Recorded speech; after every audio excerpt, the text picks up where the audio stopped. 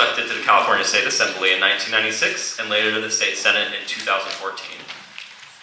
Hertzberg worked as a clean energy entrepreneur, where he helped create one of the first solar companies in Los Angeles and co-launched a company that produced solar panels for use around the world. A lawyer by trade, Hertzberg has advanced environmental protection laws, championed clean water access, and passed legislation to prepare for droughts. The Guardian magazine even named him one of the 50 people who could save the planet. Welcome, Robert Hertzberg.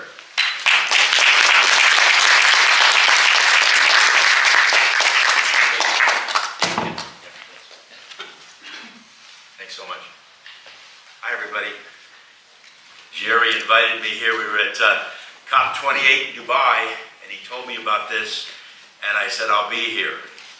And I'm here, and I came from Los Angeles, and I want you to know, because I wanted to reduce my carbon footprint, I walked. What did you guys do from Beijing and from Berkeley and every place else? Come on. So look, I come here full of enthusiasm and optimism, despite what we read in the newspaper and what we see often among politicians, of which serving as the majority leader of the Senate and the Speaker of the House in California, I've certainly seen a lot of it. I want to take my 15 minutes here, or less, hopefully it's less than 15 minutes, to be a value add for all of you that are here today.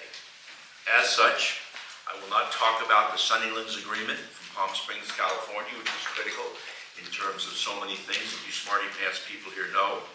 I will not talk about the policy goals adopted by Xi Dada and what he sought to do with the environmental advances in China.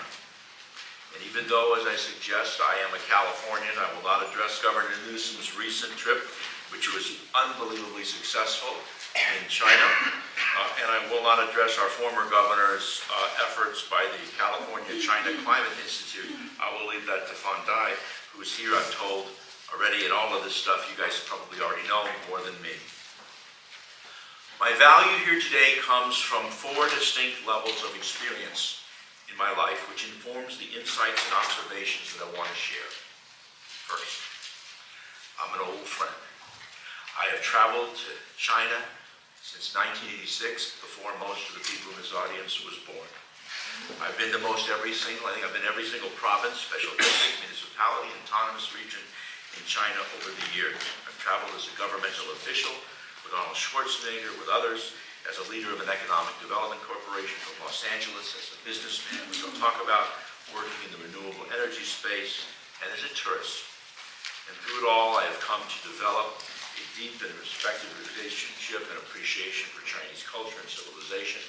And I've traveled to so many other countries throughout the region of which I have developed relationships. 2, I have been, as I suggested, as mentioned, an elected official at the highest levels of California's government, as Speaker of the House in the lower house and as Majority Leader of the Senate in the upper house. And in those roles, I have been, as they say in politics, in the belly of the beast, adopting many of the ideas and policies that ultimately informed so many decisions all around the globe. 3rd, as a state legislative leader, I have worked very hard with legislative leaders at the subnational level from both China, also in other countries and throughout Asia, and across the 50 United States. I have learned and worked with very many of those dealing with some of the practical business of developing and implementing policy, which is hard. It's hard as we make this transition of what the world looked like into something new. But I played a significant role with some national leaders, which I want to talk about as part of my theme here today. And 4, most importantly, I think, I've been a businessman, working in the renewable sector on a global basis. I've been chairman of 2 solar companies and worked worldwide, and have come to experience the incredibly difficult idea and challenge of working for a startup and dealing with all of the conventional means of energy creation. I've raised money. I've dealt with all of the challenges that anybody who's been in the private sector understands, and I think it's important with respect to not just being a policymaker of a rat-fink politician who talks about stuff, but actually knows how to make things happen. So I've dealt with the obstacle in convincing businesses to adopt sustainable business practices a long time ago, before Al Gore gave his great Inconvenient Truth presentation. And as I suggested, the difficulty of raising money. My first solar company was in 1984, which I'm sure is before a lot of people in this audience were born. So you get a sense of what the development in the context of what's happened in the sustainability space. So I come to you with this international business experience, notably in China, combined with a background in politics and policy, and it qualifies me to offer the following observations that may have value to those who are here today, whether you're in academia, finance, startup, conventional industry, or not-for-profits. Here are my observations. 1. While Washington, D.C. and Beijing capture most of the attention relating to the sustainability discussion, most of the real progress occurs, as I was suggesting earlier, at the sub-national level with states and provincial leaders.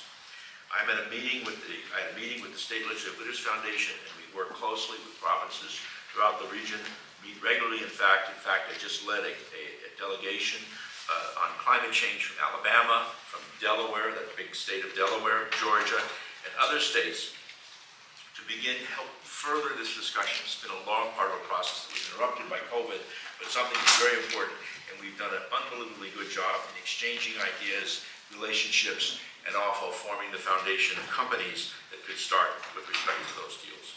Recently, Governor Newsom met with a group of Chinese government officials and talked about Apple up in Cupertino, California, and of course didn't follow up. They called me. I did a tour of a bunch of them of the new big brown building you got up there in Apple to help build that relationship with stuff that they're trying to do and bringing Apple to their province. As I speak, just by way of timing, the mayor of San Francisco is leaving with a number of leaders to go meet in Shenzhen, Hong Kong, Guangzhou, Beijing, and Shanghai.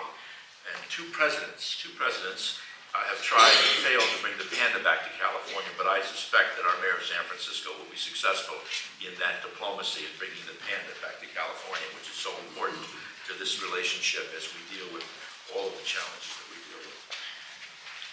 Of course, there are many more critical pressing issues facing our two nations, but these subnational partnerships, I can't stress it enough, they move mountains. Set aside Beijing for a moment, California and 3 cities of China, the China Greater Bay Area, combined for more than 100 million people and $5.7 billion in GDP.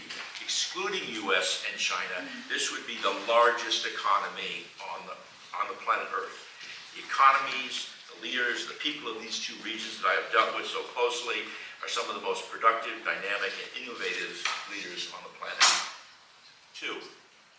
Throughout history, economic competition and other factors have caused international tensions that's often ugly, inaccurate, and painful. We have seen this before regarding China in California, and particularly in California many years ago. People who have studied that understand it. But our focus should be on that being honest and productive, as Jerry was mentioning. I think it's very important. Honest in the sense that governments want to provide economic opportunity for the citizens and residents. It's politics 101. We should not be angry when a government tries to make sure their people have jobs, when they want to make sure there's economic development, their people get better, whatever part of the planet. The challenge is how do you mix that competition on the one hand to make it actually work? The right way, in my judgment, and there's a wrong way, in my judgment, to deal with economic development. For all of us need to respect the local customs and practices. For Chinese companies who want to sell here in the United States, we need to understand that we need to put our people to work, right? I just talked to Brian Lee, had his company along G in Ohio, hiring 300 people now, up to 1,100 people. When we walked over, I asked him, were they excited about the work? The answer was yes. There's ways to do this stuff, about how we just don't come in and say, buy my product, but we figure out how to respect. And that's why I came here today, and I'll talk about it later in my talks. But to work with the local customs, to work with the labor unions, you have to pay prevailing wage under the Inflation Reduction Act. Figure out how that works. you know, in terms of building these facilities. BYD, Build Your Dreams, has done it in California. They used to buy batteries from them years ago in my solar business when they were a little company. Now they're a big Chizo company. That's whatever. So anyway, but anyway, so business people aren't very good at doing that stuff, but it is fundamental to figuring out to make it work.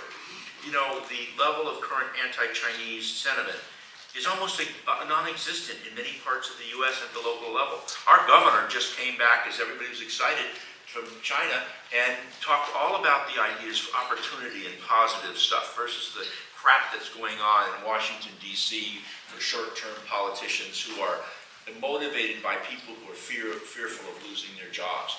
It is about leadership. It is about getting ahead of it. And I just think that I come here with that optimism because I've seen it work. You know, I've seen Japanese car companies in the South and Korean companies and German companies like what they're doing, what Brian's doing in Ohio, be wildly successful. The local community's excited about getting work and getting a job and supporting the companies and stuff. So I think that it's really quite extraordinary.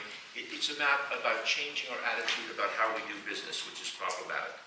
3, in much of the United States, and California in particular, this is important to understand, there has been a significant shift in the environmental advocacy community. No longer is the main focus just about reducing GHGs. A loud and persuasive and growing faction of the environmental movement wants to dismantle all legacy energy companies for the sins of their past's pollution, right? It's not just about let's make something green. The discourse is currently being dominated by the environmental justice communities who find history of extraction of oil to have been deeply harmful to poor and underserved communities. And the issues of environmental policy are commingled with environmental justice. You have to understand that if you're going to do business in the United States.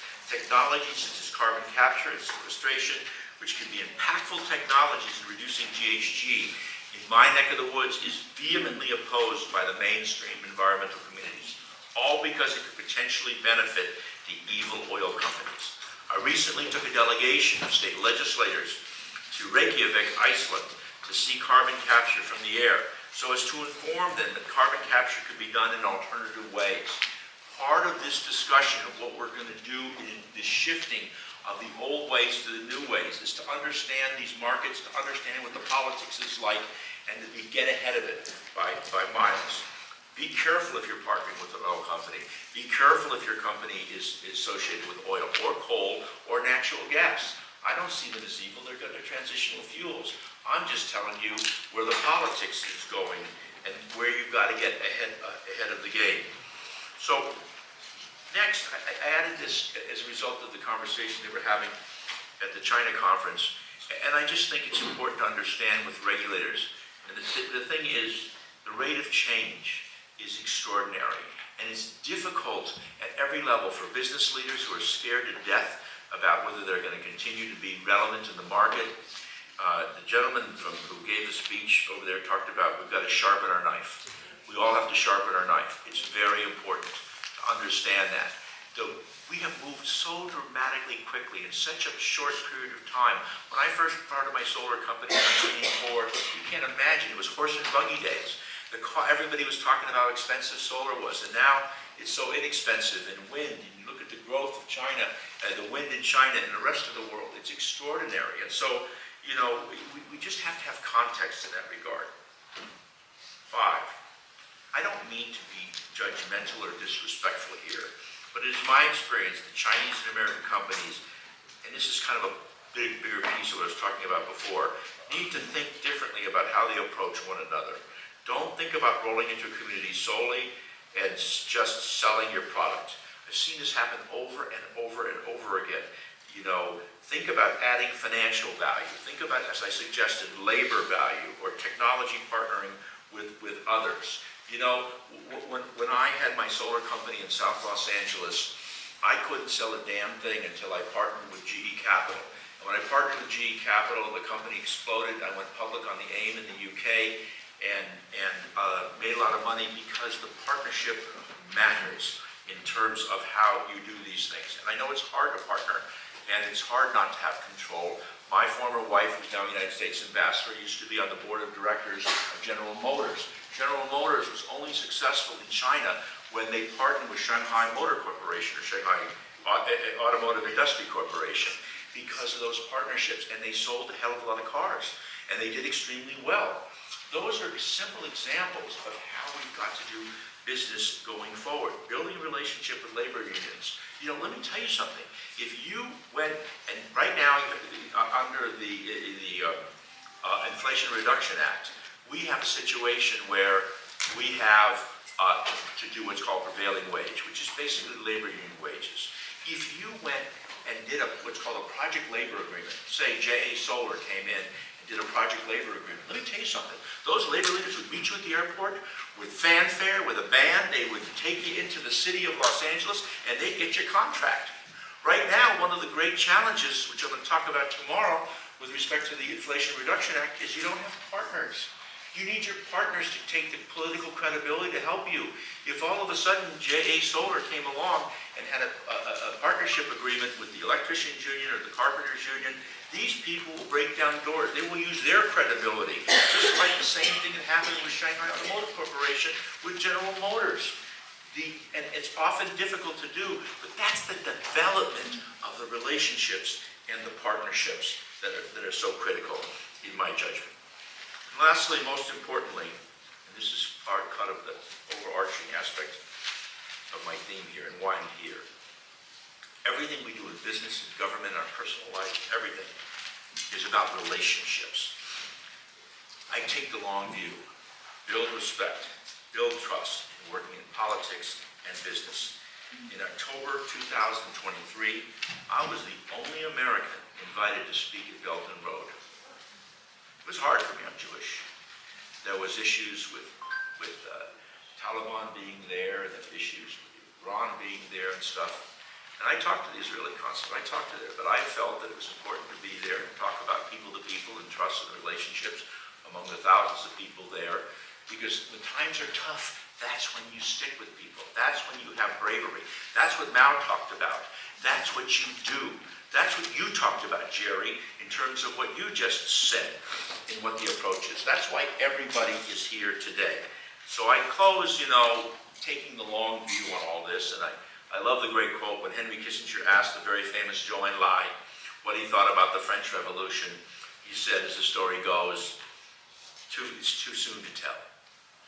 And so what that message is to think long term. We're in a hiccup in a relationship. We've done great things in this relationship. Go look at every industry. Am I doing something here? No.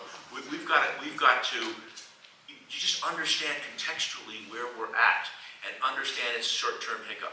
Understand if we engage in the fundamentals, we will be doing great things. And I just really appreciate you being here. Appreciate you listening. Hope I didn't die to what you got us here today. Thank you so much.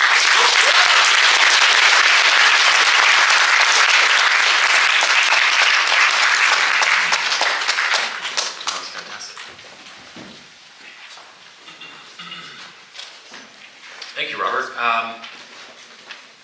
That was, inspiring and insightful in terms of partnership.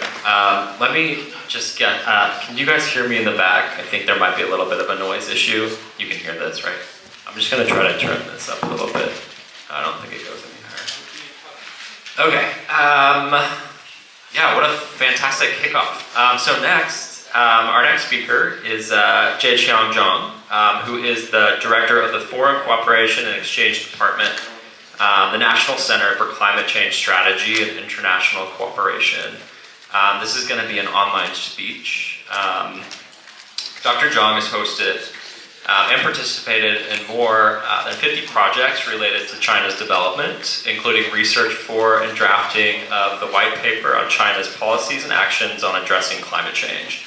Dr. Zhang hosts the National Low Carbon Day, has organized the China Corner for the UN Climate Change, and has co-hosted a series of events with China News Service. So let's please welcome virtually or online Dr. Zhang.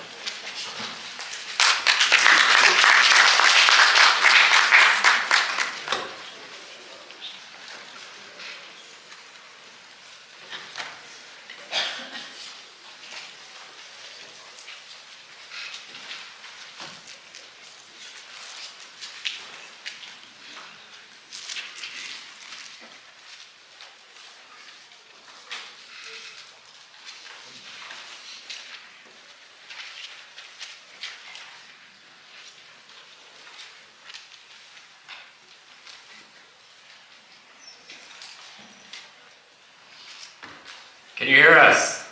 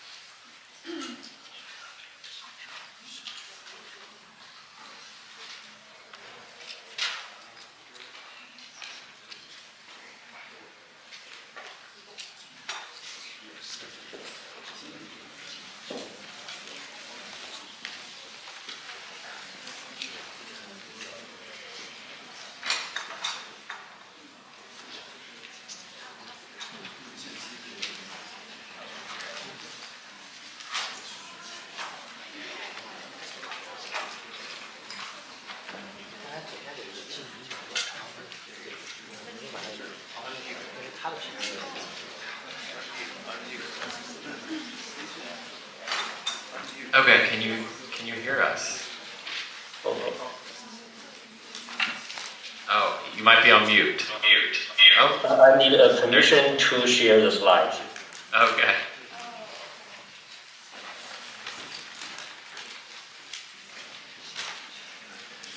Okay. Oh, okay.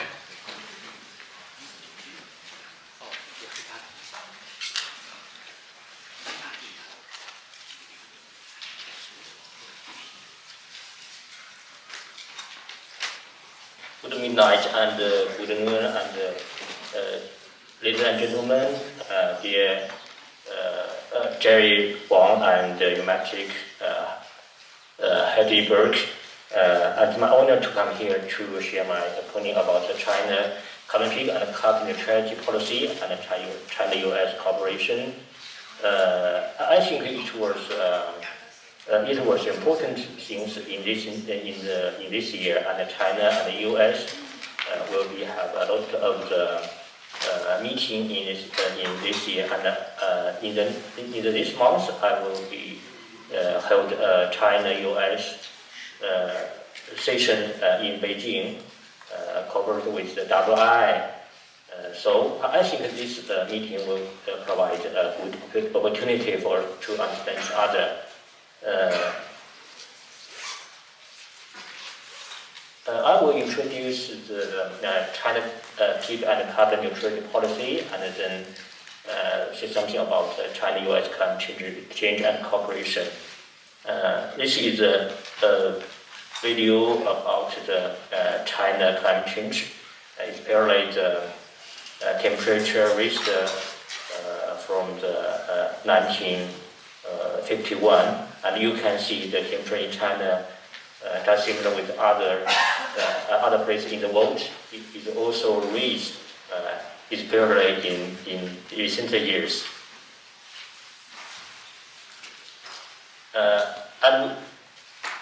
And we know the climate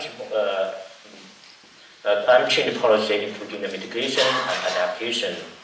In China, the mitigation include energy, CCUS, transportation, carbon sink, footprint, and the green finance, and also the pollution and the carbon emission, and some of the urban and rural areas. And adaptation include climate observation network and early warning system, risk evaluation, biodiversity, and ocean and coastal zone, and health and other things, etc.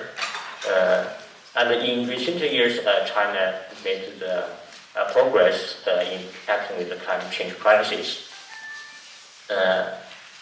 As you know, the carbon peak and the carbon neutrality policy, just as the President Xi Jinping said in the 2020, the China will achieve the carbon peak by the 2030 and carbon neutrality by the 2060. But in the policymaker, carbon peak and carbon neutrality is a reverse forcing mechanism for the whole country. That means if we don't have the carbon peak targets, that means achieve the carbon peak by the 2030. Just as in the usual scenario, the emission of the carbon dioxide couldn't reach carbon peak by the 2030. It will be increased, maybe carbon peak in the 2050, or maybe there will be maybe neutrality at the end of this century. Because of the policy, we have set the goal before 2030. So in recent years, you can see the installed capacity for the power generation, especially the coal plants. The proportion of the coal plant was decreased, and the solar the wind and the hydro increased quickly. And the last year, the proportion of the coal plants installed capacity was mostly equal to the wind and the solar and the hydro, just like the U.S.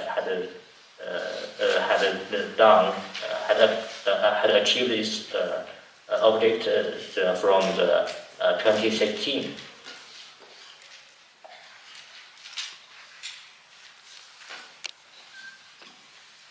In terms of the clean energy, we can see the clean energy proportion increased in recent years. From the 28, we can see the figure was 22, and now it was about 26. And the clean energy vehicles, and we all know that the new energy vehicle like the electric cars or PHEV, the cars that people was used was increased quickly from the 2013 to 2023. It's increased very quickly, and the people now buy the cars. Mostly they make choice PHEV or electric cars.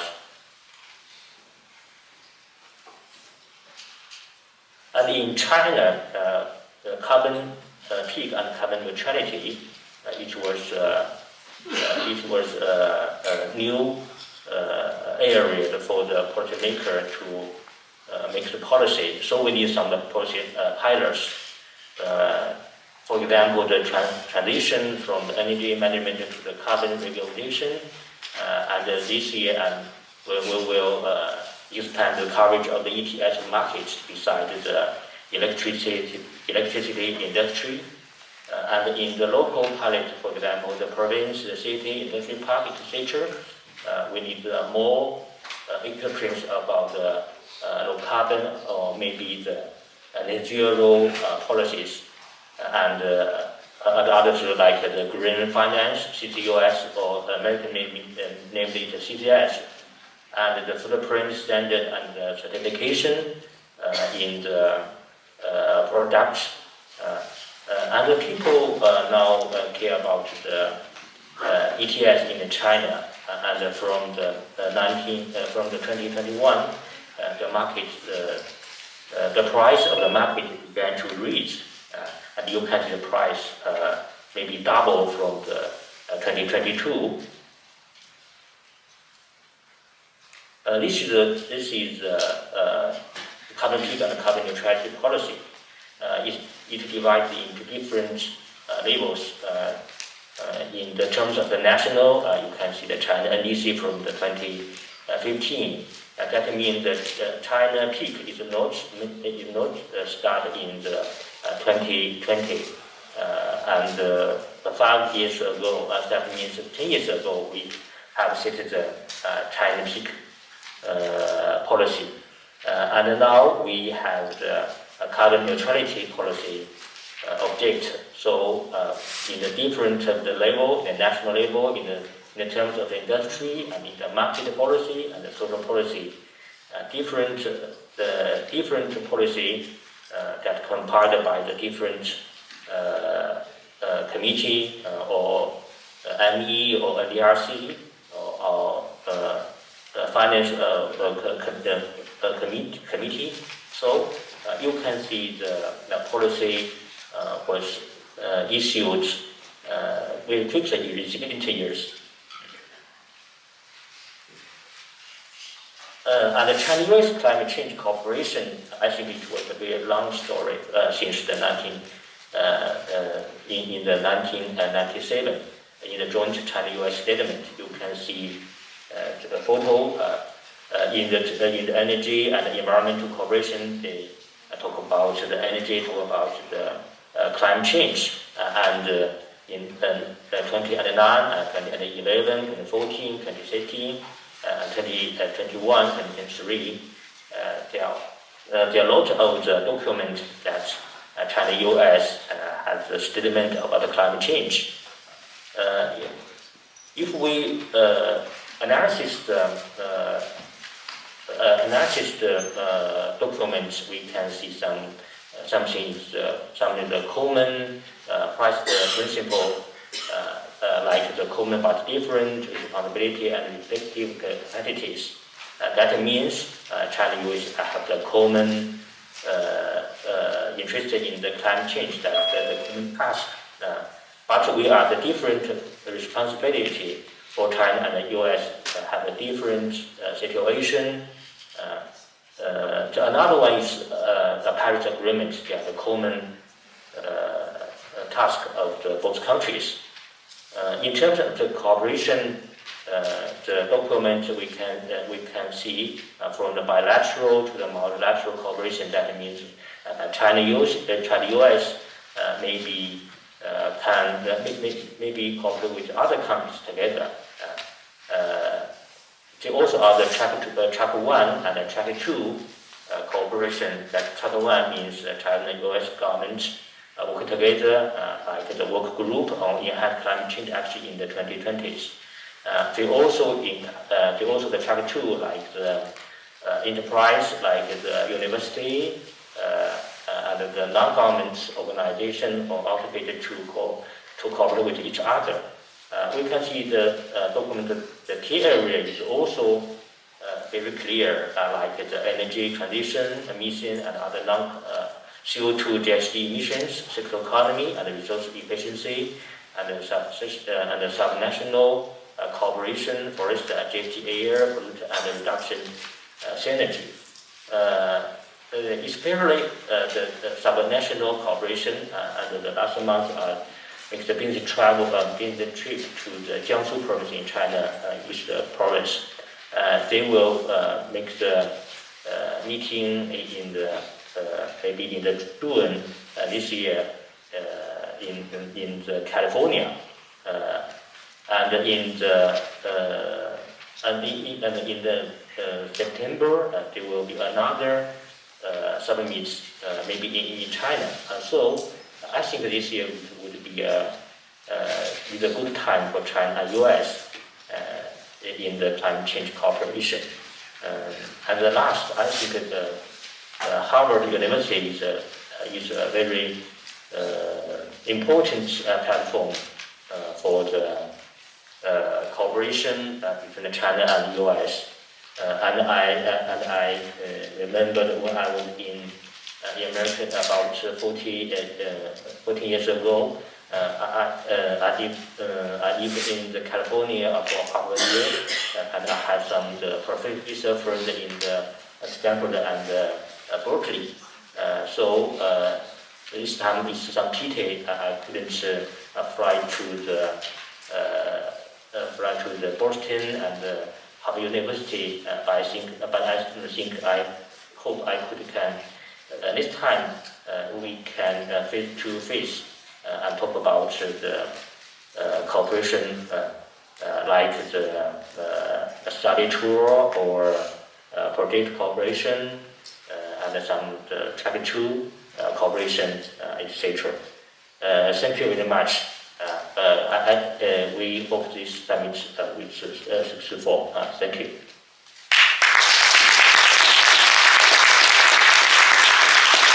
Thank you so much, Dr. Zhang. We look forward to welcoming you in person whenever you can. Thank you so much again. Up next, I'd like to welcome. Let me run through those slides. Sorry. I'd like to welcome Brad Lee, president of LONGi Americas. LONGi is one of the world's largest renewable technology manufacturers, predominantly focusing in solar panels, but also producing hydrogen solutions. Mr. Lee has over 20 years of executive management leadership experience, focusing on strategy and business development at LONGi. Mr. Lee is involved in leadership across the sales, marketing, product solution, and customer service divisions. Bradley?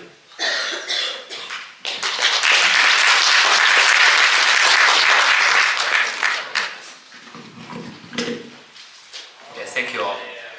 Yeah, I didn't know we have the option to join this summit, through Zoom. So otherwise, I can join remotely to cut my carbon footprint.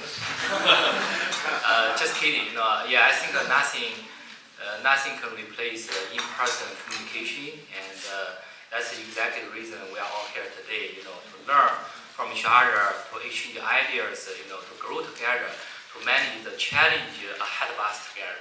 So before we jump in details, just a quick introduction about myself and my company, LONGi. So Bradley. So I'm the president of LONGi's Americas region, from Canada to Chile, for DG's business. So recently, I just expanded my role and responsibility to also manage utility business in North America. So before LONGi, actually, I worked in different industries, telecommunication industry. So I was CEO of ZTE in North America, and for almost 16 years. So I had almost 20 years of experience managing Chinese companies' global business. So that's enough about myself. My company LONGi. So we are the world's largest solar company in terms of market cap. So we are a vertical integrator. So we build a solar wafer, cell, and module all by ourselves. So in terms of silicon vapor, we are the world's largest producer with almost 1/3 of the global capacity. And in terms of module shipments, we were global number 1 from 2020 to 2022. So I'm here today. Mostly, I wanna give you a big picture view regarding LONGi's thoughts. Regarding climate change and also LONGi's approach and practice in the U.S. So one thing I want to mention, I want to start from the manufacturer side, and David just mentioned our factory in Ohio, and so we have a global production base, not only in China but also in Southeast Asia, Malaysia, Vietnam. But most recently, last year, we launched a joint venture in Ohio. So in Ohio, to launch, I think that will be the largest solar manufacturer in the U.S. So $600 million investment. That's the single largest investment in private sector in the rural area in U.S. history. So 5 gigawatts capacity planning, 1.1 million square foot. So that's our investment in the U.S. and the footprint here.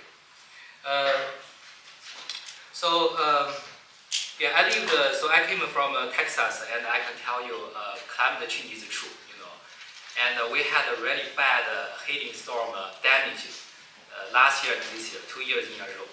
And 2023 has been recorded as the hottest year in human history. So global energy-related carbon emissions reached a new high of 36 billion tons in 2023. That's increased 1.1% year-over-year. So I would say from my impressive experience from all the data, we can see climate change is true. So in face of the increasing risk of uncontrolled global climate change, so 120 countries have pledged a triple renewable energy target during COP28 last year to increase the global installed capacity of renewable energy to 11,000 gigawatts. So that's 3 times of current number. So from our view, a sustainable energy system needs to tackle the trilemma. I call it trilemma. So what's the trilemma of the sustainable energy system? So you have the 3 angles. So you have the energy security, you have energy equity, and the environmental sustainability.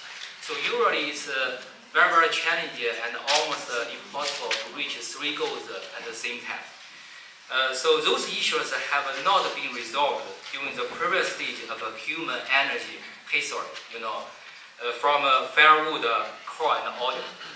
And so each country and region faces the challenge of balancing those 3 aspects.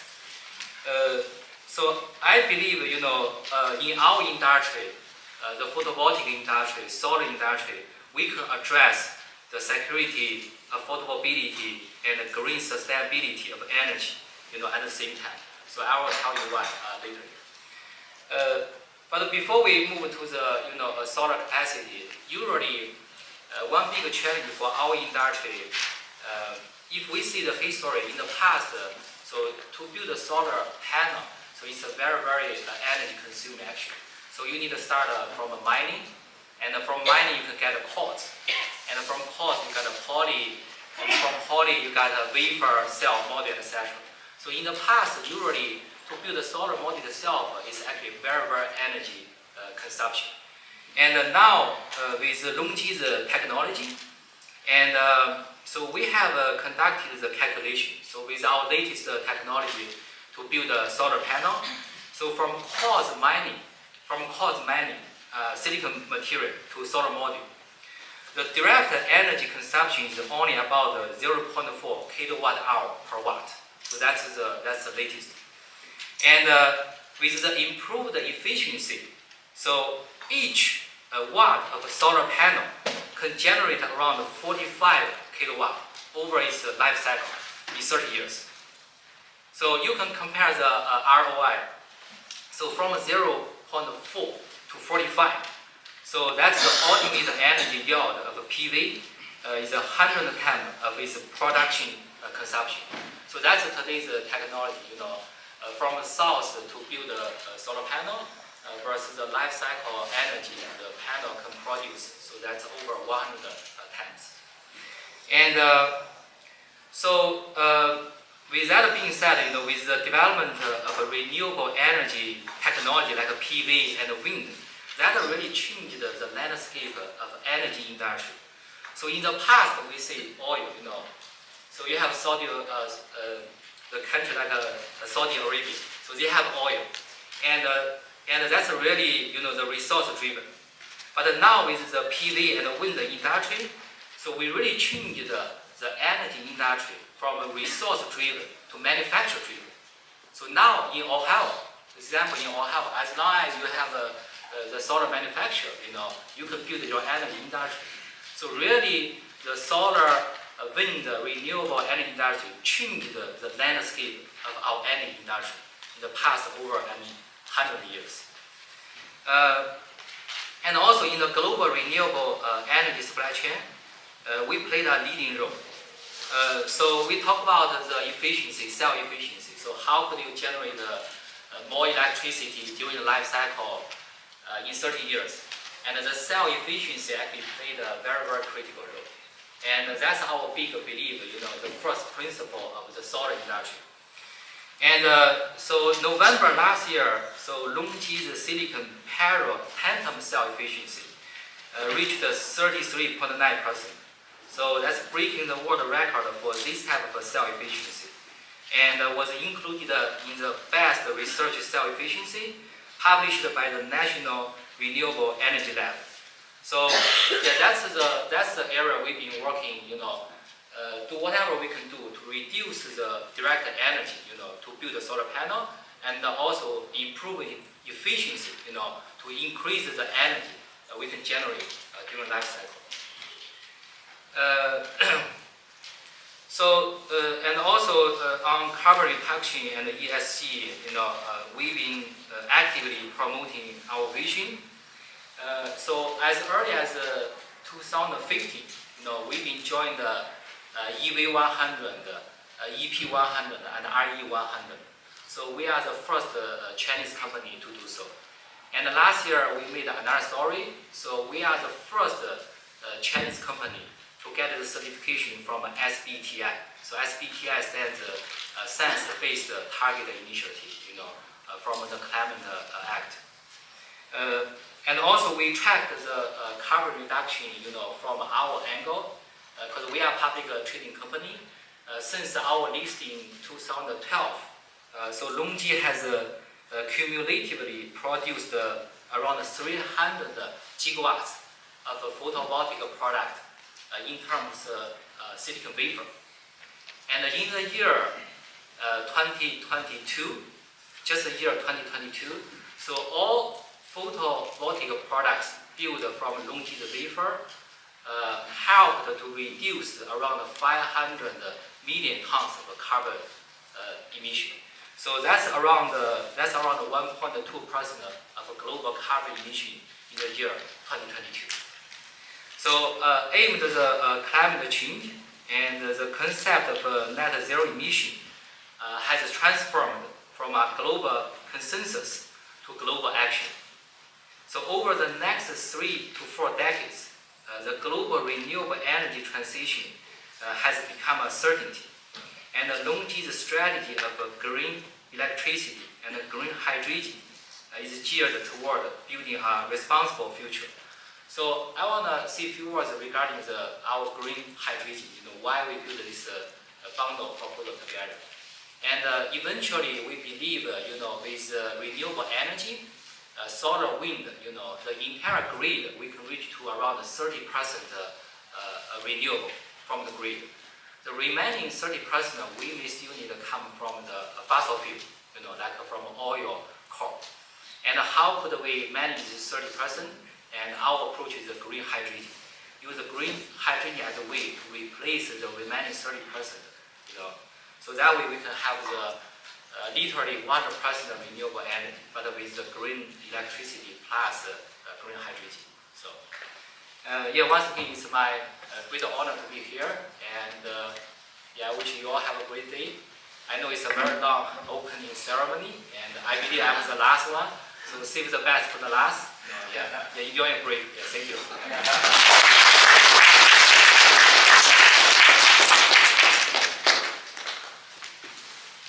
It has been a long ceremony. Thank you for hanging out.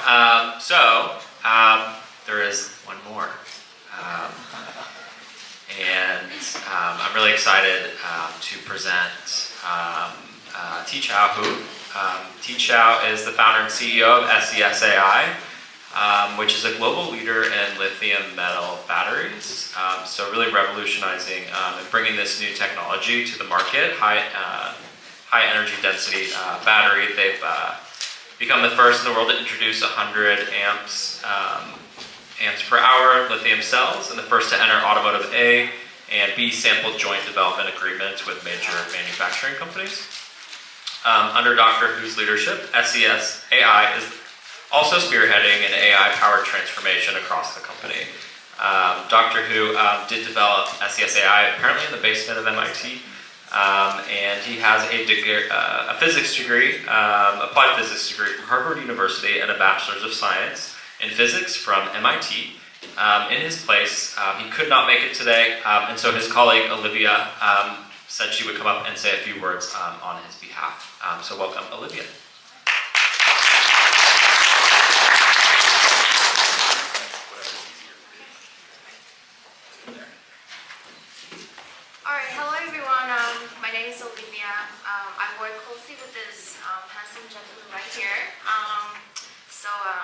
He's actually my boss, so I have to do it correctly.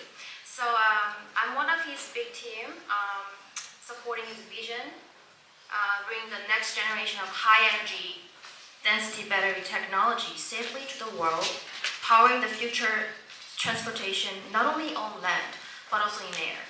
You may wonder why he's not here today. He just texted me that he forgot to charge his EV last night. So he's still walking over here all the way from his garage. But joke aside, he really wanted to be here in person. But unfortunately, he has a last-minute conflict, so apology for his absence. But since I'm here, if time is allowed, I would like to give further introduction on Qichao and what SES have been working on so far. Okay, Qichao started SES-AI back in when he was still a PhD student at Harvard from 2007 and to 2012. SES-AI, we are listed on NYSE and headquartered in Boston, and have pilot production lines in Shanghai and Korea for EV and urban air mobility application. We are developing automobile cells for General Motors, Hyundai, Honda, Geely, and Shanghai Auto. We are the world's first to enter this A sample and B sample for Li metal battery technology, and our strategic investor also include Kenchi Lithium and SK.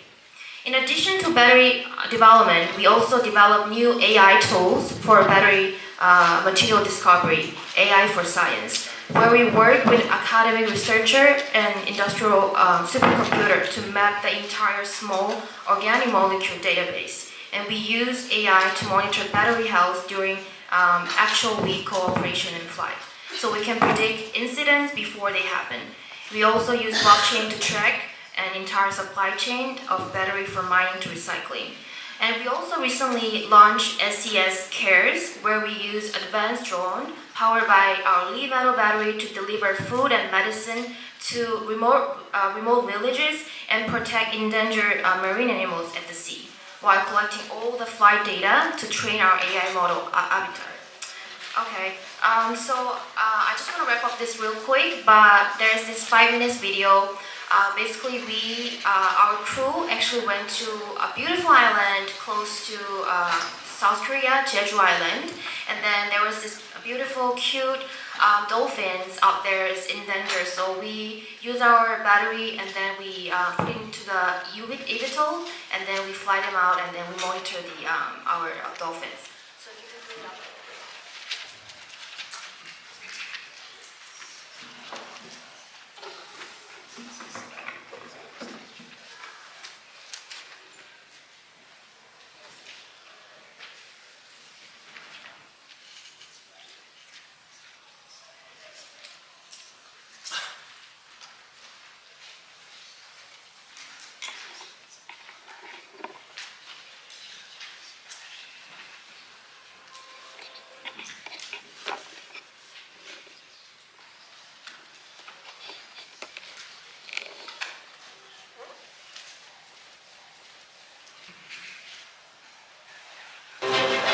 The waters off the southwestern coast of Jeju Island is home to about 120 Indo-Pacific bottlenose dolphins. Here, local residents can often see dolphins from the land. We met with Director Lin, a Jeju Island native and marine conservation activist and wildlife filmmaker. When I grew up on this island as a boy, there used to be many more dolphins. I even remembered my mom swimming with dolphins, and she was ahead. But in the past few decades, the number of dolphins dramatically decreased, mainly due to a wastewater and the yacht cruise. Nowadays, bottlenose dolphins are an endangered species. We track these dolphins so we can study and protect them. But when you are in the ocean, especially when the weather is bad, it's hard to find them. And even if we find them, it's hard to spend enough time to study them. These drones, powered by SES lithium metal batteries, really changed everything. These lithium metal batteries are very stable even in strong wind and very cold temperature. We can launch the drone quickly from land and cover a vast area of ocean, 200 to 300 kilometers, depending on weather. And because these batteries are so light, we can add additional payload like high-resolution 30x magnification camera and thermal imaging so that we can see dolphins even in the night.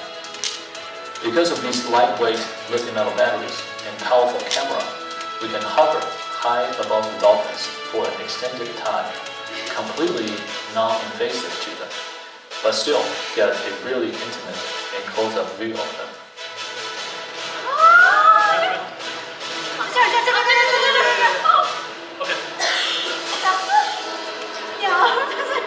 Original with drones and the one without drones are completely different.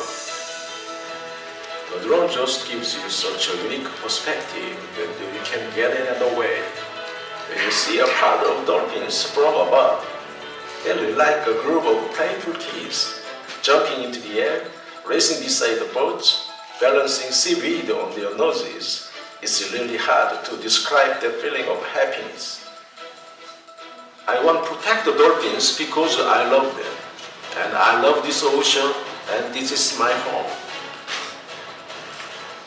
And I'm glad that now I can use this drone to capture this experience and share with the world. So you can all join me.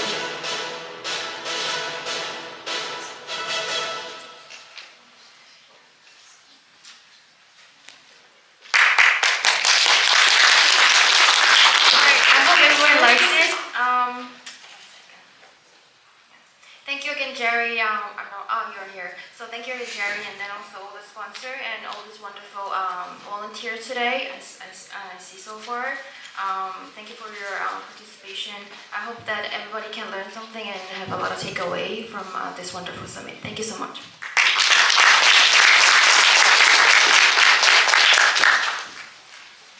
Doesn't get better than dolphins and planes. Okay, so I'm gonna ask all the keynote speakers to come up for a photo, and we're gonna take a quick break. All the speakers. Sorry, all the speakers come up, and then we will take a quick break. 2 to 3 minutes, it was suggested.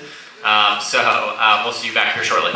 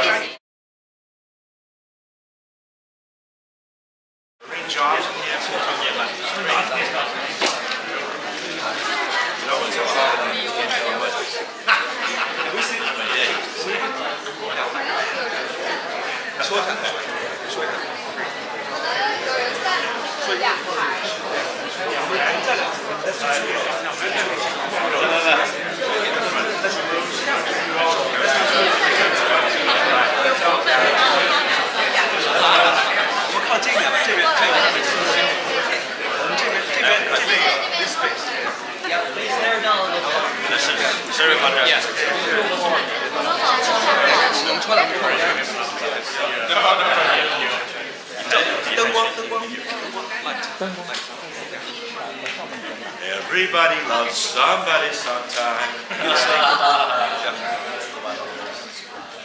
Someone tell us which camera to look at. The one in the middle. Bum, ba-da-dum, dum, da-da-dum.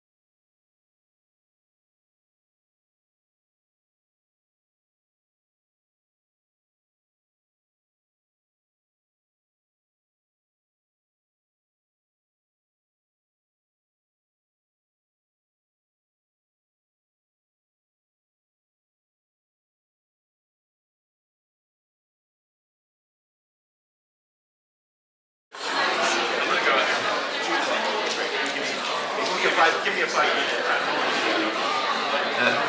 Okay. I'm going to go ahead and introduce the first panel for today's summit, which is going to be green technologies and industrial development. Okay, so we have some fantastic panelists today. Sorry, I'll just wait a second. Thank you. Right, so today's moderator for the first panel on green technologies and industrial development is Mitch Presnick. He's the founder, chairman, and CEO of Super 8 Hotels. We also have Steve Weichel, industrial chair of the MIT Center for Real Estate Technology Hub. Jing Li, member of Supervisory Board, Director of ESG Management and Sustainability Department, Sustainability Officer, JA Solar. As well as Yi Zheng, tenured professor with expertise in sustainable energy and clean technology in the Department of Mechanical and Industrial Engineering and Director of Nano Energy Laboratory at Northeastern University. Welcome our panelists.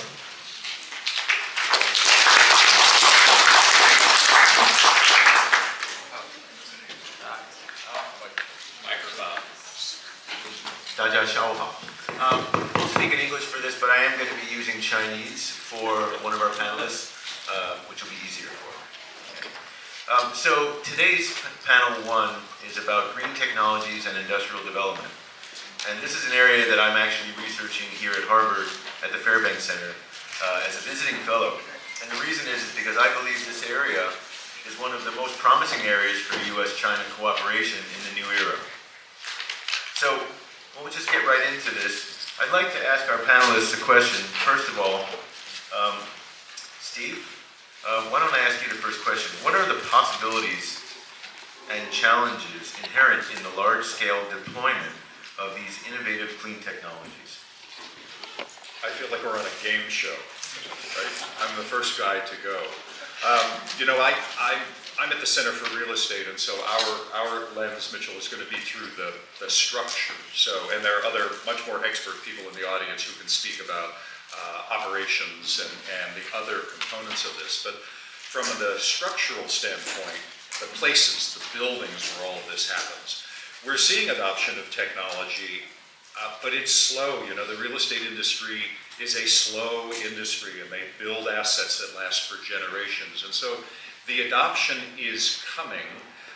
Financial incentives always help. Regulation, nobody likes regulation, but sometimes that's the stick rather than the carrot. And there's a certain level of risk with technology. With real estate, the real estate industry is notoriously conservative as a result, and so they don't like to take risks. And so it's incumbent on us on the technology side to really demonstrate the reward and de-risk these technologies before they get deployed. And I think those are probably some of the many challenges with this. Did that fit the question, Mitch? Perfect. It was great. I thought maybe I changed the question to fit the answer. So, no, it's great. I would ask Dr. Zhang? Yeah, I would ask Dr. Zhang, maybe if there's anything you'd like to add on this. The question is, what are the possibilities and challenges inherent in the deployment of these clean technologies? So, as I'm from academia, so I have been spending over 10 years doing sustainable technology on academia, and also I have another role. I'm also a young entrepreneur. So currently I'm the founder of a clean tech company in the Plug Energies. So just like the theme of this forum today, cross boundaries. So I'm crossing the boundaries between academia and industry. So I'm trying my best, to deploy the technology we invented, from lab scale to pilot scale, to the industry scale. The whole process is really tough, to be honest. So because we are experiencing a tough time right now, for regional, for national, and for international collaboration. So I realize, if we really would like to, see something useful come true to benefit a wide community from the standpoint of sustainable technology, clean technology, we should try our best to get rid of barriers. Barriers between people, barriers among communities, and barriers between countries. And this is what we are trying to do these days. Thanks. Thank you. So I'd like to ask a question to Li Jing, who's from JA Solar, one of the largest photovoltaic solar companies, alongside our friends at Longyi. So Li Jing,金耀作为光伏头部企业，是如何通过光伏产业和自身业务推动低碳转型的？我还用英文就让大家都听得懂。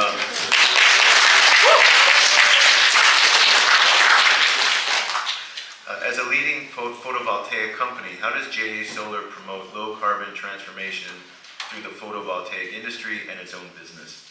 Thank you. Good at Chinese, and I will speak Chinese. Lawrence will help me to translate.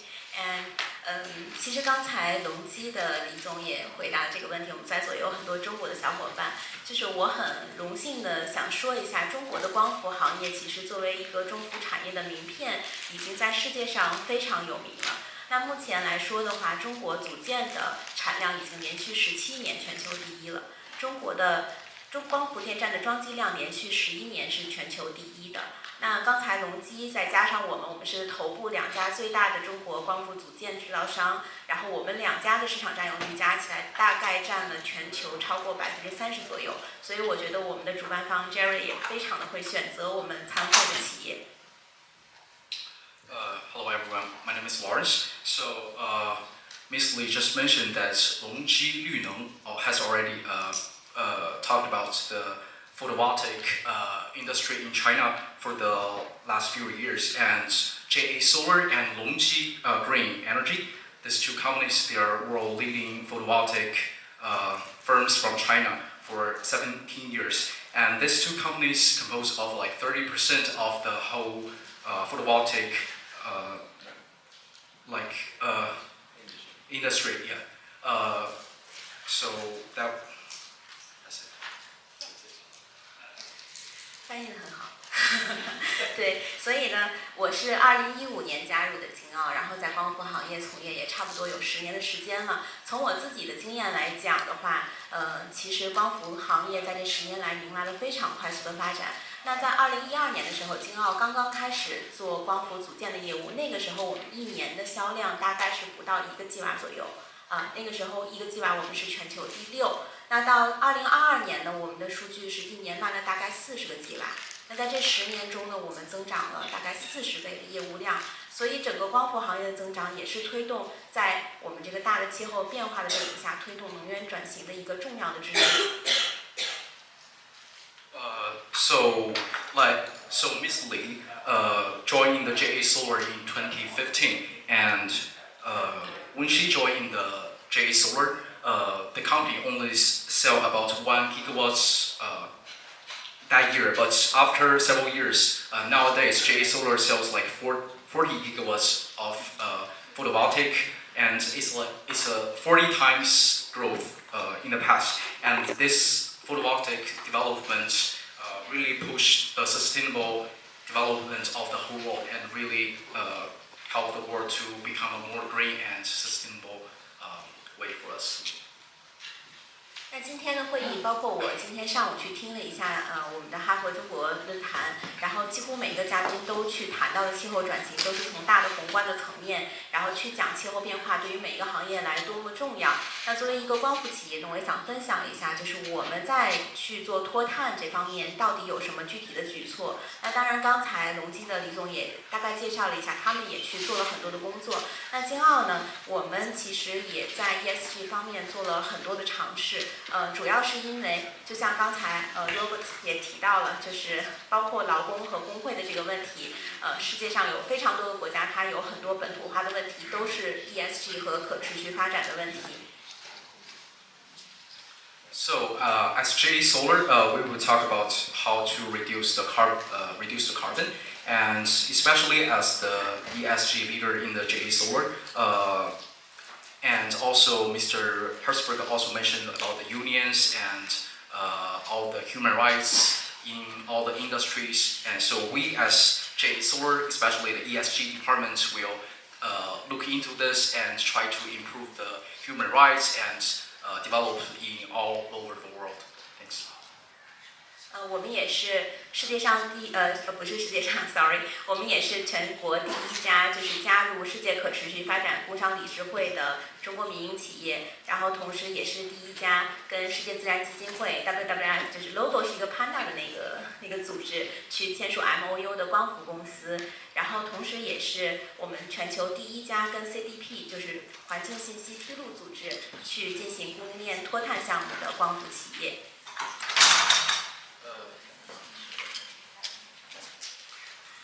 So we are the first to join the BCSD as a photovoltaic firm, and we also became a global leader in sustainable development. In addition, in collaboration with the World Wildlife Fund, WWF, and JA Solar also completed the launch of Zero Carbon Factory Guide for Photovoltaic Module Enterprise at COP28, leading industry standards. Okay, thank you very much. We're going to move on to the next question now. All right. And I have a question for the other panelists. How can we promote collective societal transformation to a low-carbon economy through these green technologies, including carbon capture? What are the best ways to promote collective transformation between the U.S. and China? I'll ask first from the real estate point of view, and then I'll ask from the academic point of view. Thank you. So we're noticing a difference in the demography. Different age groups respond to this in different ways, and I can see it in the students. I've been at the Center for Real Estate since 2007. We have students coming into the program now that their goal in the degree is, used to be to come in and make a bunch of money in real estate. We still get that. But we also get people, really successful mid-career people coming to our master's degree program, like many of you out here, who see this as a significant, this is one of the greatest challenges of our time. And to take advantage of the resources at a place like MIT to be able to make a difference and move the needle in a significant way, not just in a minor way. So I have great faith in students and younger generations that are committed to these things, and thus, to answer the question, are more receptive to whatever system it might be, whether it's paying a little more tax or having a little more regulation. I think there's much more openness to those kinds of alternatives in order to solve this significant problem. So I totally agree with Steve, and as someone actually from academia, I realize if we really would like to benefit the community, so we need actually support from everyone out of academia, particularly from policymakers. And just like Robert mentioned today, and last year, so I got a chance to talk to California Governor Gavin Newsom, and discuss with him the clean technology development in California and also state right after he flew back from China. And also actually a few months ago I also had a chance to talk to our governor in Massachusetts, Governor Mauro Healey, and who is one of the pioneer policymakers in the state. The pushing forward the clean technology a lot in the state. So I realized if we really would like to do something to benefit the communities, people in the state, United States, we really need to work closely with the policymakers. Let them know what we have been doing in the field of sustainable technology will benefit people, and will benefit people soon. But we really need extra support from them, not only from financial support point of view, but also from policy, all kind of support. I mentioned that. 李菁，我还想问你第一个疑问，就是关于大规模部署这些创新清洁技术固有的可能性和条件是什么呢？ So I want to ask you if you're interested in answering the first question that I asked the other panelists. What are the possibilities and challenges inherent in large-scale deployment of these technologies?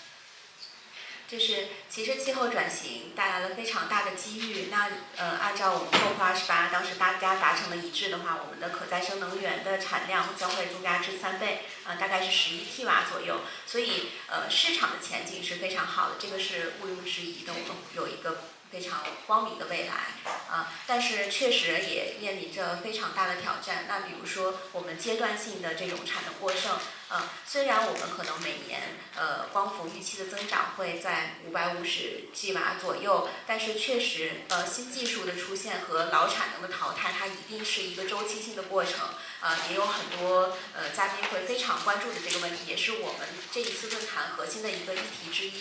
但是我们相信，真正有竞争力的企业是能够走出周期，迎来更快速的增长，并且在未来10年、20年，一直到2050年真正实现 Net Zero 这个目标的时候，都能够迎来一个很好的发展。那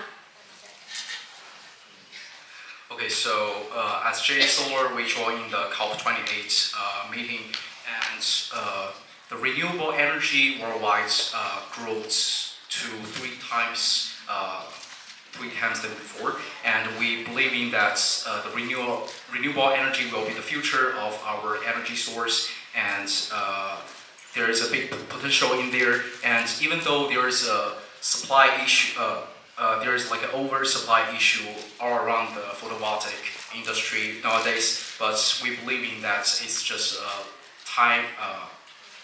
Like this is just a short-term issue, and we will undergo through this darkness before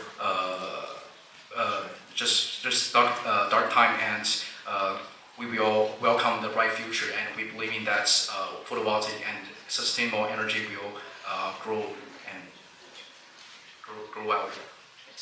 然后还有第二个挑战，我很愿意再去分享一下，就是就像刚才罗伯特先生提到的，就是光伏产业它一定未来不是一个只局限于中国，然后整个产能集中在中国的一个产业，它未来呈现的是一个区域化分布的这样的一个情况。因为像欧洲和美国都会有非常大的巨大的市场，同时也会有很多本地化，就像 IRA 这样的一个比如说激励政策，那也会激励着光伏企业走出去，去在各个国家去建设自己的工厂。那在这个过程中呢，其实我们就要适应当地的政策，那符合当地合规和法律的要求，同时也要符合当地的一个文化。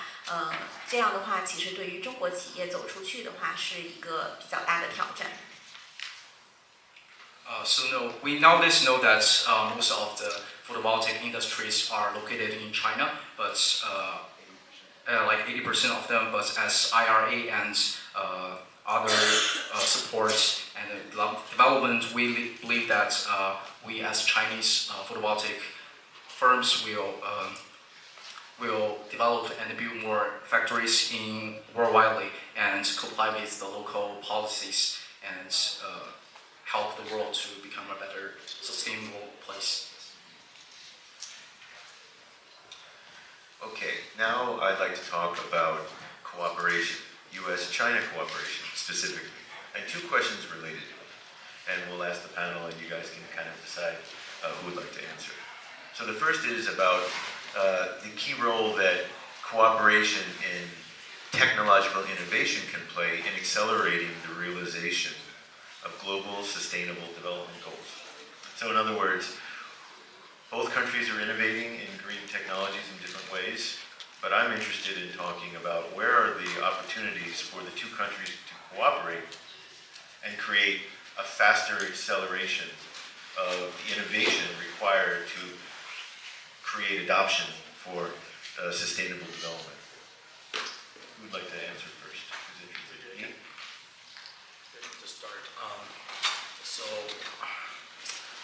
I'm deeply involved in academia for more than 10 years, publishing papers, writing proposals, and representing funds from state, federal agencies, and also some private foundations. I just want to talk something.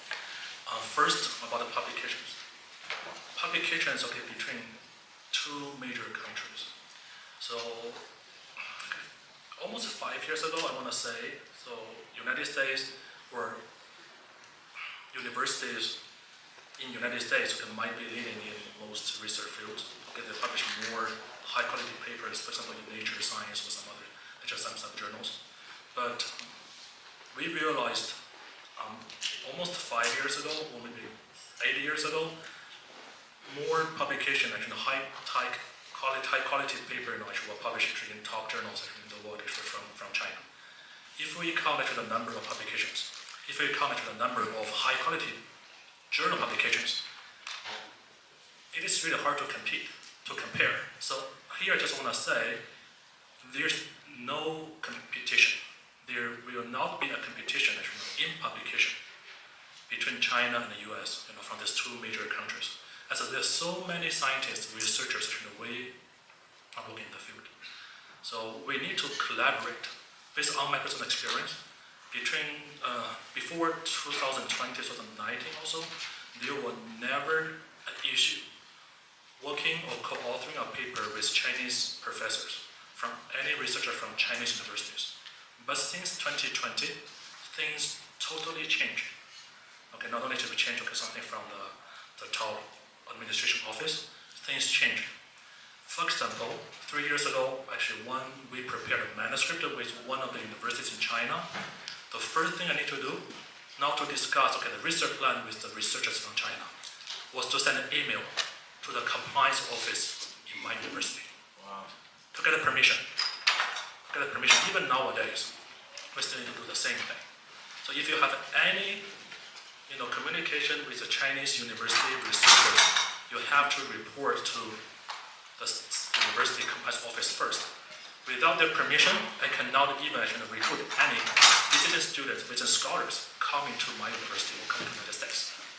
So when we talk about cooperation between two universities, between universities, between two countries, we have to remove these barriers, mentally and physically. And I'm not a policymaker, but I'm looking forward to see the change in the coming years. Maybe I can add something more actually later. Share some issues with others.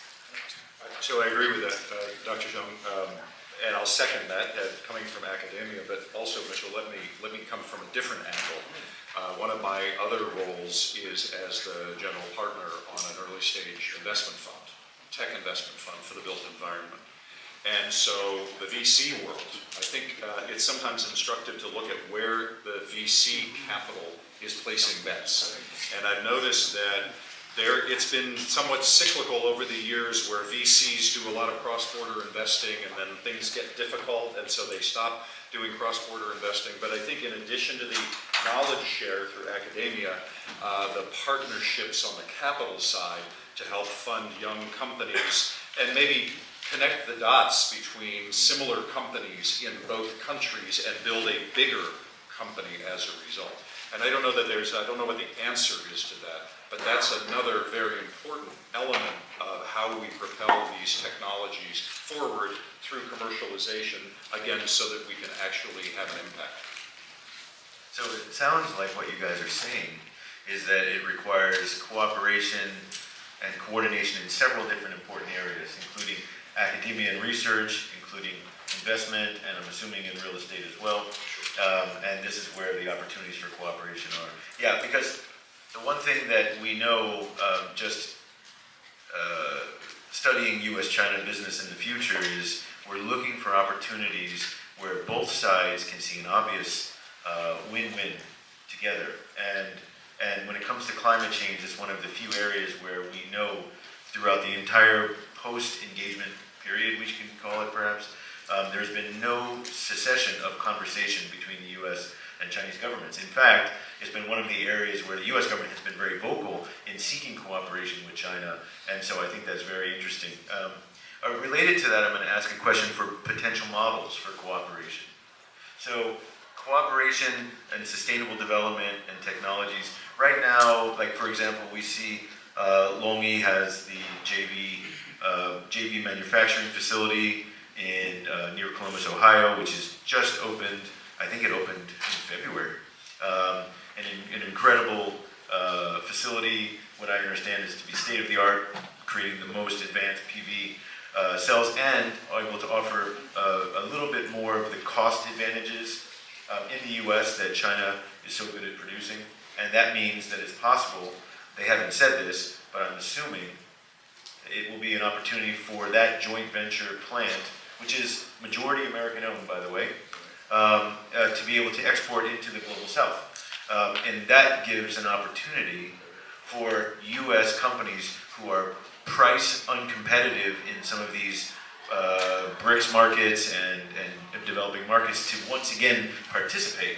That's a very interesting opportunity for American interests that I would assume any politician with any kind of vision can obviously see. So in the area of cooperation, are there areas that you see are more likely to be areas where sustainable technologies can be cooperative in the future? Right now we see JV factories in PV, we see licensing. Would anyone like to speak to those cooperation models and which ones seem to be more in vogue at the moment from an investor standpoint? So I'll give just a quick example and then pass it on. Take a look at the NATO fund. There's a new billion-dollar tech investing fund that's being anchored by NATO, but the funding is coming from the individual countries who are within NATO. So could we see a kind of global sustainability technology fund? Again, I'm looking very specifically at how VCs fund these breakthroughs. But could there be a global, let's save the planet fund before it's too late, where governments participate, also private capital, and have experts who know how to run these types of programs so that it's not some kind of political boondoggle. How does boondoggle translate into Mandarin?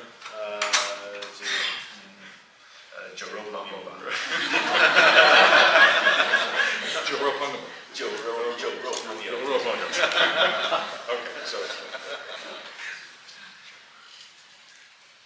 我简单说一下，因为在座的我们3位可能有投资人、有学界，还有企业。就是学界肯定希望他们的研究能够最终转换为真正可以销售的产品，而不是停留在实验室。你的东西一定要能卖出去，实现产业化，它才能实现它的价值。投资人也希望他投资的钱能够真正的实现盈利，所以这个才是合作的最根本的需求。那就我在的行业而言的话，就是光伏以前我们是面临着2头在外的场景，我们没有原材料，我们也没有技术。那中国的光伏产业就只是做一个组装这样的一个简单的过程。但是现在我们有了原材料，我们也有了技术，那我们需要的是什么？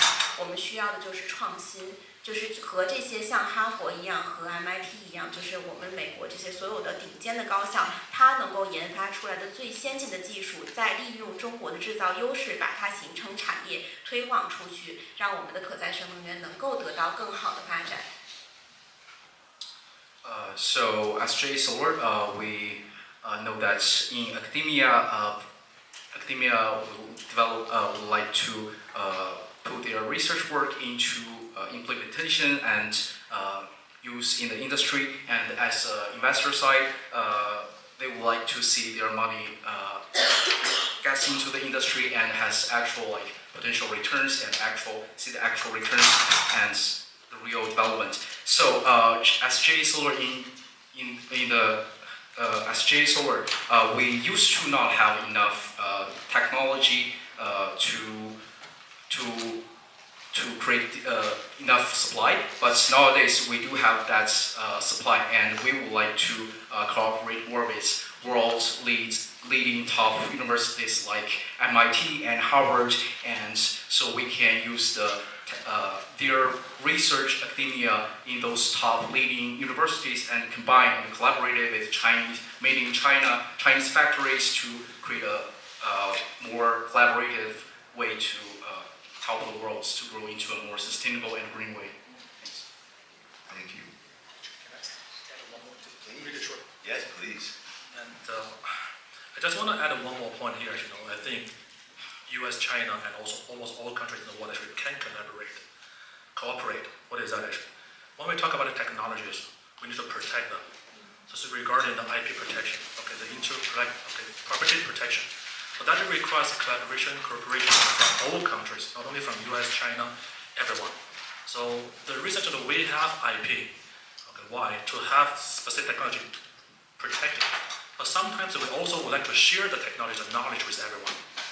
So this is like a dilemma, but we have to work well, play the game between each players, okay, from US, China, and also everyone in the world. That's one point. But that is difficult, isn't it? I mean, it's even impossible to have a solution, I guess. All right, we have probably just about a minute or minute and a half left. So I've been saving one question for last about overcapacity. Now we know that Secretary Yellen has just been in Beijing talking a lot about overcapacity. We also know that this is an area where there is a lot of talk about at least temporary short-term overcapacity in both EV, PV, and storage and other areas. So let's talk for a minute about overcapacity. And I'd like to just kind of understand, do you guys see that there is a global overcapacity in the production of some of these technologies right now? And is that a short-term or a more long-term overcapacity? Anyone who's feeling it. I can also ask in Chinese if you like. You understand? Okay.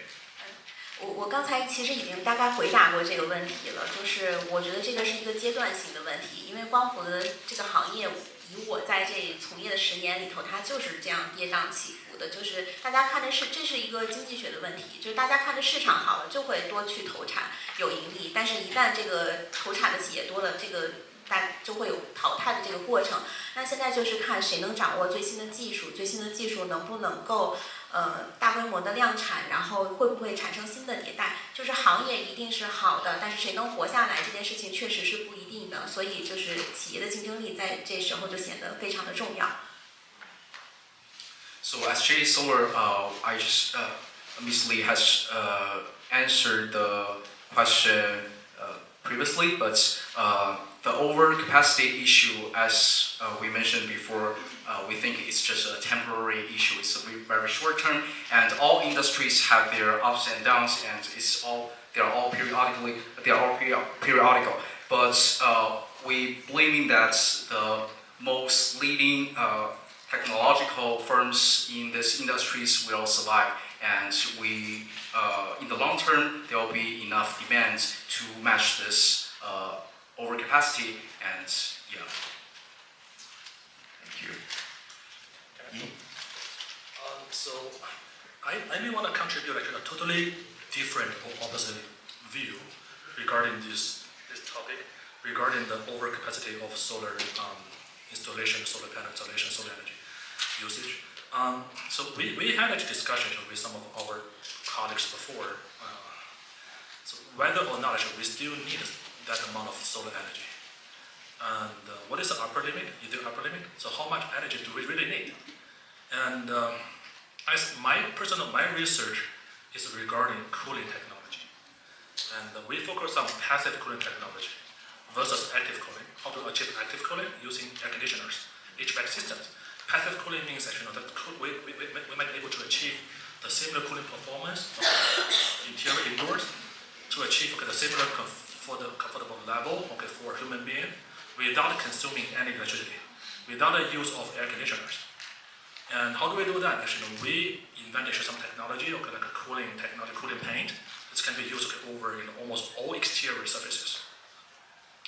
Infrastructure, buildings, data centers, warehouses, residential houses, and vehicles, e-vehicles and gas vehicles, and also long-term refrigerant trucks. And also, even we can actually use this cooling technology to spray the cooling technology, brush this cooling material over the pavement of the road. Even just it's nothing, no one should live under it. Because our goal is never simply reduce the temperature of a house, a container, or a vehicle. Our ultimate goal is to reduce the temperature of the whole world, the Earth, our Earth we are living. Why? Because of the overcapacity of solar energy. If we stand out of the Earth, if we look at the whole universe right now, actually we have the sun is here and the Earth is here. With the installation and more installation of solar panels, the Earth we are living in is keep receiving energy from the sun, from the universe. That's the cause of the reason global warming issue. Nobody really even think about that. We are suffering from global warming issue, but in the meantime, we build and install more solar panels. How do we actually find a way to really resolve this issue? Our technology might be one of the approaches to find a way to return the energy from Earth to the universe. That might be actually the one way, so if we can still actually keep building, installing more solar panels, but we need to find a way to return some of the unusable infrared energy back to the universe to achieve the balance of the Earth. Otherwise, we might be suffering from actually the issues caused by the overcapacity of energy, solar energy.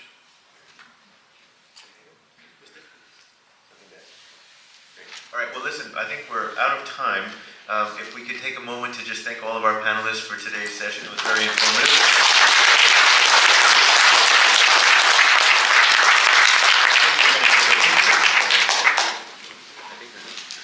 Yeah, if you guys could hang out there, I think we'd like to get a photo of you, and then we'll do a 10-minute break, and we'll resume at 2:10.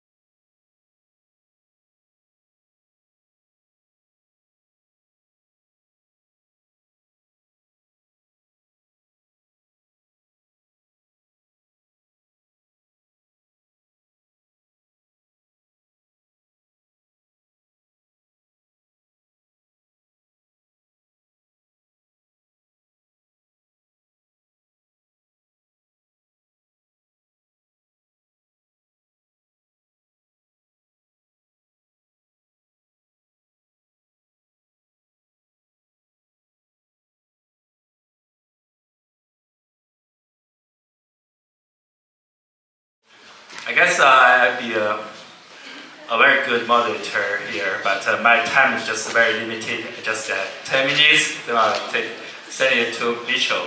So it's gonna be a very vibrant panel discussion for this one, and you guys will have a lot of opportunity to directly ask questions to those distinguished panelists about things, and also I can be one to answer those questions. So a little bit more about, actually I was thinking, so I prepared some questions, and I think I prepared my introductions, but since now plan changed, I just save time for you guys. So just one question from my side, I would like to ask those distinguished guests to give a brief introduction about themselves and their business, and we'll start from there, okay? So I think I have the opportunity to point to the first guy. How about Mitchell Dong, you start. Hi, I'm Mitchell Dong, and I have developed solar power plants, hydroelectric power plants, cogeneration power plants, and also have run hedge funds that trade uranium and electric power. Today I'm trying to bring fintech to copper investment. As we know, copper is a critical material for electric vehicles, solar, wind, and there's anticipated shortages of copper. So we're trying to think of ways to bring more investment in copper. And our approach to it is to bring investors in cryptocurrencies to invest in copper production. So that's the angle that we're working on. Okay, great. Now let's go to Wei Wang. We thought the next generation trucks. For the next generation, we think that whole things, sustainability and intelligence. So for the next truck, for the passenger truck, you think the technology will use the driverless technology for the passenger because the people could walk in, close the car, open the door, and when they arrive there, they can take off by themselves. But for the truck, they maybe have, if you just take off the driver, you can't finish your job. So we call the next generation truck is road robot. So that's why my company name is Robot Street. So my name is Wei Wei. I'm the co-founder and the CEO of Robot Street. Great. So I will call Wei Chang, founder Infinity IG. Please. 我们呢就说常年聚焦于一个培养微藻的一个这个整体的一个解决方案，就是一个负碳工厂的解决方案。这怎么是一个概念呢？我们直接刚才呢大家都说到了光伏发电的问题，光伏板呢现在在中国的销售价是成本的0.9倍就这已经非常卷了。那么在这个行业呢，你要把光伏转换成电，再把电再转换成各种生物量这是多转换的一次。我们的技术呢聚焦于就是直接把可见光部分的50%直接转化成生物量这就是我们做一个光的反射材料。光的反射材料呢，把它呢把大家知道，就是说如果学生物的大家都知道，就是说我们北半球呢只能把3%到6%的可见光转换成生物量。藻类呢，由于可以全天候的培养，我们可以把10%的阳光呢转换成生物量。那么我们的光转换膜的这个技术理论上呢，就可以把50%的阳光转换成生物量。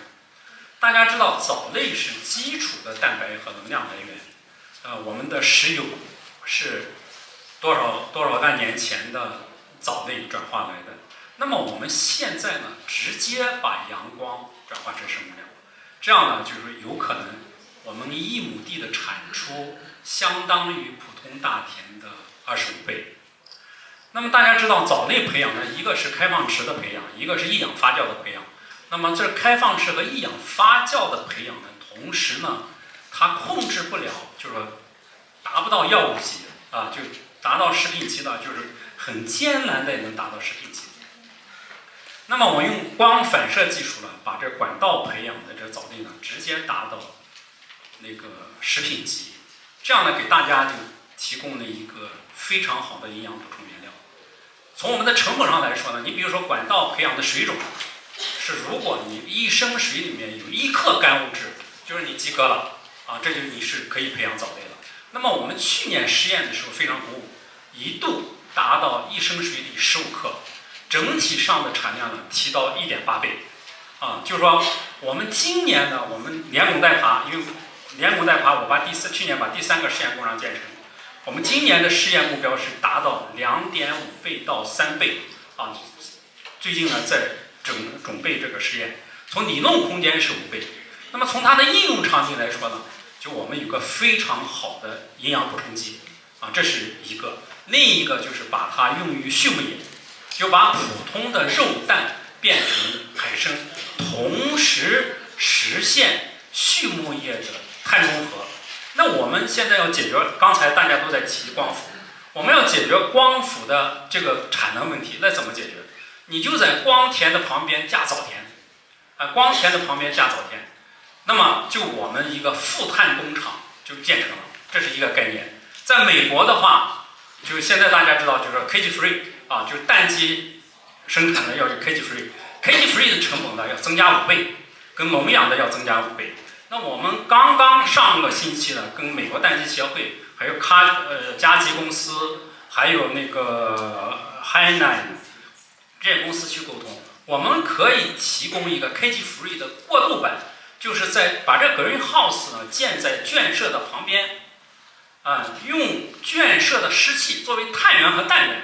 培养新鲜的藻叶，啊，这样呢，把新鲜的藻叶再输入到生产线里面，让蛋鸡来饲喂蛋鸡或者肉鸡，这是一个方向。另外呢，把新鲜的空气、把氧气输送到圈舍里面，既提高动物福利，又提高产品的品质。另外一个呢，有可能实现碳中和。我们跟卡先生交流的时候，和那康奈大学去交流的时候。就是他们提出呢，就是牛是除了中美2个碳的大排放国之外，牛是第3个大排放国。但是如果说给牛饲喂藻类以后，大量的用光生物反应器培养的藻类以后呢，那有可能把牛的这个甲烷有可能就中和掉。我就因为时间有限，所以呢，我就简单介绍到这儿，谢谢大家。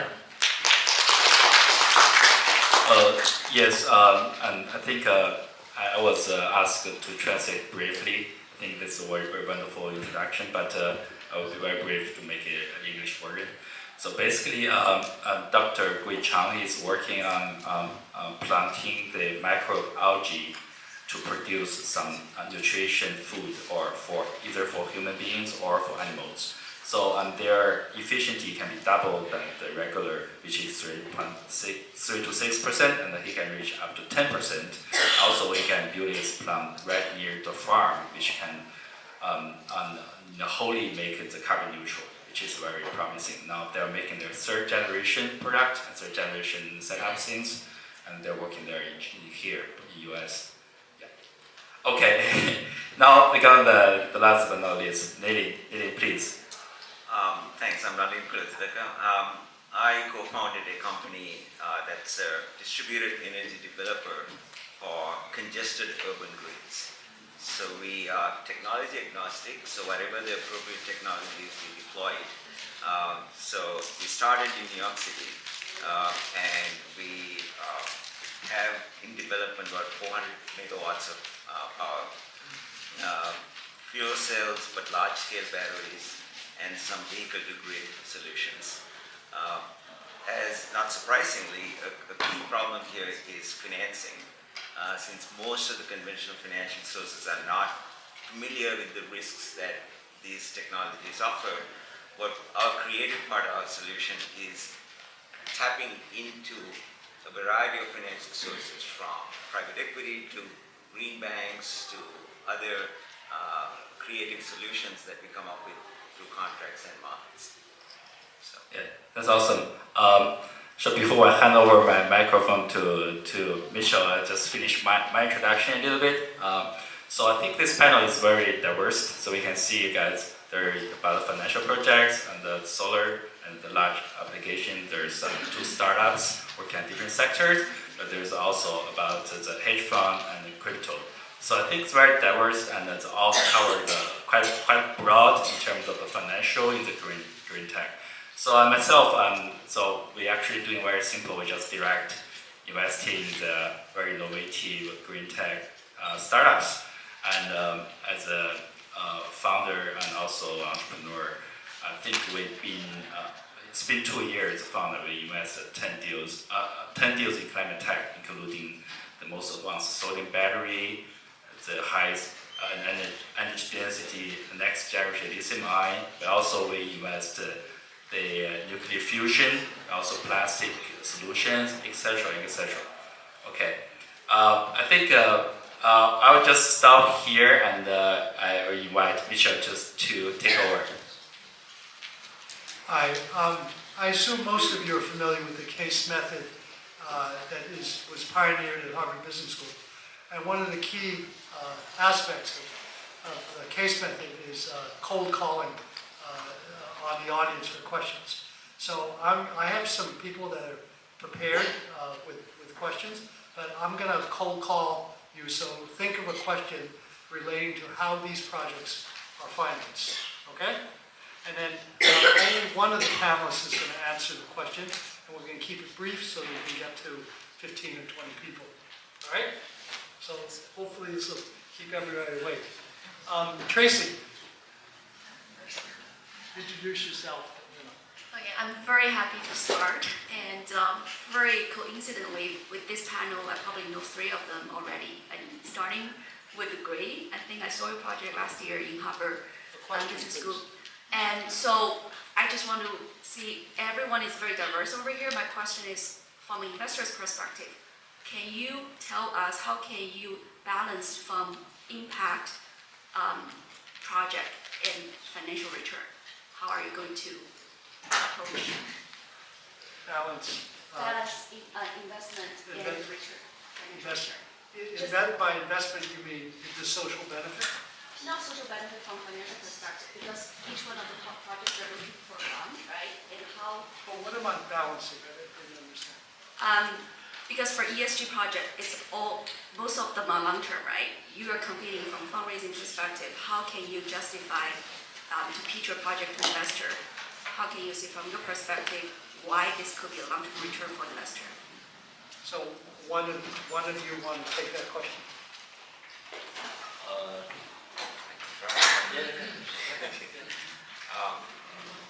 If I heard your question right, it is investors, you're asking the question, do investors make a trade-off between financial returns in exchange for impact? Our experience is that rarely happens. And the way that happens is there are some investors who might take on risks that conventional financial markets don't take. And that is in fact a way that they're showing their preferences towards impact. The best example would be the green banks that have been created, where their mission for existence is in fact to deploy green technology. So they would not necessarily take a haircut on the returns, but they would take on risks that others wouldn't. I'm not sure if I answered your question, but that's the closest. Elaine, you're next.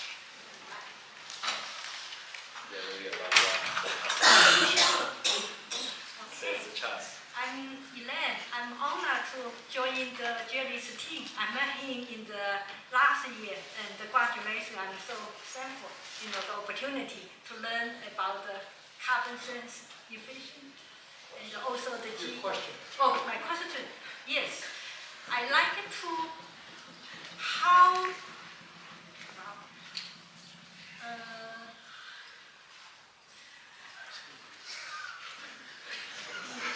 That was my.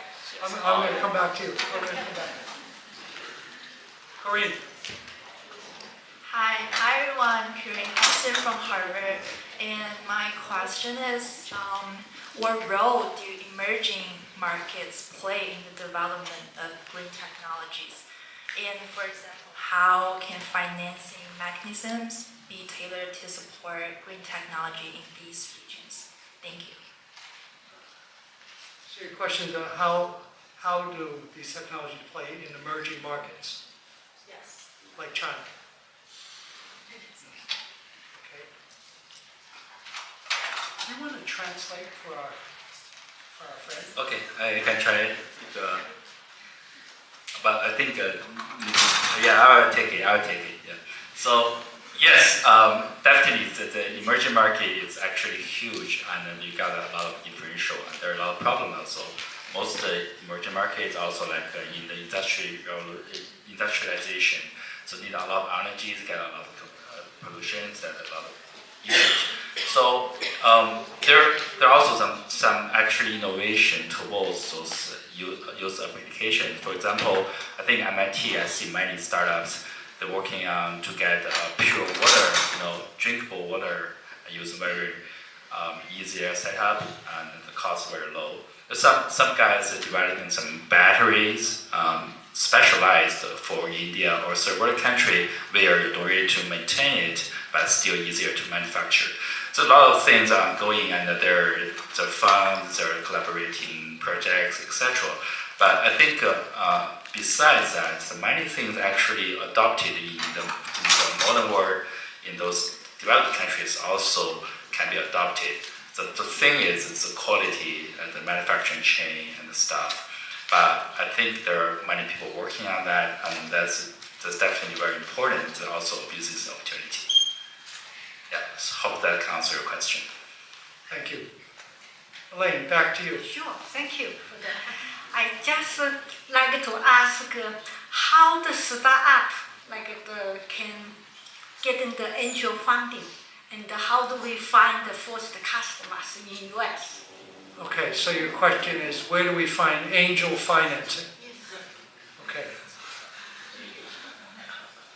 We will ask. Okay, so I'll answer that.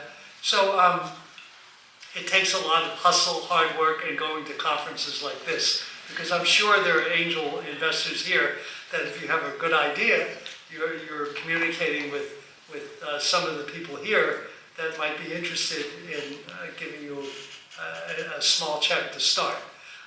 So it's just networking, and networking. Okay, now I'm going to call on Jesse. Hi everyone, my name is Jessie. I'm currently a master's student at Boston University. So I have one question for all panelists. Okay. Maybe I'm just gonna ask the question first. So when companies are navigating towards green finance and becoming carbon neutral, how should we evaluate the transition risk and to price it, the risk? How do you price the energy transition risk?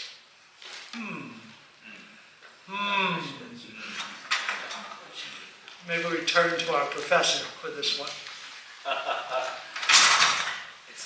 It's a good research question, and I don't have a good answer to that. I'm not sure exactly what you mean by energy transition risk. If you're talking about incumbent fossil fuel company transitioning into how they encounter the energy transition, that's one issue. But if it's a manufacturing firm, for example, that uses fossil fuels, for example, and they're thinking about transition, that then has an additional transition risk, which is the technologies that they use in their processes might be changed as well. I think this is something that capital markets are dealing with, and but there's no theory that people have come up with.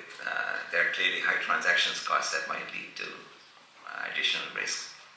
no real answer. It's a good thesis for you to work on.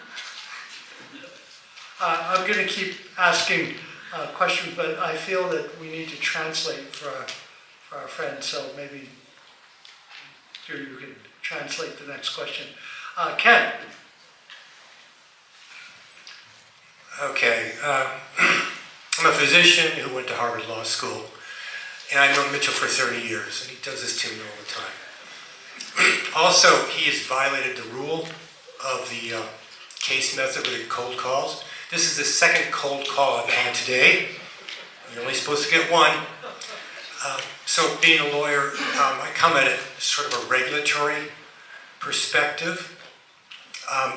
As we know, there's a lot of geopolitical problems and risks going on with different countries having different industrial policies. What would be, well, I'm just wondering whether this would be a better solution to our global problem, having a global carbon tax, and let the market figure it out rather than every country competing. If it's a level playing field, then it's the best thing for the world. Gee, you want to translate for? Oh, yeah, sure. So, 他问题说，就是现在的这个是不是有一个 carbon tax 碳税，然后再加在每个人身上、每个国家身上，来以这个方式能够大家更好的实现碳中和，避免跟国家之间的冲突。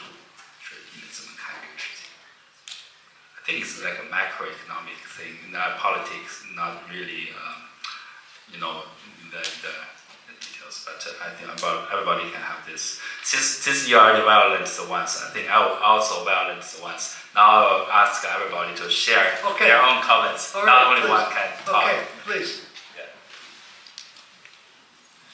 碳税呢，可能这是将来必然的一个选择，否则，那这个就是说你不加碳税的话，那这种我们这个现在就准确的说，地球的生命，就是说原来哈佛的那个图书馆那个馆长的去世那个老先生，叫中文翻译成威尔逊吧，他的那2本书我都反复看了。我们人类呢在启动第6次灭绝，就这个在加速度的在启动第6次灭绝。那我们大家知道，到2050年的时候，我们的人口会达到100亿左右。如果我们不加碳税来解决这个问题，去平衡这个问题，那么我们只是加速度的在走向毁灭，就是生命啊，我们人类会走向毁灭。地球就是说我们在启动第6次的毁灭机制，所以呢，碳中和的问题也许比 AI 更重要。黄老邪在不久前的演讲说过，就黄仁勋就是英伟达的黄仁勋，就在不久前的那个演讲上就说过，说你们再不要学什么 AI 啊，这 computer science， 你们要学生物。就因为我们人生命的起点就是藻类，就是在几亿年前，地球上没有臭氧层的时候，就是那水体上一个单细胞的植物，一层层薄薄的那个生物，把我们进化成今天的这个样子。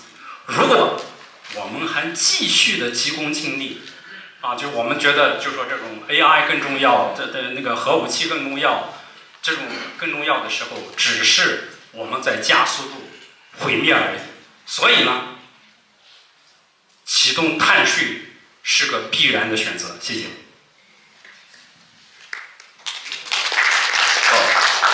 Yes, so I guess people who don't understand Chinese already feel how great. He just basically briefly translate, and he said now. Human beings are facing the 6th distinction because of the competition or the crisis we are facing now.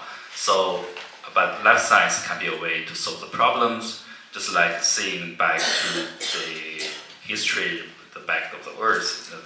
When the life really origin created, actually it's like a single cells. So that's why the algae is so important. And using that way, use that tool can be a good thing. But also he mentioned that carbon tax, in his mind, is necessary, that we should have it sooner or later. Okay. Oh, Professor, in my industry, we already pay the carbon tax right now. As you buy any kind of vehicle, I think the California started the zero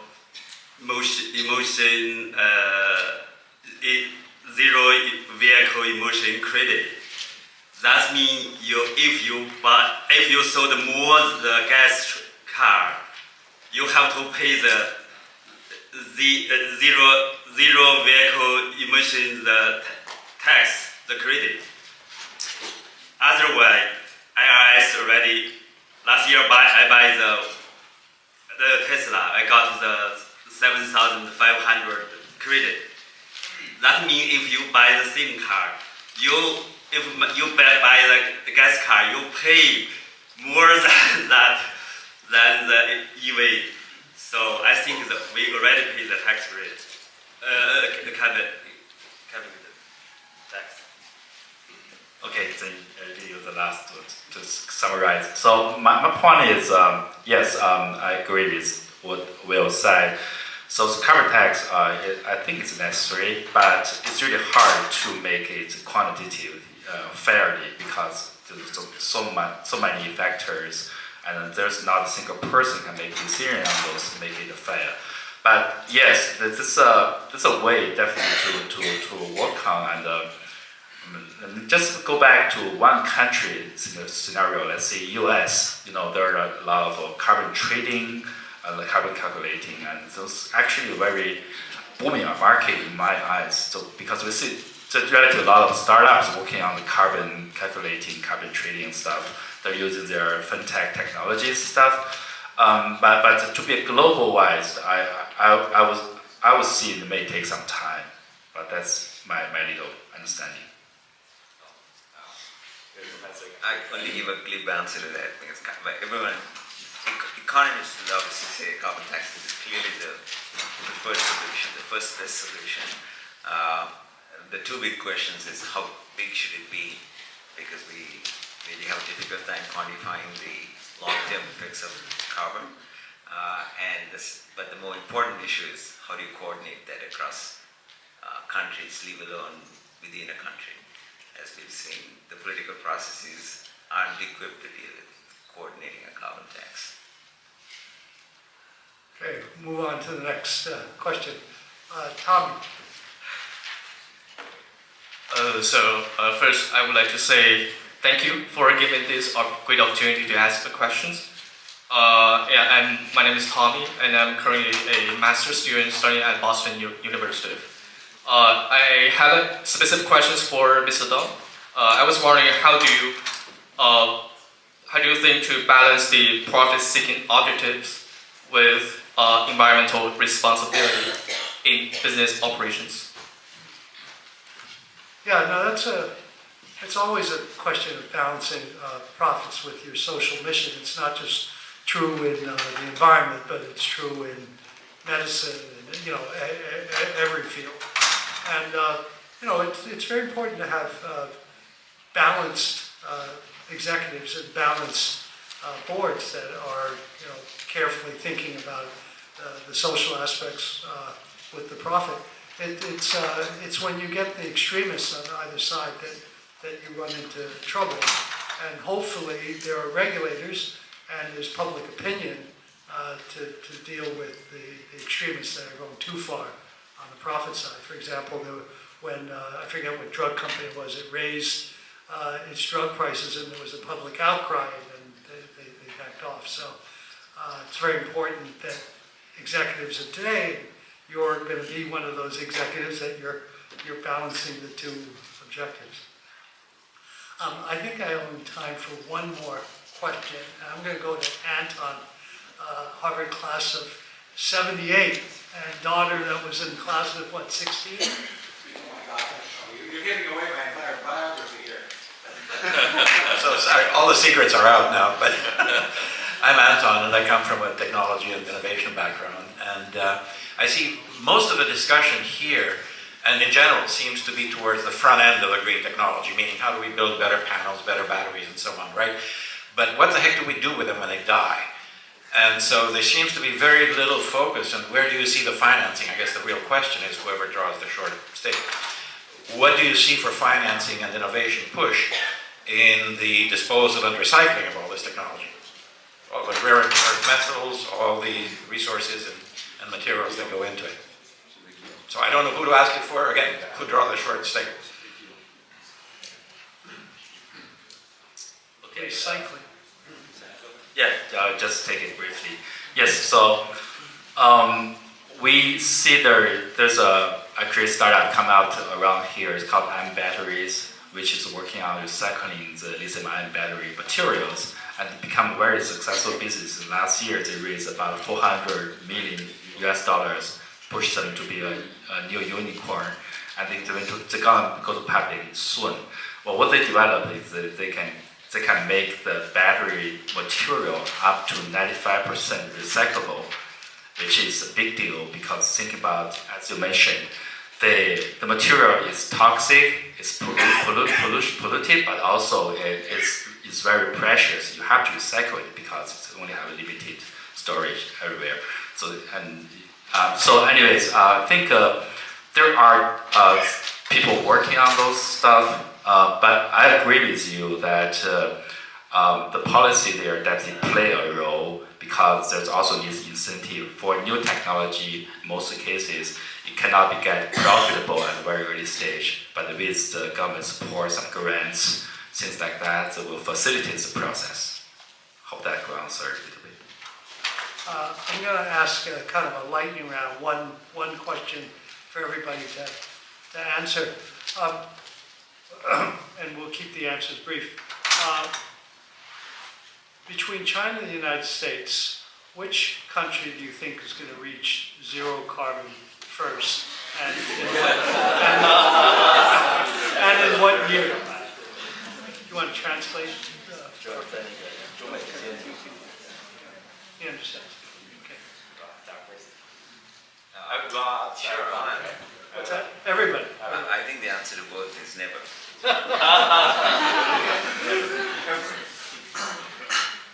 Well, honestly, I don't know. I see there's two competitive, and one is really good at tech innovation, the other one is good at industrialization. So I see maybe they both and at the same time. What year? What year? I think pretty soon, maybe 2040. I will just put that number there. Yeah, it's a very hard question, but for my industry, I think actually any vehicle uses the General Motor and Ford, Mercedes, the traditional automakers, they delay their EV project. But last year in the United States, they sell the EV 1 million vehicles, EV vehicles.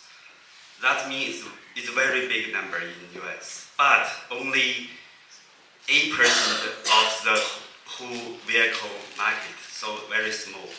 And what's that? It's like 30% in China, right? Yes. So that this side may be delayed, but United States, the energy is very good. So they have the natural, renewable energy. The most percent is bigger than China. So I can't say which one is faster. 这个其实没有那么复杂，实际上，谁先把阳光直接转换成生物量，谁就先实现碳中和。谢谢。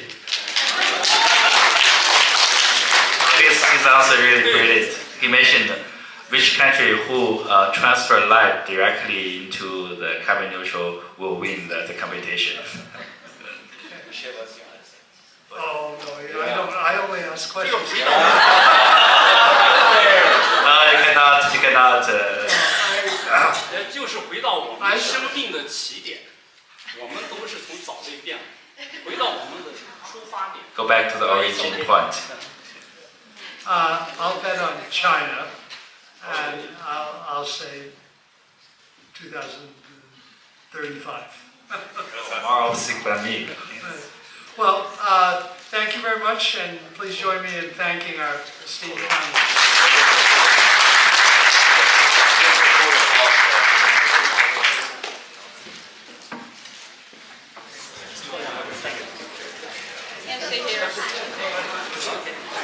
Okay, we'll be back in 10.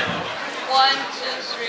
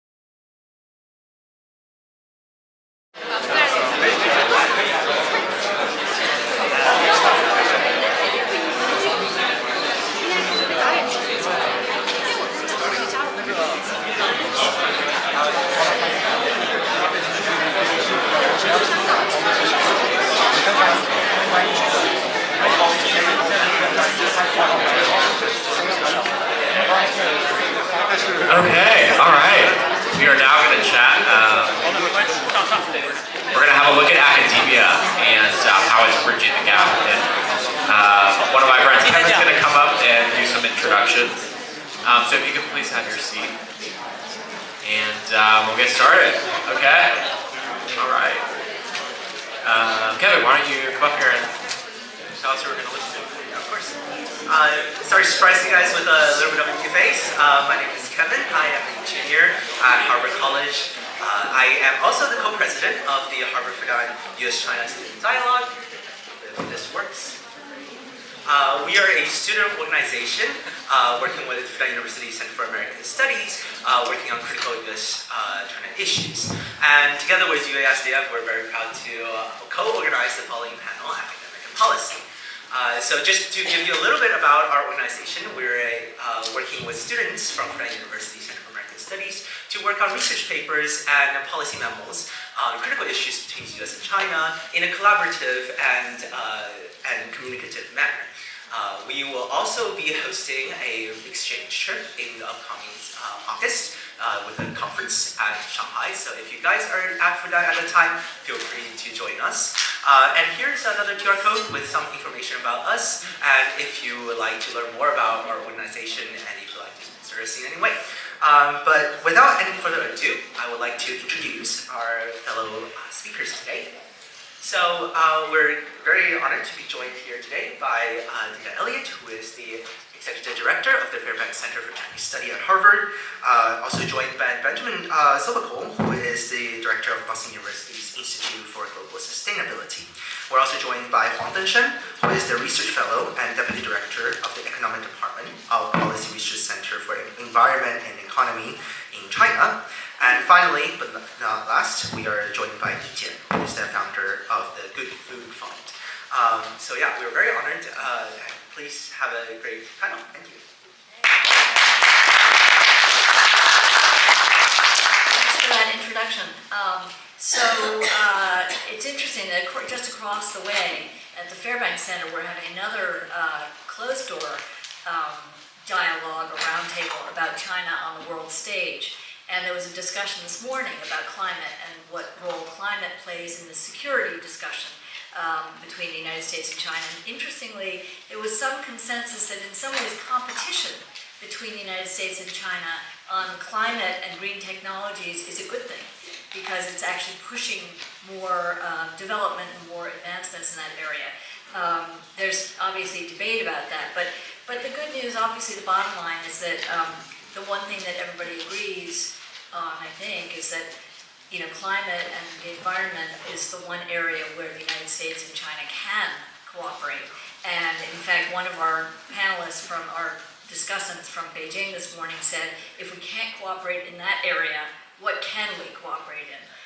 It seems to be the one area where we really can find ways to work together. So I know that some of you have slides you want to share, so you'll have an opportunity to show those, but I wanted to just kind of open up with a conversation about, you're all in academia, government, the nonprofit NGO world, and you're all trying to make a difference in policy matters. So I guess my big general opening question is, what are the greatest obstacles that you see to scientific research and the smartest thinking, making it on climate change, making it its way into policy? What are the challenges? So please, go ahead, anybody who wants to jump in. That's a question for all of you, or if you want to take that opportunity to just kind of introduce a little bit about what your work is, please go ahead. Go ahead, Benjamin, please. Sure. I'll call on you. Oh, you want to go to the lectern? I can go to the lectern? If you'd like. Certainly. Us professors, we always love a lectern. We've never met a lectern we don't like. But we did prepare some presentations for you all, very quickly, all of us, that I think we can share. And this actually answers half of the question. The first half is what are the benefits of climate action? But I think the other question is what are the big barriers? And I wanted to kind of at least temper today with a little bit of optimism. And this is kind of hard to read, but I'll kind of weigh it out for you. Every 7 or 8 years, there's a group called the Intergovernmental Panel on Climate Change, or the IPCC. This is trying to present state-of-the-art evidence on climate action. This is the most recent diagram from their report. which came out 2 years ago, so it's still a little out of date. This shows you beautifully about 25 options we have around the world available right now to fight climate change. So that's one of the first, I guess, challenges, is kind of teaching people that we don't have to wait 10 more years or till mid-century for climate change action. The way to read this graph, the size of those bars, so how wide they are, is how many emissions they can avoid. So that's a good thing. The bigger the size of the bar, the more gigatons of carbon those technologies can reduce. And you can see the biggest bars, don't look at the colors yet, the biggest bars are things like wind and solar energy, electric vehicles, carbon capture for agriculture, land use change management, and at the bottom, fuel switching for industry. But of course, as we all know, politically and economically, you don't just want to look at the sheer potential of these options. That's where the colors come in. The colors are, everywhere you see blue, is an option that avoids carbon below expected cost. Or a simpler way of putting it, it removes carbon and also generates economic benefits. So it's zero to net negative cost. So another way of looking at it is everywhere you see blue, wind, solar, energy services, efficient lighting, better forms of shipping, are also very cost effective at abating climate change. So we kind of have two elements in the diagram. We have some options that are really big, like nuclear power, but they maybe cost a little bit too much, and other options that are really affordable, but may not be very big. The only two options that are both are wind and solar energy, which bodes well for China, because China is leading in manufacturing both of those. This graph tries to show you the strengths and weaknesses of all of those options according to the Sustainable Development Goals, the SDGs. For those of you that don't know, these are 17 goals and 169 targets that try to do things like eliminate poverty, promote education, improve gender empowerment. Everywhere that you actually see a dark blue is a positive synergy between climate action and all of those SDGs. So those are the co-benefits. However, everywhere you actually see a minus is a trade-off. And so I think this is a second answer to the question, is that, well, you can see a whole lot of positive and negative trade-offs depending on how you implement those different interventions. I also wanted to say it isn't just about technology. That's the other final bit, and that's maybe the most difficult barrier to overcome. We like to think that climate change's responsibility is governments or businesses. Here's actually a hidden statistic for you. 72% of global carbon emissions are related to our consumption. So we as consumers and individuals and households can shape 72% of that demand for carbon emissions. And there have been some excellent reports. These are both free, by the way. This book by Professor David McKay, who's passed away, is called Sustainable Energy Without the Hot Air. You can search it on Google and download it. And on the right is the United Nations Environment Program Guide to Climate Neutral Lifestyles. Great resources. And what David McKay's book shows you, he's correlated a whole bunch of activities we do every day, and he's correlated them into an energy equivalent. He could have done gigajoules or tons of emissions. He chose kilowatt hours. And you can see here, he's telling all the simple things you could start doing today. Putting on a sweater, checking your gas meter, stop flying, drive less to save emissions. And you can couple that with improvements you can make to your home or your apartment or your office. And if you add up both of these graphs, you actually abate all of your carbon emissions. You have a zero emissions lifestyle. And another way of looking at it, this is from the UN Guide to Climate Neutral Lifestyles. This takes, oops, it's not showing properly. Well, if you could have seen it, it would have showed you side by side a carbon intensive lifestyle versus a carbon neutral lifestyle. And the carbon neutral lifestyle is just as good as the carbon heavy lifestyle. It still has air conditioning and Wi-Fi internet and hot showers and cold beers. It just is a lot more careful with how you get them. And lastly, and this is my final slide, final two slides, we also want to really focus a lot more on shifting our behaviors. This is also from the IPCC report. What I've circled here are all of the social behavioral cultural things that we can do to fight climate change. Healthier diets, minimizing waste, walking and cycling instead of taking cars. You could even see these quantified by the International Energy Agency, estimating that we could actually displace almost a quarter of global emissions just by adopting things like ride sharing and washing our laundry in cold water and a variety of other things. And because I know we're going to hear about food, this is my final slide about just changing our diet. This shows you the life cycle carbon emissions with choices of food. Look at beef at the top. Look at lamb, and oh, I love cheese. Look at cheese. But look at the bottom. Nuts, citrus fruit, apples, root vegetables, bananas, peas, soy milk. You can still live a pretty healthy, well-balanced, nutritious life on those types of things. And so starting to really pay attention to what you eat today and tomorrow can also make a difference. And with that, I am done, and will happily pass it to the next person. Thank you very much. I'm very glad to see that rice is not too high on your list there, because it would be really hard for me if I had to give up the rice part. But anyway, keep it that. Do you have some slides you want to show?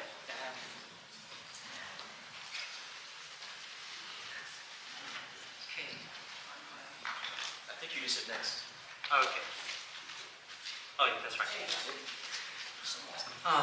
Yeah, thank you very much, Benjamin, for this very, very good transition actually to my topic. We work in a very, very special area which touches on climate change, but also climate change is a pretty new issue. You know, if you look at human history, but we are also looking at working on a human issue that is as old as humanity, which is food.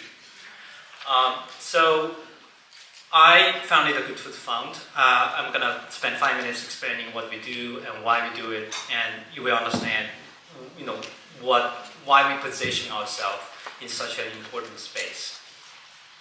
So we do public engagement, research, education, corporate engagement, and policy.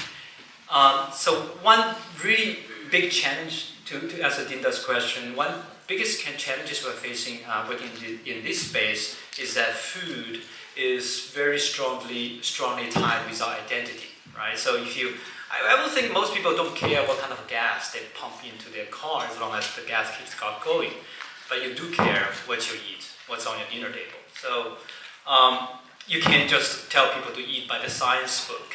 You can tell people just to eat by what Harvard tells you.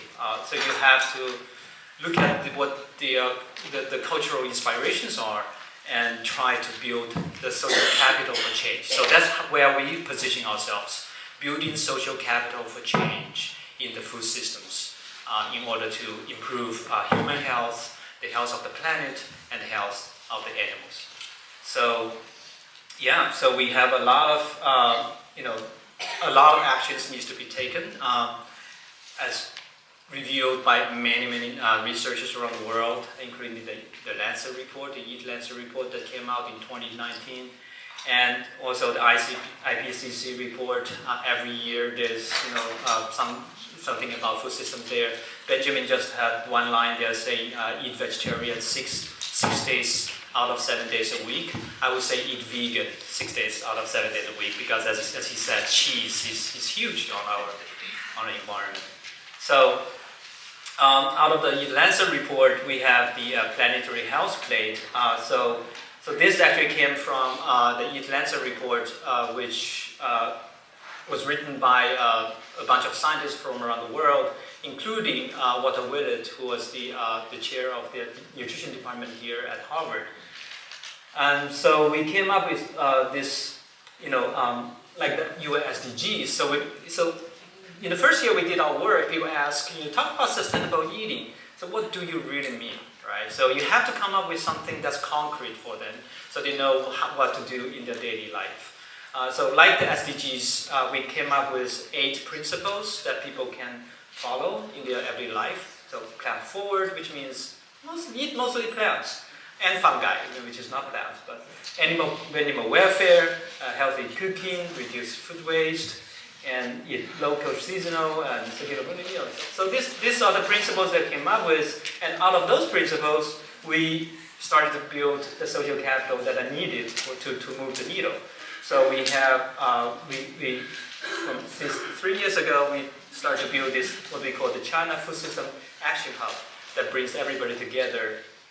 Because food system is huge, right? You have farmers, you have people working in hospitality, you have chefs, you have educators. So we, in this summit, we bring people together.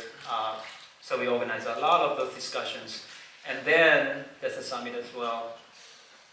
Yeah, and then at the end of the year, so this is something that's really fun to do, right? So I told my colleagues, I'm so happy to work in the food sector because it's so much fun, right? You work with chefs, you work with farmers, right? You have good things to eat, right? At the end of the day.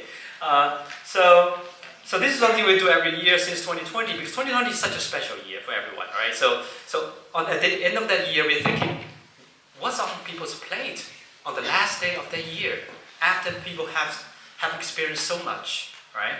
So COVID started early that year. So we asked people from across 24 time zones to show what's on their plate for the last meal of 2020. So we had this Earth relay across the time zones. And it's amazing. We've been doing this for 4 years now. It's really amazing food from around the world.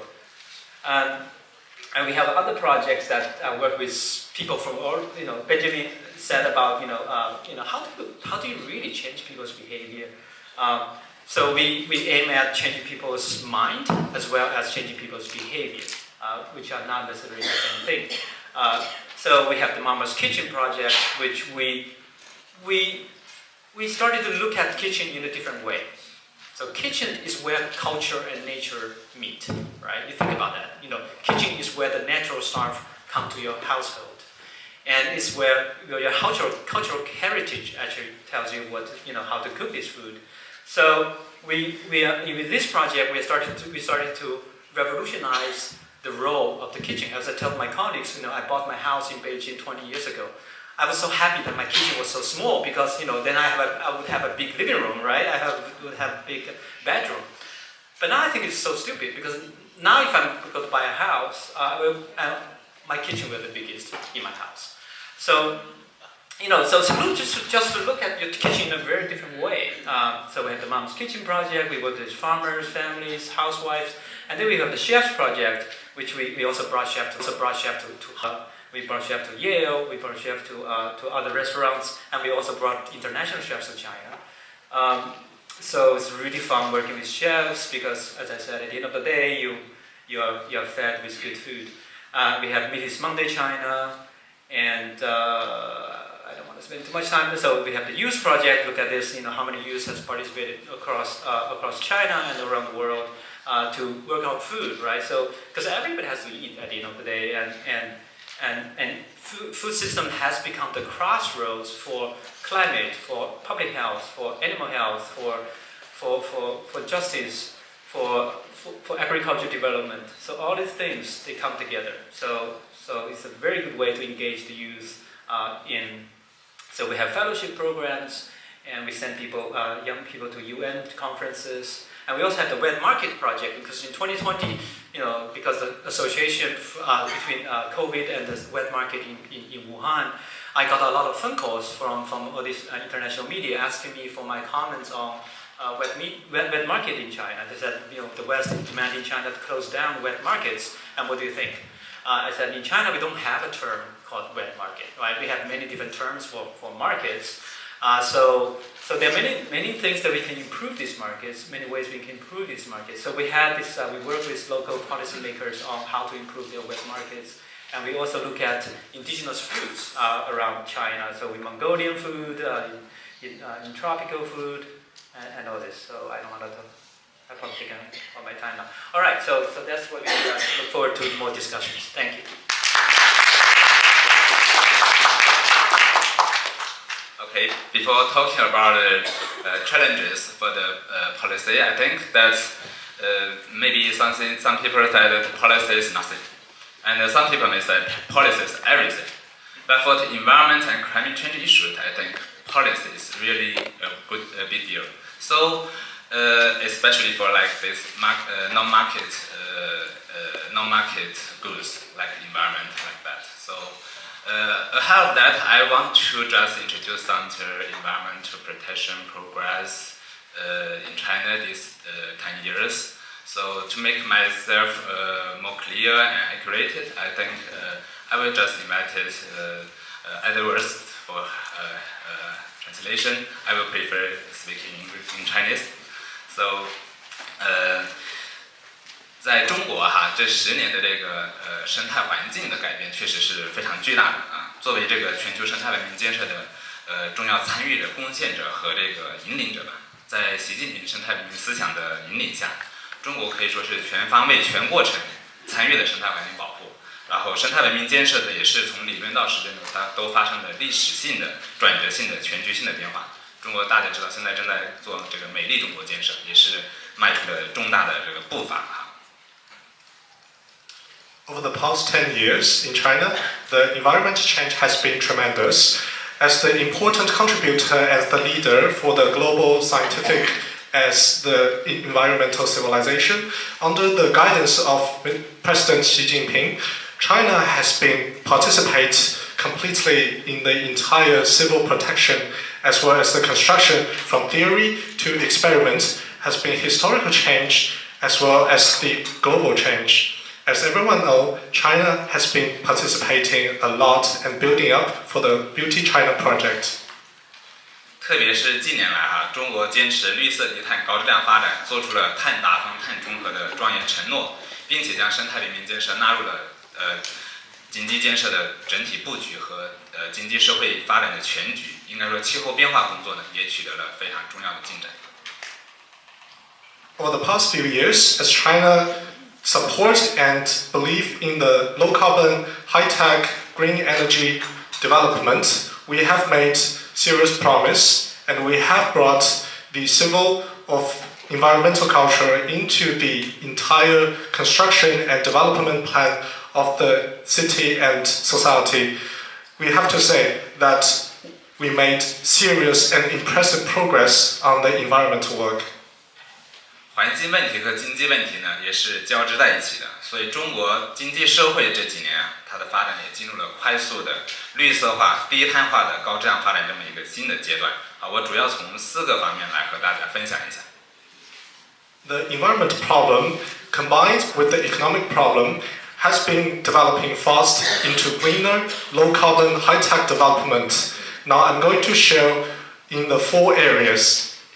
第一个方面呢，就是新产业、新业态彰显的绿色新动能。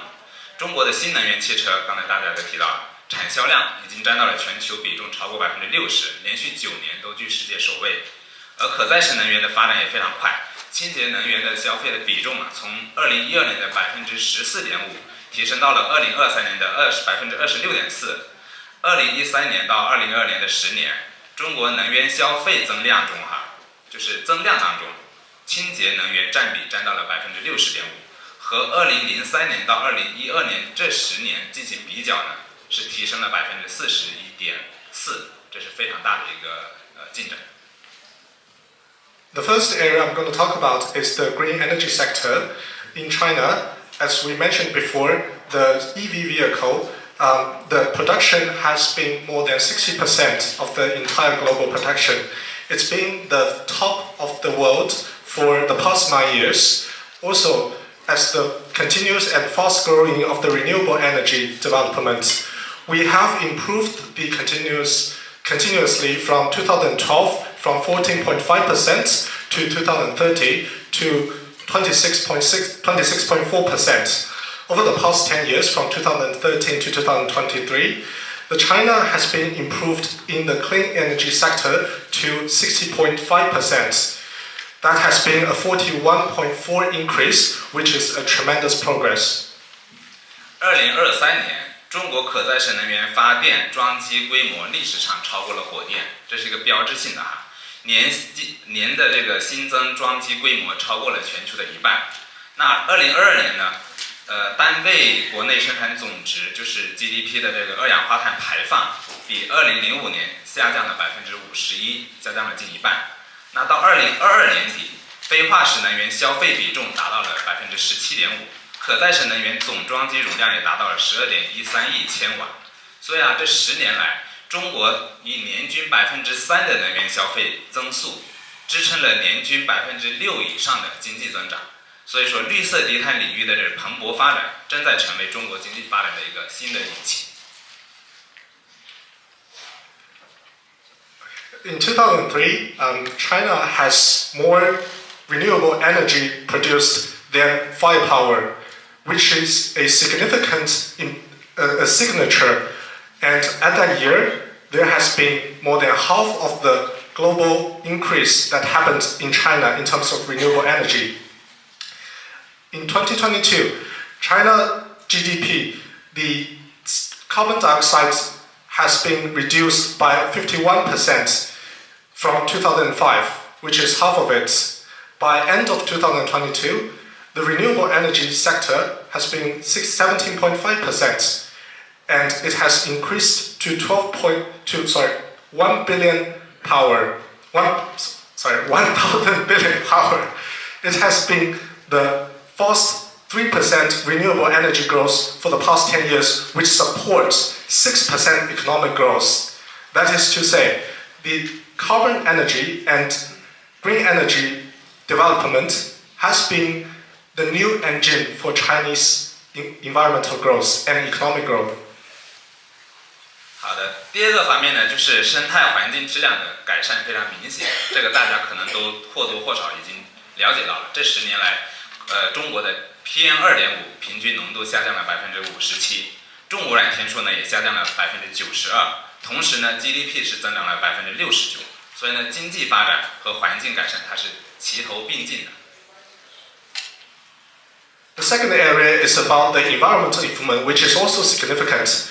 As you may have known, for the past 10 years, PM 2.5 has been reduced by 57%, and the heavily polluted days has been reduced by 92%, while GDP increased by 69%. So we have a trend that environment grows together with environmental improvement.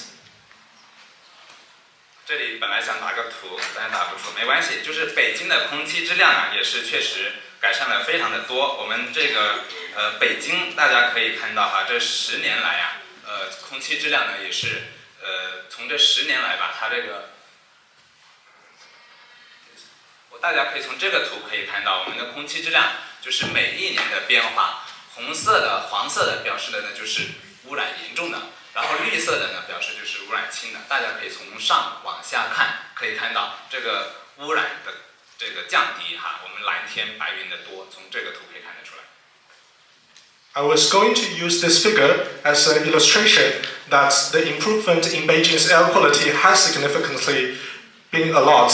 We can see over the past 10 years, the air quality that it was red indicating that it was seriously polluted, while the green shows it's less. We can have a look from the top to down that the pollution level has been less severe. 然后另外呢，就是关于这个中国的全球森林增长哈，大家可以看得到，就是这10年来也是中国的这个森林资源增长最快、人工造林面积最多的这10年。然后也是这个世界上增长的最快的一个国家，所以呢，近10年来，中国的也给全球贡献了25%对吧？新增的这个森林面积，大家可以看到这个变化。This figure shows the forest improvement. For the past 10 years, China has improved its forest resources a lot, as the fastest. We have been contributing 20% of the world's forest growth for the past 10 years. 第三个方面呢，就是绿色低碳市场机制不断完善。我们说这个全国碳排放权交易市场啊，顺利的完成了履约。然后中国呢也启动了 CCER 市场，由强制和自愿市场组成的这个碳价形成机制啊，基本上已经形成了。The third area is about the green and carbon market structure. We can say that we have helped constructed the carbon emission trading markets, and China has already established such foundation and infrastructure for the resources. 第4个方面呢，就是深度参与全球环境和气候治理，推动联合国气候变化大会取得积极成果。这里呢，就是近年来中国经济社会发展已经走上了全面转型的一个轨道。中国的水电、风电、太阳能发电、生物质发电和在建的核电装机规模、新能源汽车产销量都居世界第一。The fourth area is we have developed and deeply into the global environment construction, helping the UN COP to achieve actionable results. China's hydropower, wind power, solar power, biopower, and the nuclear power that are under construction, both in terms of the size as well as the renewable energy and EV cells, are among the top of the world. 就中国不仅仅是扭转了自身的二氧化碳的一个大幅的下降，同时呢，也通过“一带一路”建设、气候变化南南合作，还有中非气候变化合作等渠道，帮助其他发展中国家获得了清洁可靠、用得起的能源，提供一些帮助。China not only helped reverse its trends in terms of carbon emission, but also helped on the project of One Belt, One Road to construct together, helping the China and Africa climate collaboration as well as other developing countries to achieve clean, reliable resources for the companies and governments. 以上呢就是中国这10年来在这个生态环境保护和气候变化方面取得的一些进展和成效。然后在这个我们说这个最大的挑战啊，我觉得最大的还是2个关键词，一个呢就是行动，一个呢就是合作。I've tried to put efforts to showcase our improvements in environmental protection and development. As for the question that the biggest challenge, there are 2 keywords.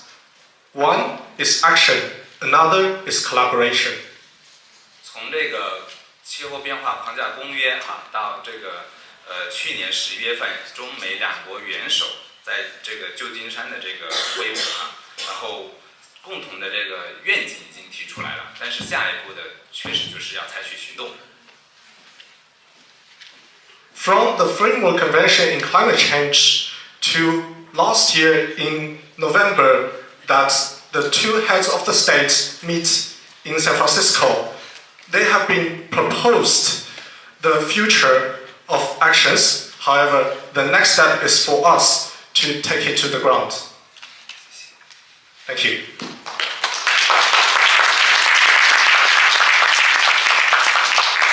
Okay, so thank you for that, and I'm really glad you made the point about policy being so important, because I'm curious, I'm going to push you a little bit on the 72% of carbon emissions being our own emissions, because I think that the bottom line is it's government action on things like investment in coal and new energy and all these kinds of things that are really going to ultimately solve the problem. But so let me go back to my original question, which was I think we still have a few more minutes to have a conversation. I'd really love to hear from each of you what you think the greatest obstacles are in terms of getting your smart thinking and scientific research into policy. So go ahead, jump in. Yeah, it's a very good question. And my own background is in a field called Science Technology Studies, which I'm guessing most of you have never heard of, although Harvard has a great program. And there's a term there called a socio-technical system. And that is anytime you have a problem like climate change, it is simultaneously technical, social, political, and economic. And I think that's a great way of parsing out the barriers. There are technological barriers. We have a lot of hype right now over new technologies that are not proven. Hydrogen, CCS, carbon removal. We have a huge political problem of political cycles focused on the near term, 4 years, 4 years, 4 years, rather than mid-century. Only the Chinese, I think, have figured out political stability. The rest of us have not. And it's even illegal, right, here with term limits and things like that. The behavioral issues I already mentioned, and I think the economic issues are about pricing externalities. Carbon, air pollution, water degradation, land use change. are currently unpriced. So the cost of energy doesn't meet its price. And that is a massive market failure. We did a meta-analysis a few years ago that found that if you just monetized externalities for transportation and electricity, 30 trillion a year. Give us a little insight on that, on what the challenges are to, to connecting those externalities to putting a cost on them. I teach a class on global energy justice where we talk about this issue. And I go around and talk about this 30 trillion and everyone's like, oh, it's atrocious, it's horrible, and it's millions of deaths, right? And avoidable losses. And then I say, well, okay, if we were to price these, you would have to pay 20 times more for electricity. Raise your hand. No one does. You would have to pay 30 times more for heat. Would you do that? No one does. 15 times more for shoes. And so I think there is this real desire to save the environment, but we don't want to pay for it. What do you tell us what you see as the biggest challenges? Yeah, that the behavior change thing is also very relevant to the food sector, because at the end of the day, if you ask people to eat 6 vegan days, out of a week, how many people can really do that? But there are enough science, evidence-based science telling us, we have to drastically turning more plant-based. So how do you do that? I think currently the biggest challenges we are facing now is that we are really lacking in an integrated food governance. If you look at all the cities in China, there's no single committee at any level that look at food systems. So we talked to one of the major cities and who was interested in hosting one of our summits, and we explained what we did, like what I just did. 15 minutes later, the head of the government stood up and said, we can't work with you because it seems like you work with everyone, right? You work with hospitality, you work with farmers, I can't get all these people to come and work with you. So if you just work with farmers, I can just tell the agriculture guy to come and talk to you. But then you also work with environment, you work even with food educators. So I think that's the biggest challenge. Pause for a second, if you don't mind. Just give us a little window on, for example, the challenge of you or your colleagues might be talking to some farmers about why they should change what they're growing or whatever the crops might be. What are some of the challenges? And are they saying, well, look, the government policy doesn't encourage us to do that, or whatever it might be? What are the challenges? Yeah, we work more on the consumer side of it. Okay. Yeah, so we do connect consumers with farmers, smallholder farmers, and farmers who are practicing regenerative agriculture. But I would say, on the consumer side, the biggest challenge is what we call food environment. So when a consumer walks in the supermarket, you can't just blame the consumers for not changing their behavior. Consumer walking in the supermarket, they're already at the receiving end of industry, right? They're already, these things are already there, produced. And so you have to, and schools, for example.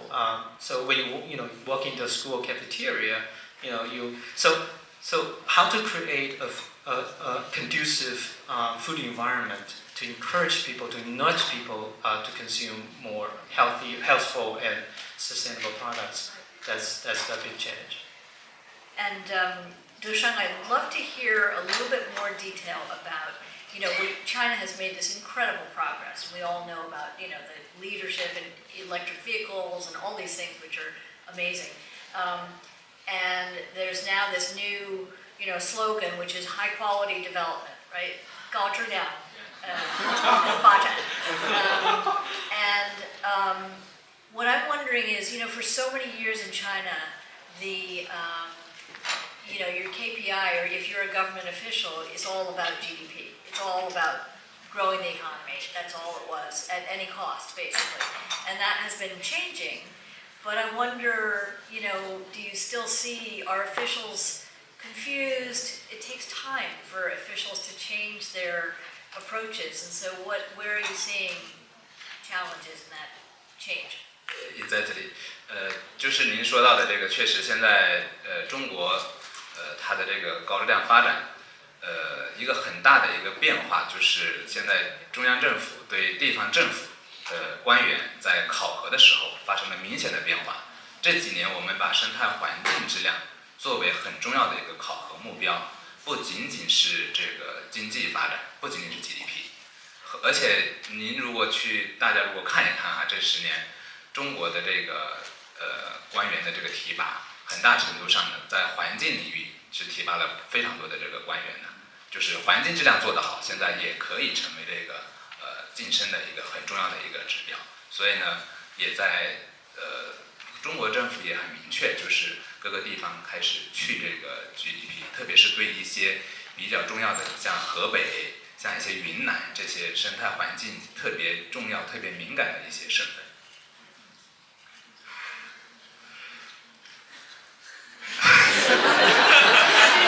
I'll try my. 加油，加油。As you have mentioned, high quality development has been a significant change in China. Especially, we can observe the trend that in the central government's KPI for the local government, there has been a change. Over the past few years, we have put environmental quality improvement as an important KPI, not only in GPT. I would love to invite you to have a look in the past 10 years.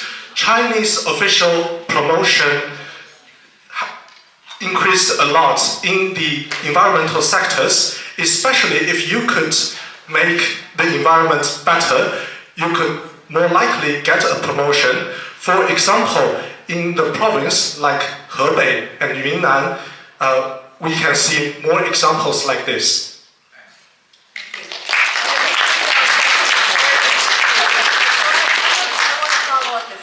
With another question, because we also know that the Chinese economic growth is slowing, and so that makes it more difficult for local governments, and we also know that local governments don't have a lot of money. They're in a tough spot right now.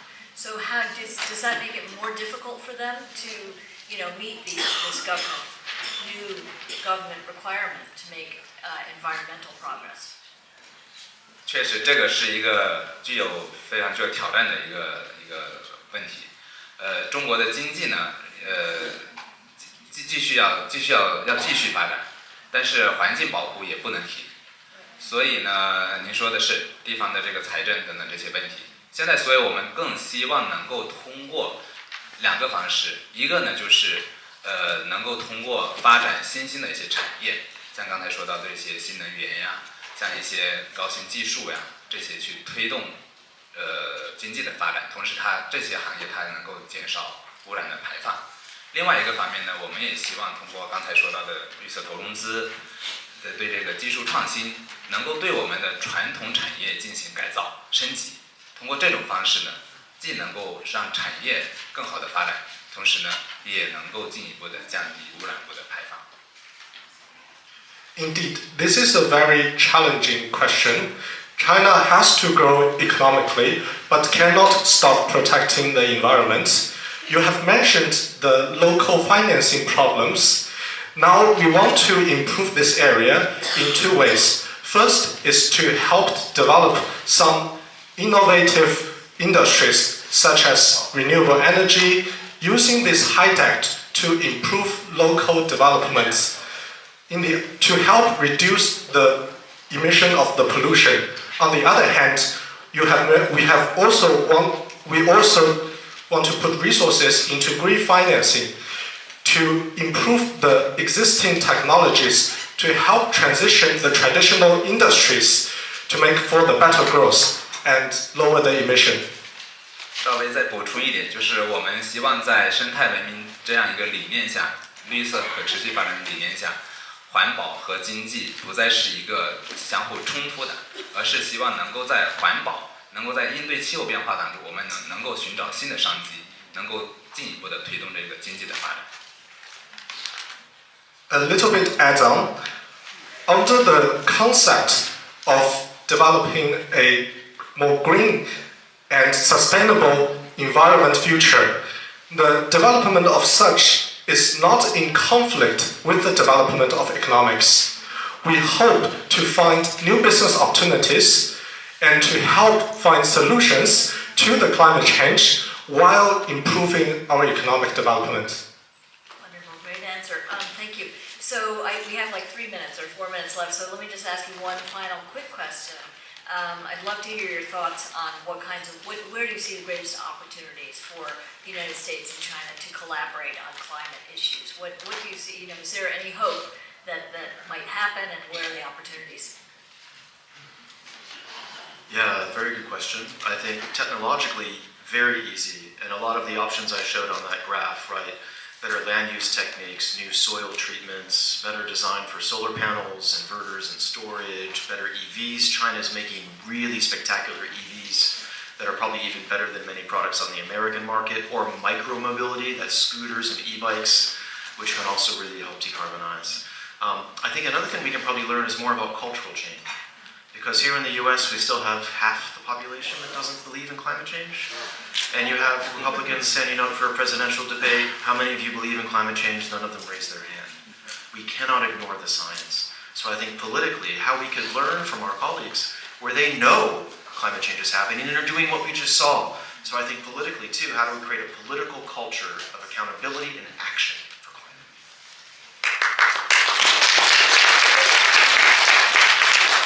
Well, for me, the answer is very straightforward on food, right? So China has so much to offer in terms of, having a long tradition of plant-based, tons of ingredients and ways to cook those ingredients and recipes. And look at, the standard American diet, right? It's sad, standard American diet, SAD. So there's so much we can work together on. And, we talk about land use and water use and health. The good news is that what is good for you is good for the planet. So this is an area that we can work on. I'm quite positive about it. Lots of learning to do. 那么我觉得呢是中美在合作方面，其实阳光之乡声明已经提出了很好的方面，包括能源转型、循环经济，然后还有地方合作以及这个甲烷减排四个领域。所以在这 I think in terms of the collaboration between China and the United States, actually there has been very good areas in the Sunshine County statements, including energy transition, cycling economics, as well as local collaboration. 所以呢，政策在未来将会发挥更重要的作用，而且政策的制定呢，它又需要我们科学研究的支持，所以在这里面，我觉得智库的合作和交流就非常的重要。中美的智库要进一步的加强交流合作，特别是一些跨学科的，涉及到政治、经济、文化环保等等各个领域，要进行充分的交流合作。So policy will have a much more important role in the future. For the policy modification as well as the policy settlements, we need more scientific research in this area. We need to support more scientific research. For example, I think the collaboration and communication between the think tanks are extremely important. The think tanks between China and the United States have to increase their collaboration further, especially to some discipline areas such as politics, economics, cultural, environment, and other areas. We have to make complete and more communication and collaboration in these areas. Okay, well, I think I just want to end this by saying thank you to all three of you for the work that you do, because it's incredibly important work. So thank you for a very interesting conversation.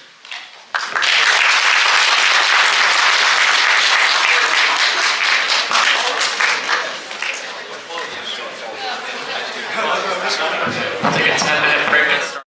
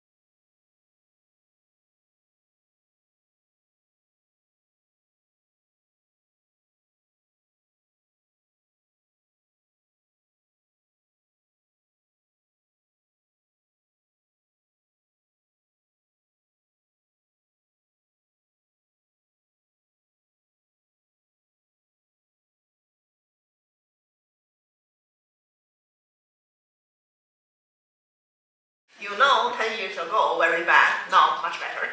And then at that time, the local pollution, I mean, for the Chinese cities, I think that's the first priority compared to global warming and this carbon emission, because those are very far away from common people's daily life. Pollution, air pollution is very, very, very related, very salient. And from that time, I felt that my research at least showed that the rising awareness of this pollution issue and impact on health and impact on their quality of life. With rising education and rising information transparency, at first people might not be very clear and understand this and know information, and later more and more information, and then it's a rising demand for clean air. So that's a local pollution thing. I think in China's case, it's very dynamic, rising very fast in the last 1 or 2 decades. And then that's a push to the government, to the policymakers. So I wrote a paper called sandwich model, meaning sandwich means 3 layers. In the middle is a layer of the local officials, and in the lower layer of the bread, meat, there is the meat. The lower bread is the residents, urban residents, because they're rising demand for clean air, they push. And they have all this information, they can talk on social media and all those. And then in the top will be the central government. In the last session, we talked about how they put these environmental indicators in the GDP and the KPI. So that's a push, a sandwich in the middle. The local officials really took a lot of actions to clean up the air. So that's air pollution. I feel like this is very, very, very good story of China's last 2 decades. And in terms of the now climate change, the carbon emission, especially if we talk about cities and buildings, now buildings like 1/3 of the carbon emission, and that's why we are talking about this with Harvard CSD and all this design, building environment. So basically, and then I feel like this is a slightly different story, although these two are correlated. Because if you reduce energy use, you reduce pollution. Also, in the meantime, you reduce carbon emission. But slight difference is, I feel here, the sandwich story in China's case may not, for now, the lower layer may not be that strong. But the top, from top down, very, very strong because the target of the carbon reduction goal, I feel the top down is very, very strong. And however, another thing is, for here, top-down may not be that strong, and also because the cycles of the political cycle here, the top-down sometimes very, very good, sometimes not that strong. But the bottom-up here, I mean, stronger here. And also another thing is data. So I feel like the building decarbonization, this is my research right now. I'm looking at building decarbonization here in US cities and also in Canada and other places, including Asia. So when you think about building decarbonization, first you need data, you need benchmarking. You need to understand the current status of the building, carbon intensity, energy use intensity, then you can set a goal. So then you can set a goal, and then you can use policy, bricks, and sticks and carrots to push. But I feel like now, even for United States, New York City is doing much better, and Boston, Cambridge better, but in many, many places, they still don't have that database. They don't have the disclosure of energy and intensity of all buildings. Then it's very hard to really push and measure. In China, I think that's still the case. I think they have big data, but segmented. And the electricity utility company has some, and other like natural gas has some, but they don't have integrated. I think that hindered the current progress in China's case. That's a very, Yeah, I think I like the topic Jonathan just mentioned. Also, it's really related. Also, what you realize the residential people's awareness building, and that's what we do at Energy Efficiency Institute. And we part of our practice is doing the awareness building for energy consumption and. I'm from New Jersey, and New Jersey has a very good way to implement a federal program called Home Performance with Energy Star. I believe you have probably heard of that, and A part of important awareness building is the indoor air quality, because in our home performance with Energy Star, they use the whole house approach. You have to upgrade transition energy efficiency from in and out and up and down everywhere from your house, like your weatherization, air sealing, insulation, also your HVAC, heating and cooling utilized. Then also probably another issue is the water heater. If you use the atmosphere water heater, then when you have the weatherization program coming, and a lot of funding from government goes to those programs, then when you do the weatherization program, then you leave your combustion water heater in your house, and that also causes a lot of issue. And what we do is build the awareness of those issues in individual household, and a lot of them actually realize, like, exactly we have this, some data from real world and validate your point. Actually, it's really homeowner has to realize that's a big issue for them, and that will possibly cause some next, if you have CO2 pollution, not pollution, like you can be poisoned by CO2, and there is detector in every house. So all those guidelines are determined by, I think, you guys from academic area, and we are the one in the market and implement it and help the energy efficiency transition. And I do think the New Jersey New Jersey has a very good way to implement home performance with Energy Star program. It is mandated by utility company, and they provide very good incentive to homeowners, and that really push the transition, energy efficiency transition to the market. And like you said, maybe China and is doing that from top down, and this is validated very good way for the U.S. Many states implement that in a very efficient way. And I know New Jersey has very aggressive goal to achieve clean energy, and Boston here in Massachusetts is also top, and California is a very good state. So yeah, I think I just feel like what you speak about is really resonate what we do every day, and that's very impressive. So just like as Professor Chen just mentioned, so for building decarbonization, probably there is no specific code that force a building to do the decarbonization. But so currently we have some kind of building energy efficiency standards like LEED, or to promote the energy performance of the buildings, or WELL, which assess the building health for the occupants. Right, so I would like to ask, like, what are the biggest challenge or the barrier that you could think to scale up the green buildings or the building decarbonization in an urban scale? This is an open question for all of you. Okay, thank you so much. That's a very good question. And I feel like in our panel, we really have a very good combination. I always use 3 colors to describe. Green, that's energy efficiency, like you said with the LEED Energy Star, that's green.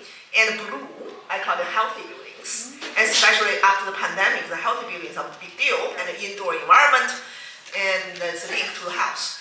And then orange is climate resilient buildings. So this from green to blue to orange. Climate resilient buildings is also important because the mitigation is building decarbonization, but adaptation, like seaport, the Boston seaport and all the coastal line, how you can do some adaptation investment to improve this capacity when you face these all kind of climate risks. And so that's the 3 colors I always mention. And in terms of the barriers, so similar, but I will just use green as example, this energy efficiency side, and Jonathan can talk about blue and the healthy buildings. So basically in the United States, overall, New Jersey and Boston and New York very progressive, and San Francisco, but some other places not the same case. And in terms of the local policy, because here it's very decentralized, in terms of the policy, always you will see the pattern, the blue states and red states, they are totally different. And then in terms of the commercial real estate and the residential buildings, also quite different. So always for the common people, households, the government tend to give some carrots, incentives, like subsidies and like especially this inflation reduction bill and the infrastructure bill, improve a lot of money. But the challenge is a lot of money from Biden administration, but it seems that the channels, how you can channel the money really to the households, not clear, not well established. Because I went to some conference, they said, yes, we understand the big picture, a lot of money, but how the common people, they can really apply, they don't know, they are not very sophisticated, it's a very complicated application process, and how to really get this 10K if you install HIPAA, for example, from my same program. So that's I feel is that. On the commercial side, commercial real estate, because I'm doing this, and the government tend to use sticks, not to give incentive, because they know they are rich, big real estate companies, and the investors, they are rich. They care about their social image, ESG. So they say, okay, if you don't meet this goal, then, so sorry, you need to pay a big penalty to the city. So that's a local law 97 in New York City, and Berlo in Boston, and the Budo in Cambridge. Even Harvard and MIT, we need to meet a very stringent, like net zero in 2040 or 2050, but very steep trajectory to reach that goal. So that's why I'm working with MIT Office of Sustainability. How can we decarbonize 150 buildings on MIT campus? Otherwise, we need to pay penalty. And then for this, MIT special case, but for all the commercial private sector, the thing is financing. Because you need to invest a lot of upfront investment to do this retrofit. That's not easy.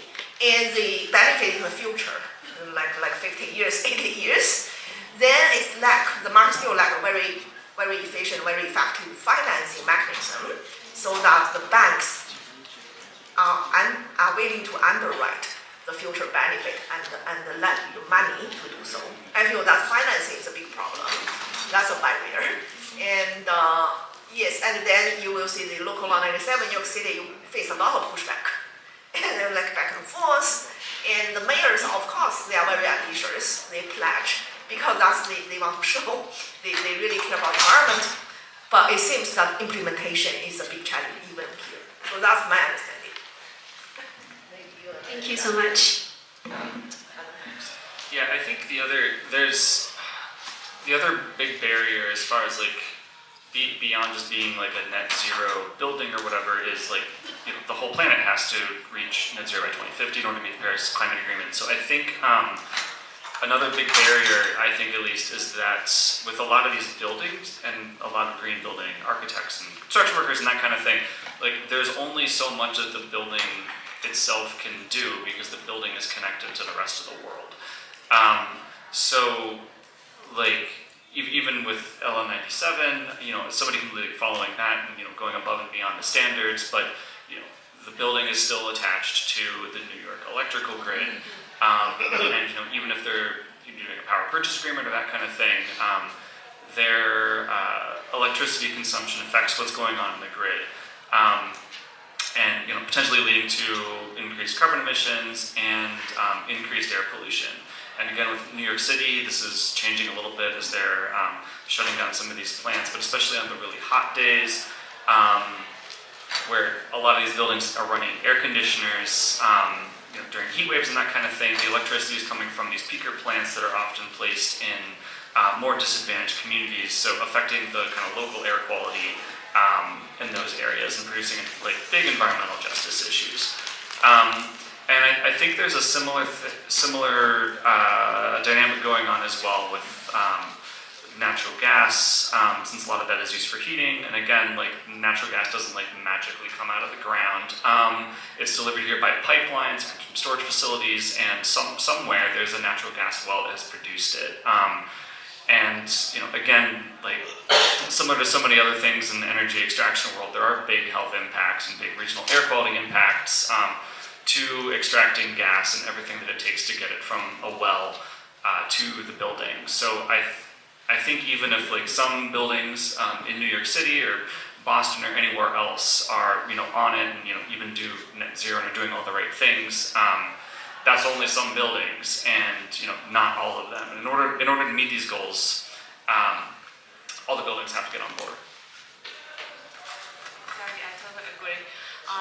I would like to mention the point, the cost effectiveness, especially I will have to mention brought up IRA, Inflation Reduction Act. There are a lot of dollars come to the this clean energy industry, and the government put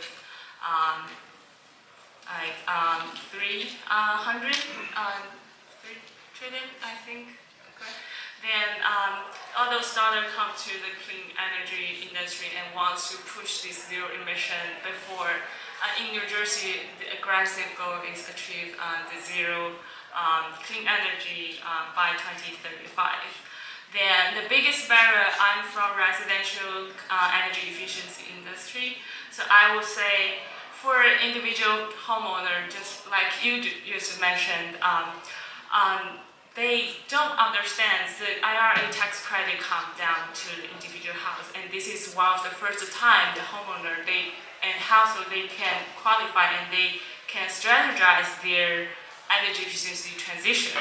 However, the market implementation for individual household is so difficult to understand because the complexity of those IRA tax credit, and say for any of you, does anyone know how much is the tax credit you could potentially qualify for? And then you get those information probably from your contractor or probably from government's website. And for us, we even spend very long time to figure this out.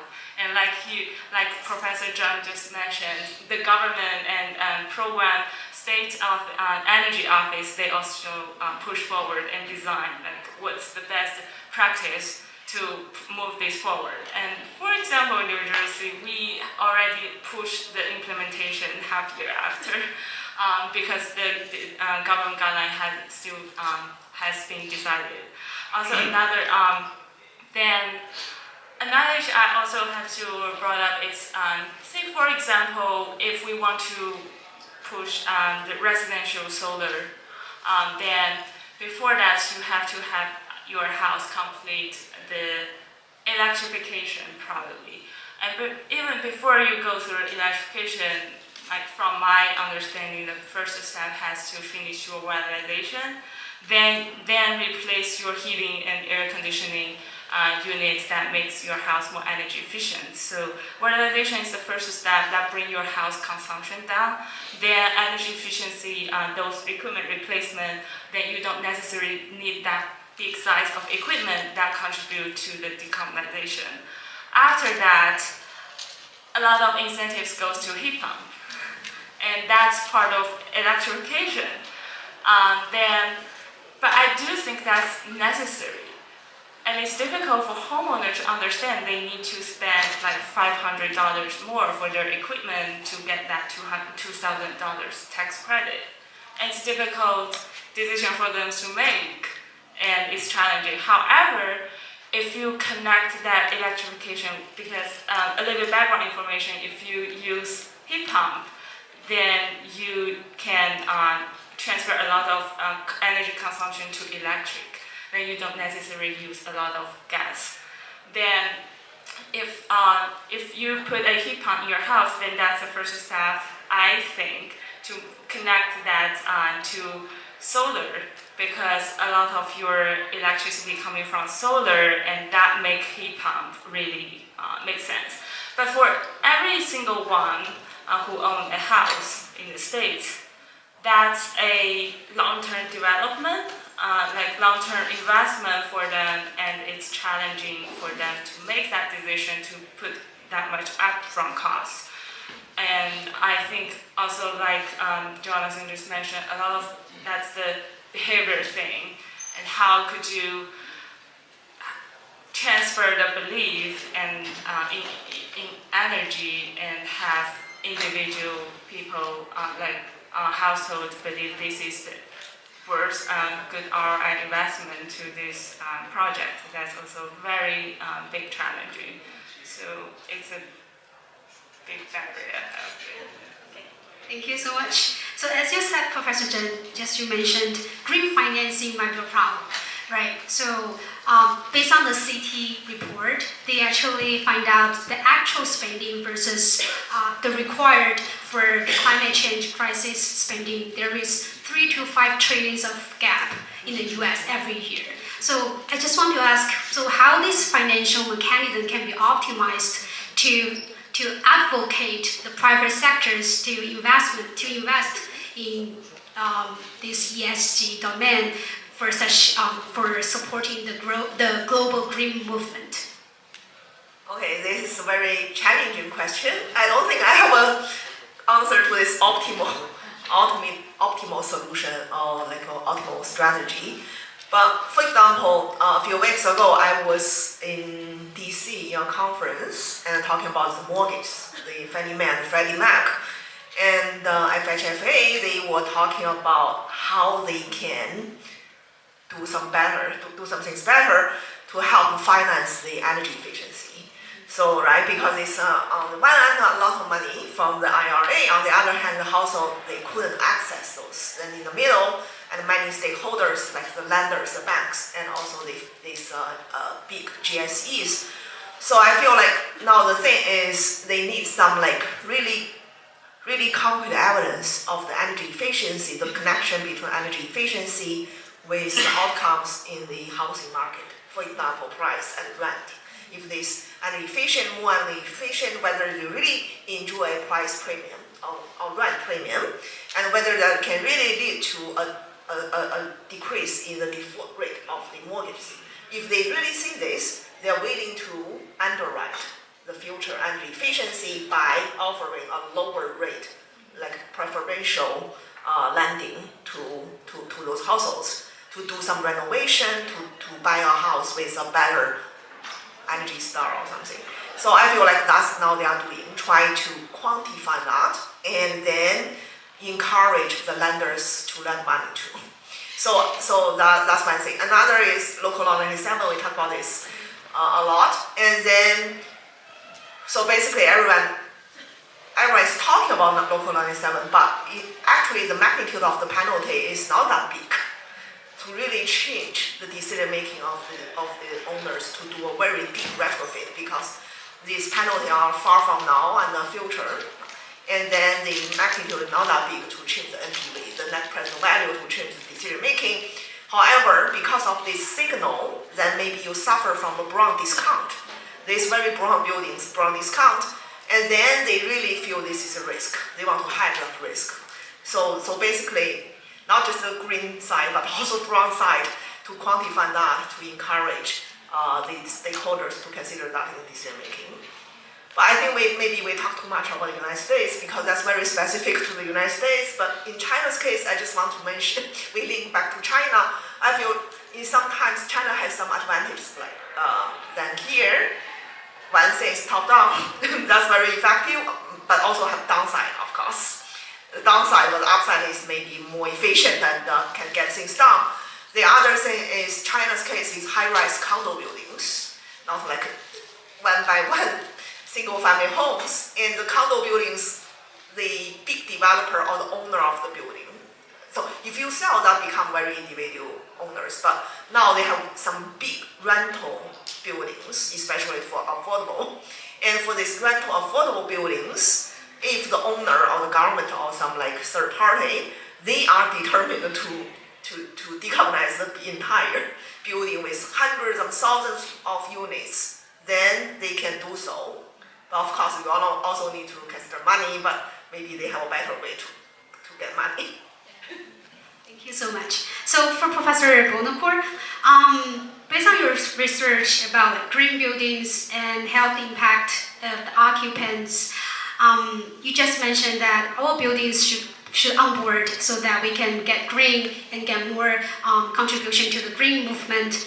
Then sometimes if we want to improve the indoor thermal comfort while also reducing the energy for the building might be a conflicting objects.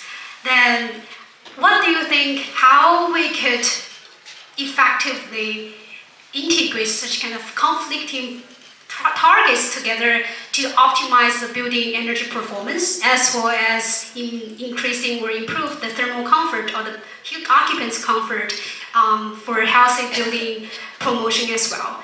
And what kind of steps we should take over progressively to ensure that all the buildings can go on board? Because in the US, there is so many old buildings that needs really deep energy retrofit. So what might be a good steps we can take over? Yeah, Thank you so much. That's a big question. So at first I think efficiency is key no matter what. And I think with any of this, thinking about retrofits, thinking about new buildings, the more efficient of a technology you can put into place, the better. Both for your personal carbon emissions and for the broader energy system that you're connected to. And I think the occupants are gonna do whatever it is that they're gonna do in terms of managing things to make sure that they're comfortable. So I think really getting to that efficiency is key. And I think for the question of the older buildings, especially in this country, there's a lot of buildings that were built close to 100 years ago that all need to be kind of dramatically retrofit. There's a pretty big barrier here for kind of switching over from gas systems to heat pumps again, is that with a lot of these older buildings, just the electrical systems in these buildings cannot handle the extra load of a heat pump. So there's a lot of work to be done, just retrofitting these homes with old wiring, replacing usually the electrical panel, so that the home can take the load of running a heat pump, eventually probably getting an EV as well, and then all the other appliances that are in there. And I think this is a really big challenge for, certainly new buildings can do it, but for all the old buildings that we have, we should hopefully keep because of all that embodied carbon emissions. I think that's a really important way to go. And I think this is also extremely important for, again, the electrical system as well, especially because just simple fact of the matter is that natural gas is a fossil fuel. In order to be really net zero, we have to stop using natural gas within the next 50 years or so, especially in buildings. The best and only way I've seen so far is to use heat pumps again. But I've done some research that has shown, again, here efficiency really is key, because if I was to snap my fingers and wave my magic wand and electrify every single building in the United States, you're basically asking the electrical grid to do all the work that the gas system was doing. And if you do it with some really inefficient technologies, you can double or triple the electrical load that the grid has to handle overnight, which it just can't. But with more efficient technologies that are out there, you can kind of really modestly, again, with the more efficient technologies out there, they'll have a modest draw on the electrical system, which is a lot more feasible for the electrical grid to meet with renewables. Because again, from a carbon standpoint, if you're powering your heat pump with a natural gas power plant that's still emitting everything, you're maybe not necessarily having gains for either the climate or for public health. Thank you so much. So for Yuna, I think you involved in lots of residential projects to help them retrofit the buildings and make the building to be more energy efficient. So what do you think about the social engagements? How can we promote or encourage people to join such kind of global green movement more proactively? I think a lot of this coming from the incentives the government give out, and from the federal level, also from the state level, and how each state implements that. Every state implement differently, and my knowledge, my background, I can give an example of New Jersey to implement that, and I can see that Actually, in very close future, we can see the electrification. Well, the first time last year when IRA come out, our company haven't figured out what could be the best strategy. But so far, we have a little bit clear idea. Seems like, for me, I'm pretty positive about electrification and renewable energy. That from marketing implementation point, it is doable and achievable in the near future. So I think, well, in New Jersey, the government give, not government, state energy office, which is our Board of Public Utility, it require our utility company, Pacific Bay, mandatory provide 15,000 on-bill repayment, which is 0% financing for up to 10 years, plus 5,000 rebate, help them to move forward with their energy efficiency upgrade. Under the Home Performance with Energy Star program, that program using whole house approach, which the important measure will be health and safety, also energy consumption. Then I've heard they are working on that and increase that incentive, and that could be something that can move forward for homeowners to implement those. Another thing I just mentioned, we have something we all mentioned, the heat pump. That's important part of electrification. Then, like Jonathan just mentioned, then electricity usage will be tremendously increased. Then the only solution, and that's the goal of current New Jersey government, is utilize those replaced by solar or wind, and I think solar will take the biggest part. Then with that, if you're like I would say, if you are the household and you implement with those heat pump and still move forward with your house energy efficiency retrofit, you will very likely have much higher electricity bill on your utility account. Then what should they do?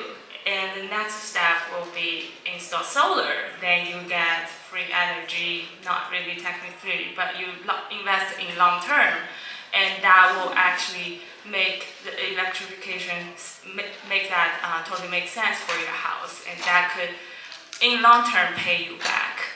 And with currently huge incentive in heat pump electrification, and the state also the utility company, each state, especially like the states you mentioned, I would say some. It's a little bit depends the blue state and red state. But if they have different strategy to move this energy efficiency forward. But I would say aggressive states like Massachusetts, New York, California, New Jersey, with those huge incentives, and I think there is a solution I can see in near future that's doable and makes electrification move forward. However, a lot of funding goes to lower moderate income. That's a big challenge, I think, because to achieve electrification, you have to solve a lot of issues in their house first. Then that leads a lot of health and safety issue and indoor air quality issue coming from the combustion and carbon dioxide emission in their house. And that's a huge challenge, and a lot of incentive goes to that portion. And that's a big topic. I think every one has to do some research and figure it out. Thank you so much. So I will have one more open questions for all the panelists. They will open to the audience. So climate change poses significant challenges to the urban areas. Based on your research area, what are the most pressing issues that city needs to address to mitigate the effect of climate change, and how the green buildings can play a role in this? This is very, very big and broad question. Since we are talking about built environment, we are still talking about the buildings. So my thought is both the mitigation and adaptation, as I mentioned. now it's a lot of effort we talk about building decarbonization, right? And then I feel like also need to pay some attention to this resilience, the climate resilient housing and the buildings. Of course, because it's not just a coastal area, but also wildfire and river flooding and all the things, extreme heat. So I feel like this now is also a lot of challenge here.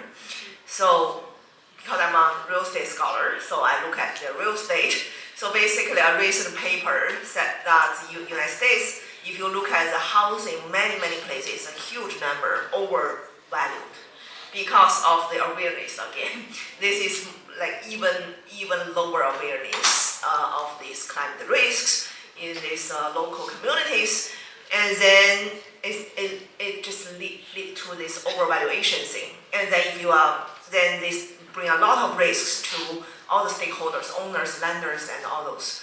So, and then another thing is basically how to incentivize. It's similar to how to incentivize household to install heat pump or to do those investment. How to incentivize a household or the firms, they invest in some resilience to improve the resilience of the homes. For example, you elevate your homes and you do some better things, and so that you can later reduce your exposure to the risk and the future damage. And now I feel like in this way, the policy even weaker. I mean, the policy design and the market still weaker, especially for the insurance, also in a very messy situation. And here, it's not correctly pricing the risk into the insurance, cannot send a signal to the investors. So I feel like now I'm looking at the resilience side and how we can better incentivize and build a more efficient and effective way to improve the resilience to the risks. I would just add a little bit on Professor Jones' words. I think some people say they suggest in our industry there's a score called home energy score, and that's a scoring system just like when you buy, it ranges from 1 to 10, and that rate how efficient of your house is. And some people suggest to make that required in your real estate profile.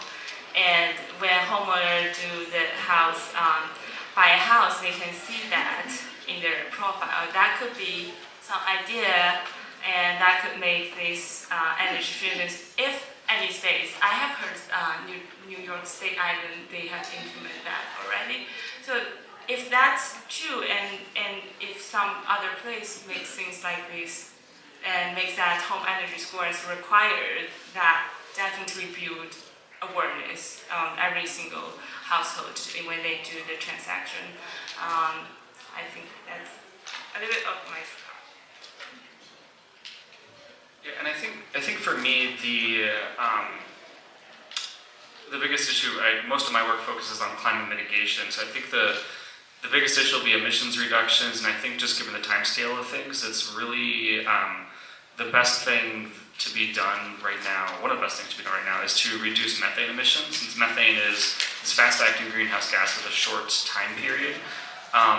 And again, sort of what I was talking about before is just individual building owners on their own, like, it's just not enough in terms of scale. In order to scale up, the best way to do that is to actually look a step up and work with city governments, work with utility companies and those kinds of groups to just get off gas.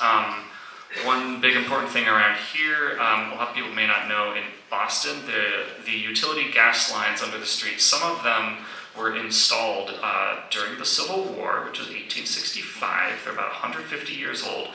They're still in service. They leak a lot. And when they're leaking natural gas, that's like 95% methane. So a big thing, again, a building owner can't do this. It's up to the city, it's up to the utility, is to fix those leaks. And one thing with that is, again, if we're going to actually decarbonize, we can't decarbonize by just fixing the leak, because if you replace the pipe, it has a financial lifetime of like decades, which we don't have to mitigate climate change. So I think one of the best things that cities can do, and I'm really happy to say that Boston is doing it, is just wholesale scaling up kind of just efforts to mitigate greenhouse gas emissions. And one of the things that they're doing, there's a district going up outside of Franklin Park Zoo called Franklin Field, where they're just replacing the gas network entirely and replacing that with a networked geothermal system. So there's going to be ambient temperature water piped underground, just like gas used to be. All the homes in that district will get ground source heat pumps using the water as a thermal exchange medium.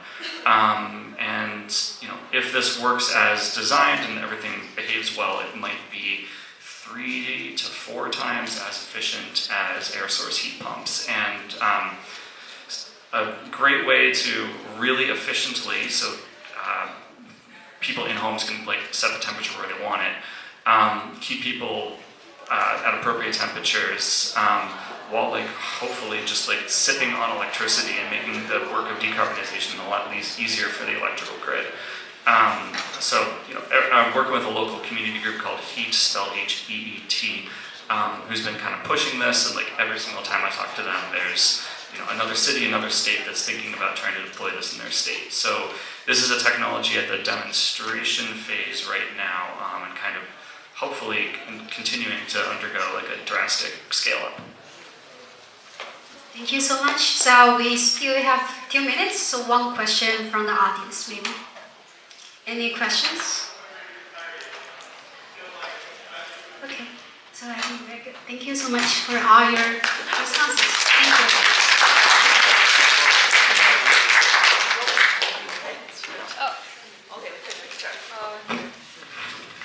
Thank you, panelists. We'll take a 10-minute break. Our next panel is Globalization and Renewable Enterprises.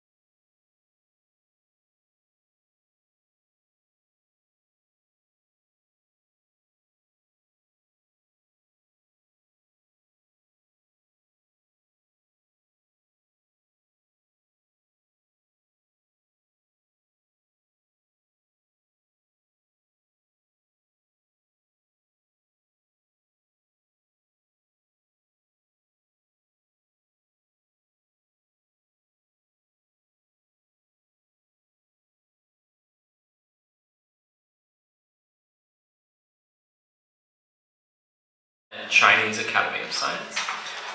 Shen Wang, Senior Research Fellow, Green Development Institute. Joe Li, EV.com founder and CEO, as well as Sufang Zheng, Professor, Economics and Management, North China Electric Power University. Here we go, let's do this. Okay, Jerry told that almost everyone here is Chinese, so he suggests that we can just speak in Chinese. Sorry about you, and I don't know whether have another one not Chinese. Okay, we have technical stuff. So we're just going to use this machine. Okay, great. Translation and.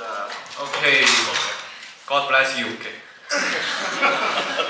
好，非常高兴啊！这是今天最后一个分论坛，然后我突然感觉我手里好像掌握了权力，因为那个大家什么时候能吃饭就靠我们了。然后呢，很高兴今天原本就是这个也比较波折，本来是有几个人，然后结果我们现在这个 session 呢，现在是人最多的，所以呢就让这个50分钟之内结束呢，又增加了难度。对，然后我们这分论坛的题目是讨论新能源企业的全球化啊，然后这是我觉得是一个很热的一个话题，然后呢，我们知道新能源可以说是在能源转型中可以说是这么一个MVP 了，对吧？然后呢，去年的 COP28，然后也提出来了这种全球可再生能源到2030年翻3倍啊这样一个目标。这个目标我理解呢，它既是机遇，也是挑战。它意味着说，在之后的几年里面，到2030年之前的几年呢，每年的全球新增可再生能源装机量要超过1000吉瓦，1000吉瓦，这是个很大的一个数字啊。然后呢，这个我为什么说又是机遇又是挑战呢？因为对于有些国家在新能源领域其实走的是靠前的啊，但是我们同时也要看到，其实很多国家的能源转型。可能刚刚开始，甚至是还没有开始，所以呢，所以就面临着这样一个缺口，新能源企业的这种国际化实际上是一个必然的趋势、必然的选择，但是这个新能源的这种国际化，它并不是说一个很简单的事情，它在过程中会面临着很多挑战。我们今天呢，就是重点讨论这个问题，然后也希望通过各位讨论，然后能够提出来一些初步的解决方案。然后刚才我的主持人已经介绍了这个各位的这个 panel， 然后我也不想深入介绍各位，然后呢，我提前准备了几个问题其实说英语还有点压力，你看这里边写了好多英语，现在突然变成中文了，我很高兴然后我准备了几个问题，但是因为时间有限，我可能会压缩一下。然后首先呢，一个很简单的问题，我想各位简单介绍一下自己做的工作，然后呢，就是哪些你们做的工作让你觉得充满了热情，然后也觉得很有意思，然后可能很简单，1分钟或者2分钟来介绍一下，好不好？对，要不然从Dr. Wang 开始。好，谢谢主持人啊。那我们就1分钟就介绍一下自己的这个从业经历和做的一些事情我叫汪申，现在是在绿色发展研究院的高级研究员然后我们主要是以做绿色金融、智库和能源转型为主的这样的一个业务。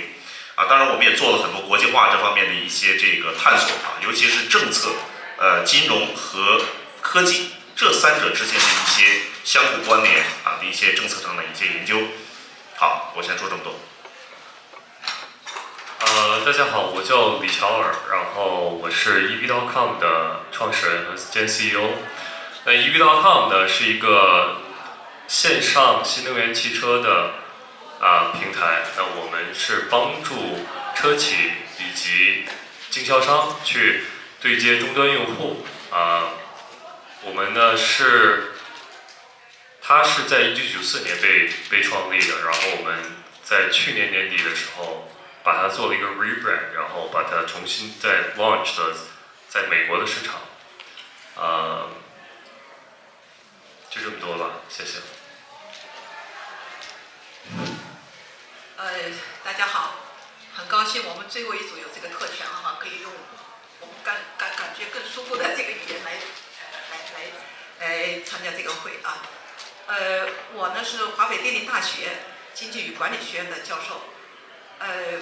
刚才 break 的时候，很多学生来问我，很感兴趣啊，就问一下一些，就是说怎么进入这个领域啊，很多东西。然后呢，我实际上我的 background 最早的时候是 international business， 20年前啊，然后很偶然的机会进入了这个能源领域，因为我是华北电力大学的，有这个特殊的原因啊。所以其实这个主题 globalization of international 那个 renewable energy enterprises 挺适合我的两个 mix 的这个背景。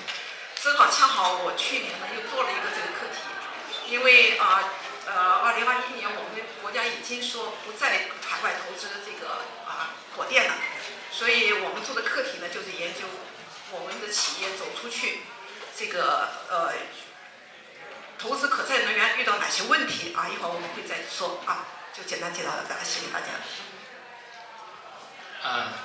我叫李炳熙，目前呢是在隆基绿能负责美洲区的业务，从那个北美跟拉美，其实今天上午呢我也做了一个这个 opening speech， 介绍了很多隆基的情况，我尝试从一个不一样的角度简单讲一下，我们是全球最大的太阳能和绿氢的科技和制造企业，那从我们2012年上市以来的话呢，我们做的这个 silicon vapor， 因为我们是垂直整合，我们做 vapor cell 和 module。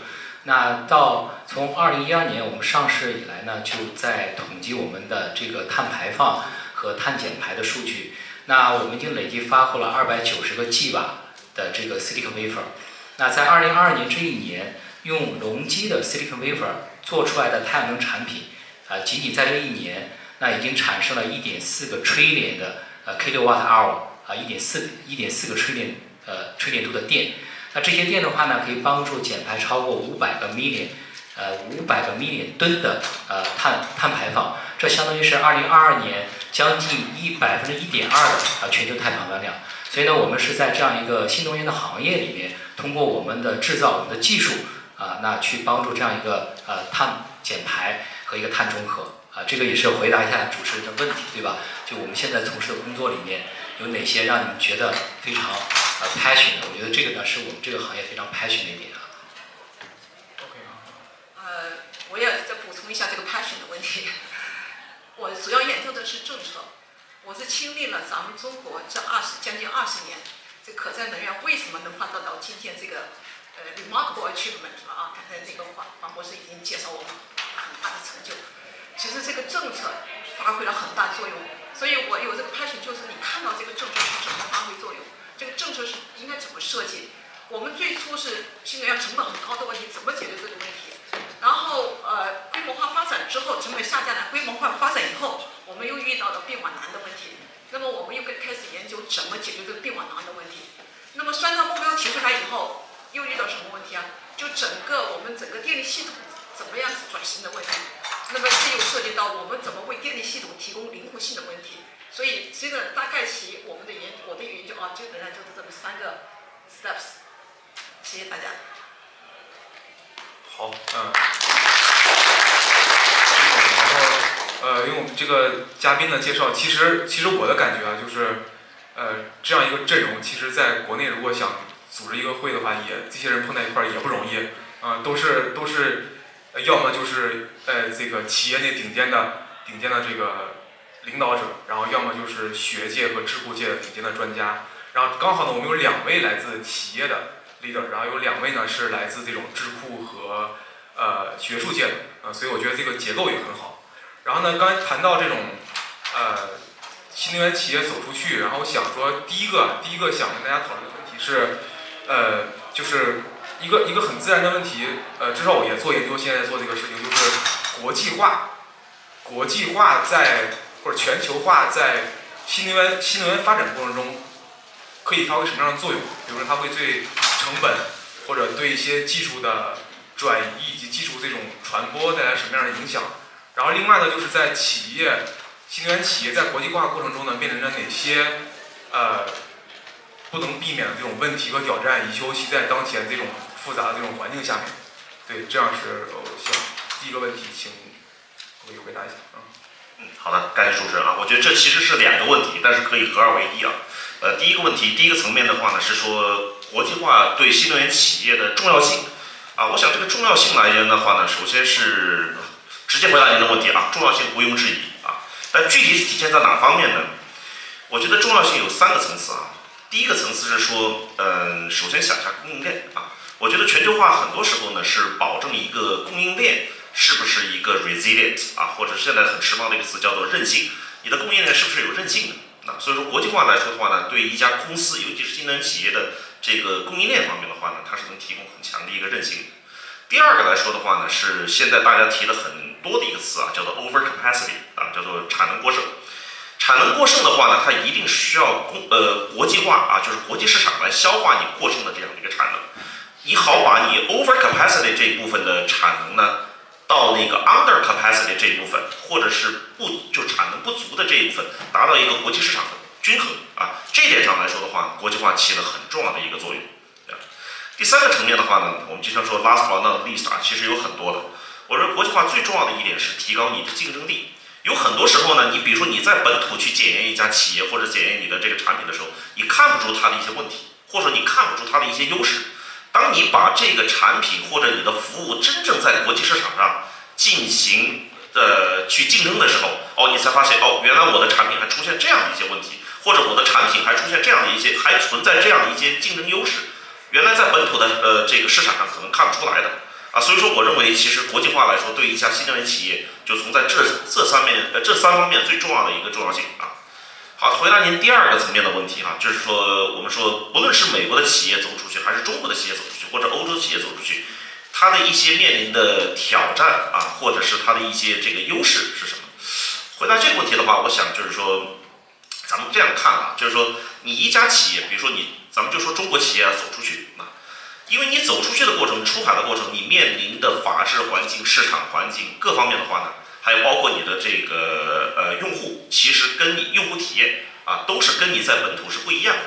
所以说你这个时候必须要什么呢？就是国内有一句话，我们经常做政策研究叫因地制宜发展新质生产力。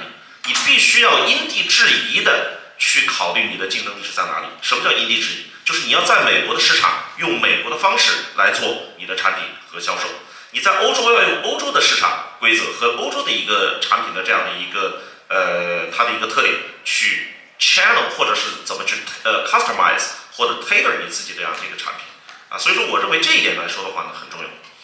第2个来说的话呢，就是说面临的挑战很重要的一点就是说你是不是理解这个国家，就是你出海的国家它的一些政策比如说你一家企业到美国来的话呢，如果你不了解 IRA， 那我觉得其实就是两眼一抹瞎IRA 可能是在过去的这几年之内尤其是疫情结束以后，我认为在美国出台最重要的一个跟新能源相关的一个政策当然跟这个 Inflation Reduction Act 配套的，它还有一个叫做 Bipartisan Infrastructure Law就是如果你一家企业到美国来不了解 IRA， 不了解这个 Bipartisan Infrastructure Law 的话呢，其实你就是两眼一抹黑同样的话呢，如果是一家国外的企业，你要进入中国的话呢，你不了解中国的什么叫1+N， 那可能你也是一两眼一抹黑所以说呢，就是说你对当地的一些政策的了解是极其关键的。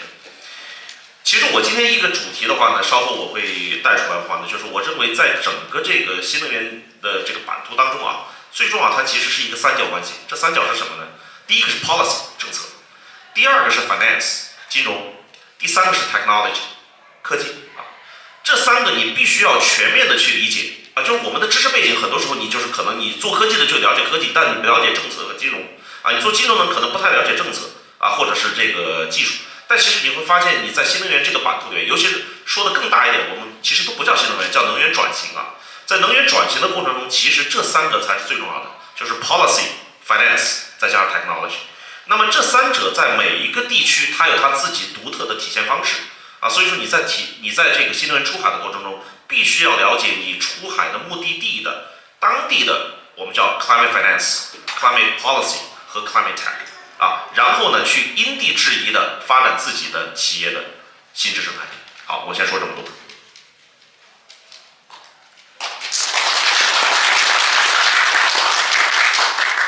刚刚顾总这个提到了 IRA Inflation Reduction Act， 那我就对这个 EV 行业，对这个 IRA 的一些 policy， 然后我想给一些 comment。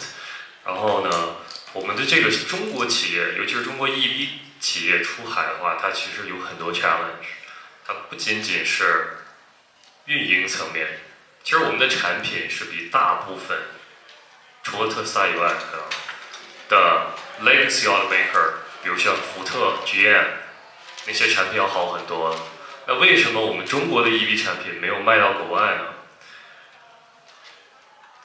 IRA from Biden administration， 我们有7500块美金的一个补贴，针对新能源汽车。但是如果你的电池原料50%以上来自中国或者北美以外的国家的话，你是不可以符合这个的。所以它名字叫 Inflation Reduction Act， 但是由于这里面对中国的限制，那让它其实是一个，它没有去起到一个降 inflation 作用。那现在我们这个 EV adoption，the reason why 就是我want to be in the very forefront of the EV industry is because I think electric vehicle is the very start towards a sustainable future. Okay, what is a sustainable future? In my opinion, I think individual households should have their own sustainable energy source by installing solar panels. How do we do that? It makes a lot of sense to install solar panels when you are an EV owner because 90% of the charging is being done at home. So accelerating EV adoption is actually the key towards accelerating a sustainable future, right? But the key hurdle that is slowing down the EV adoption in North America is about affordability. The price is too high, right? We have a portion of people who are environmental conscious. They want to pay a premium to get an electric car to contribute to a sustainable future. But majority of the population, they don't want to pay extra to have like a green car, right? So we already have affordable EVs in China. So from Xiaomi, from NIO, from Li Auto. All we need to do is just export them to the US market, right? But the US government is not allowing that. So I think the entire industry is very politicized.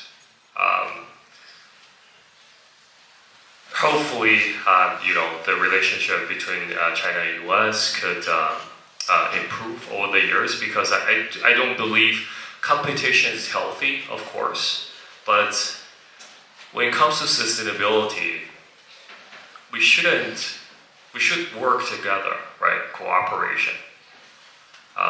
That's my comment on this. Thank you.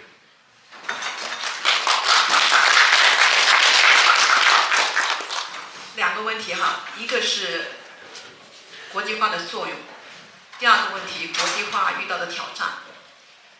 国际化的作用，我要从我的科研经历来谈。刚才我提到了咱们国家，包括黄博士早上讲的哈，就是我们国家可再生能源发展到今天啊 ，number one， 包括 manufacturing， 包括这个 capacity 啊，什么原因？背后的故事其实跟国际化有很大的关系。为什么这么说呢？我们的新能源发展，可再生能源法起了一个很关键的作用。这可再生能源法是怎么立的？其实也得益于我们从国外学习，包括欧洲的德国、丹麦等等，有跟我们国家政府之间很多的合作，也包括一些国际NGO， 包括美国能源基金会给我们做课题，都有这个作用啊，我们就立了这么一个非常好的法。这个法的核心内容，一个就是全貌收购啊，当然现在全貌收购有一些调整啊。第二个作用就是固定上网电价。你们站在投资者的角度来说，全额收购意味着你的产品是报销的，固定上网电价意味着你的价格是有保证的，因此的话，就使得大量的投资者进入这个领域。所以为什么的 capacity 啊 installed capacity 那么 remarkable achievement 啊，这个原因，这个得益于国际合作。国际合作的另外一方面，现在我们国家13年开始"一带一路"海外投资，这也是中国开始要输出去。我们也在帮助带入国家能力建设，啊，包括我们自己在这个20多年当中遇到一个并网的问题，我们也是一步一步的解决。那么现在我们在海外投资也遇到这个问题，当地的 host country 东道国，他们也遇到这个并网的问题，这也就涉及到刚才说的遇到的困难啊。所以我说的说国际化的问题非常重要，作为我们新能源这个领域啊，就是我们可以还有技术上的这种交流，包括我们风电、清风科技怎么发展起来的，对吧？这个你们做这个还有光伏的这种技术的发展，也是得益于我们的国际交流。所以我刚才讲到的国际交流是2个方面啊，一个是技术方面，还有一个就是能力建设方面啊。也是还有2个方面，就是一个我们从先进国家学习，另外我们也在帮助其他的 developing country 来建设它的能力啊，就是这2个维度。这是讲的第一个问题，这个 role 我用这个实例来讲啊。第二个讲的是遇到的问题，这也是我去年做完这个课题深有体会，因为我们当时的课题是做什么呢？主要是我们电力央企，他们现在在出去投资，问我们做了很多的访谈。遇到什么问题？这个问题呢，就是刚才林明已经讲到这些很多问题，我就举几个实例来讲的。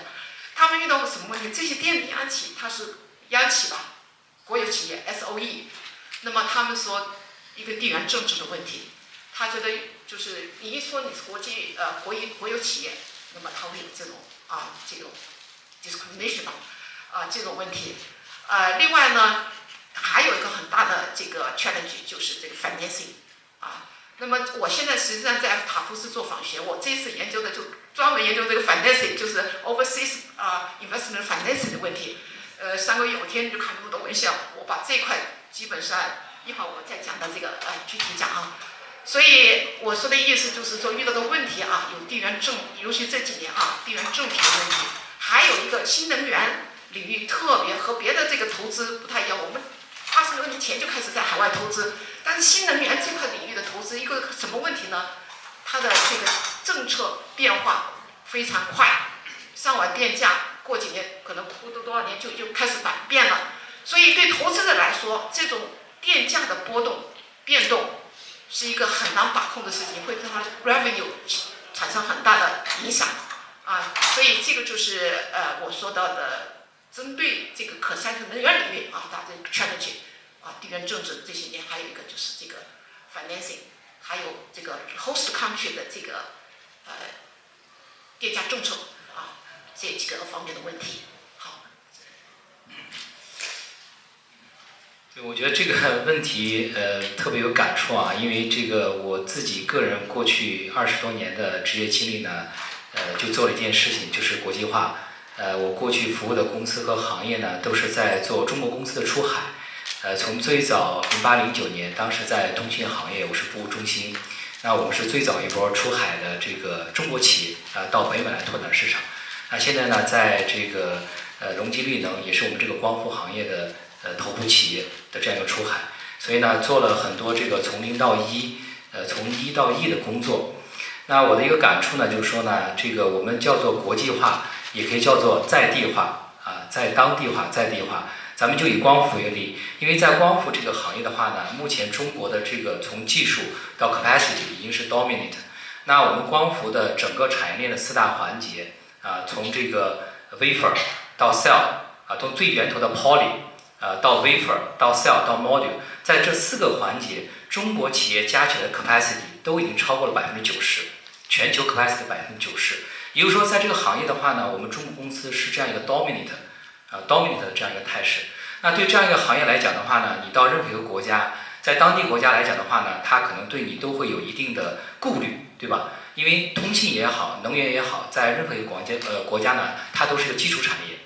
那同时的话呢，对光伏这个行业，对中国公司来讲，我们有这样一个全球 dominant 的这样一个 capacity， 我认为呢，光伏企业也有这样一个责任要走出去，把这个 capacity 的话呢，在当地去落地，去在地化，跟当地的这个民生经济去结合，你中有我，我中有你。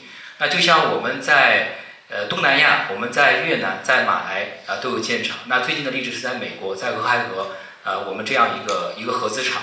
那在满产的时候呢，我们要雇1400名工人。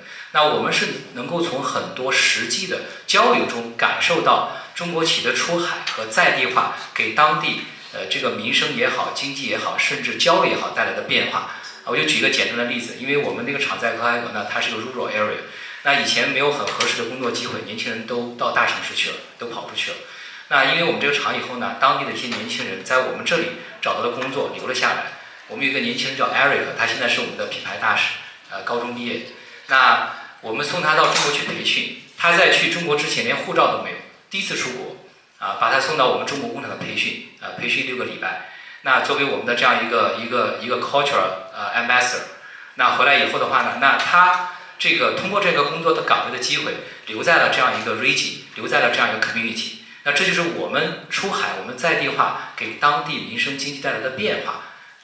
所以呢，这是我讲的一个，就是我们讲国际化也好，其实它更多是个在地化，尤其是对于光伏企业这样，我们在全球已经是 dominant capacity， 我们应该是光伏企业应该是承担起这样一个责任，把这个 capacity 的话呢去迁到当地。那这是关于这个国际化。那关于挑战的话呢，主要还是在政策这边，这个我非常同意，因为这个行业的话呢，政策的变化对这个行业的发展影响是非常大的。从当年的这个欧洲的这个双反，对吧？到后来现在这个AD/CVD 的这样一些关税政策，它随时会改变你的这个产能的布局、业务的规划。那就拿这个 IRA 来讲，对吧？我们在这个 ITC 之外的话呢，我们其实是有3个 adder，在这之外，我们还有3个 adder， 10%的 adder。你如果建在这个高碳的地区，之前这里是，比方说是 mining 的 coral mining， 对吧？你可以有10%的 adder。那如果你在 rural 的 low carbon 地区有10%的 adder。那如果你是有 DC 的 module，DC domestic contents， 你的产品有超过40%的美国成分，你还能拿10%的 adder。所有的加起来以后的话，你能拿将近60%到70%的补贴。那这样一些补贴的政策，对吧？它都会影响到作为一个企业来讲，在做这个投产出比，在做经济模型时候的一个投资的决策。而这些政策的变化呢，也会随时会影响到那么光伏企业在当地国际化是否能够生存，是否能够有竞争力。所以呢，这个我是非常同意，在这样一个行业，其实政策对我们的影响是非常大的。而我们这个行业呢，也特别强调这个政策的一个洞察。好，特别感谢各位专家从不同角度做的分享啊。然后下面呢，我想其实就围绕刚才各位专家讲的，我想再深入问一下。首先我想问一下 Joe， 然后其实我本来是昨天晚上特意查了您的简历哈，然后看了一下您企业，然后包括你过往的经历。但是我其实在这之前，我有另外一个问题，就是您刚才讲到就是EV 的这种国际合作的挑战，然后我想让你简单判断一下，就是这方面中国的车有没有可能卖到美国？对，这是第一个。然后后面的话，我想再进入到就是您自己那个企业的问题。对，行。我觉得美国的话，短期来讲还是比较困难的。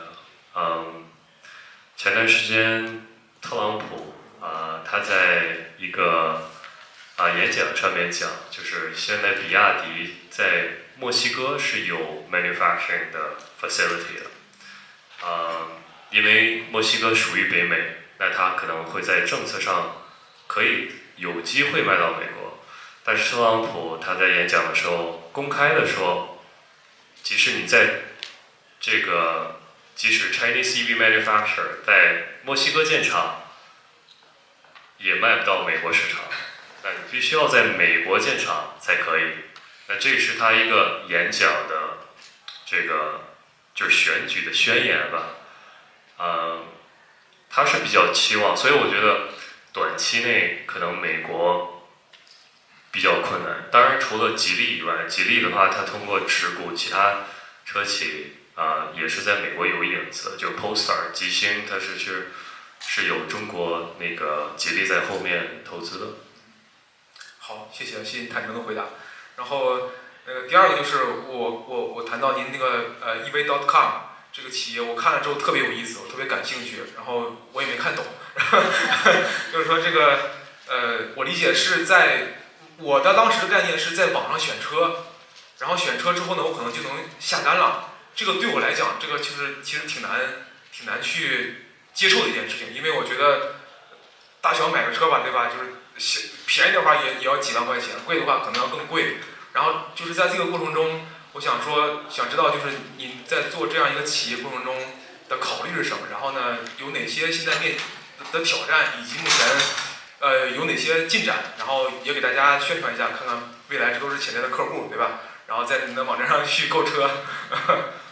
我们呢没有自己的就是库存，我们是完全通过科技提供一个平台，然后与经销商和汽车厂商深度合作，把他们的产品集合到一整个平台上面。其实，在疫情之后，在疫情的时候，美国的很多车企它都有了一个这个 digitalization， 也就是说，因为当时大家不能出门，所以它 invest 很多这个 online digital retailing 的 experience 在里边。所以在疫情之后呢，这个持续下来了。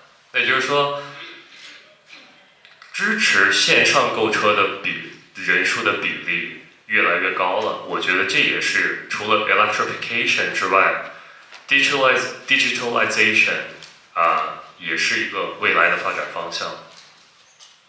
谢谢。然后下面我想问一下张老师，因为我有机会很有幸跟张老师在这边有一些交流机会，然后呢，我也知道张老师做了一些什么样的研究，其中有一项研究很感兴趣，我也没搞明白，就是关于讲到这种新能源企业国际化过程中，然后它这种金融可以发挥什么样的作用。然后因为其实我知道在最开始出海的时候，实际上很多新能源企业面临着融资的困难和挑战。然后呢，那现在可能有一些改善，但是我还是想听听说，就是金融或者绿色金融可以在里边发挥什么样的作用？然后呢，以及说出海过程中哪些融资模式是更加可行的，然后更加能够帮助有利于这种新能源企业的国际化。非常好。我特别开心要分享给大家啊。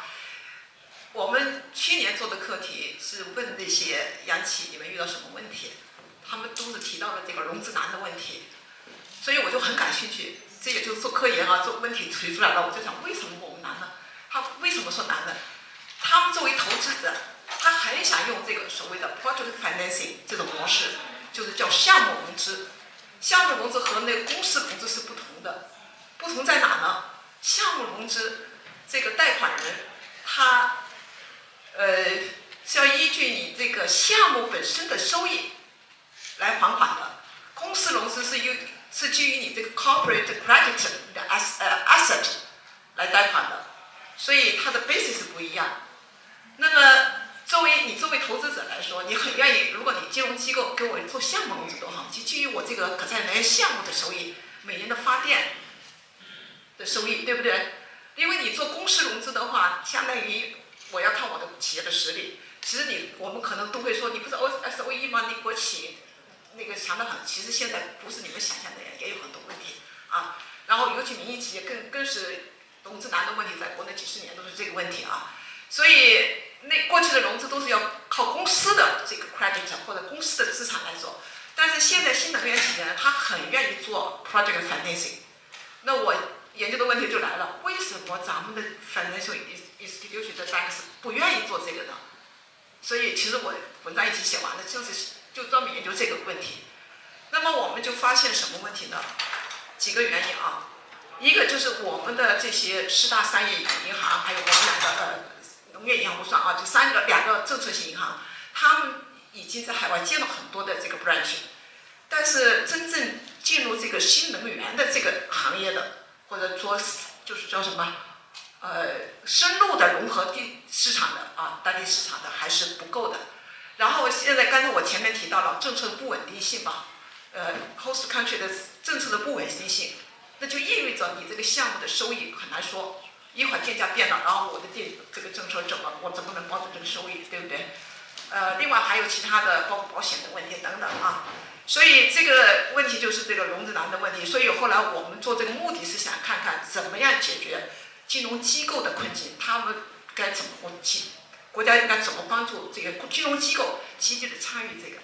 其实这些年中国的金融机构搞瑞士金融做的非常大的这个很好，但是我是感觉到这些绿色金融政策怎么用在这个国际化这块还是没考虑到啊。举个简单的例子，我们国家对人民银行，你给商业银行有那个低的这个贷款利率，然后你商业银行就可以给所谓的绿色项目比较好的贷款利率，但是这种政策没有放到这个国际化的这个绿色投资项目上来，所以实际上就是 incentive 的问题，怎么样让这个金融机构有意愿？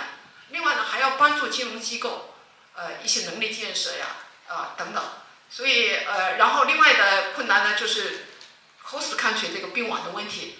那么这就需要我们国家就政府层面，现在我们不只是说解决我们国内的问题，我们还要去看怎么样子帮助当地的国家来解决这种并网的问题。正好我们国家20多年已经有很丰富的 experience， 也有 lessons， 那么怎么样子去做这个事情？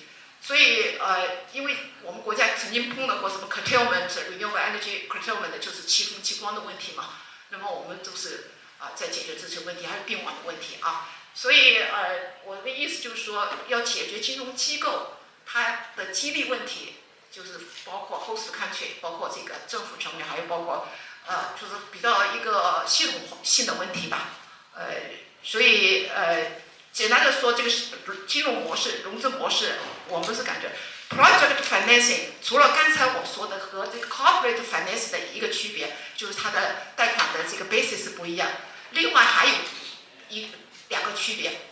第一个呢，这个 project financing 呢，它其实 involve a lot of stakeholders。这样的话呢 ，risk 就是这个风险可以有很多 stakeholder 来承担。另外一个很大的特点，因为我们可再生能源项目为什么适合做这个项目融资呢？因为它是一个10年、20年的收益的，20年的收益就是一个长期的，对吧？我们如果做公司融资就5年、8年，所谓的长期贷款。但是你用这个项目融资的话，你就根据这个长期的这种就是你那个repayment 可以由这个收益来决定啊。所以刚才讲的就是这个 risk 是 stakeholder 来 share， 然后加的这个就是这个 cost 可以 spread over the 就是这个lifetime 所以其实项目融资为什么投资者那么欢迎？就是因为它项目这可再生能源它的特点，它是 upfront cost 很大，然后之后就没有什么这种投资了，基本上就是长期的一个收益。所以我觉得一个方面就是我们的金融机构呢，因为这个毕竟是新的，他们也没有很多经验，所以需要去积累经验。另外一个国家也怎么样推动金融机构，给他一些 incentive， 然后包括也同时怎么样子帮助 host country 解决它的一些挑战的问题。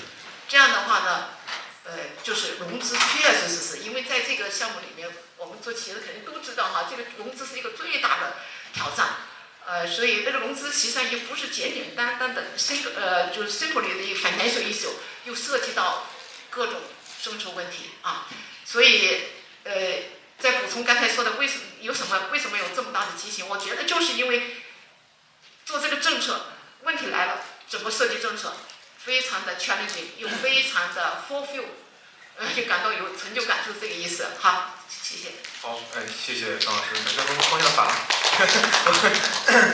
那个我稍微补充一下老师这个观点就是给大家解释一下，就是为什么光伏和光伏电站它天然有这种金融的属性，以及那个 finance 在我们这个行业这么重要。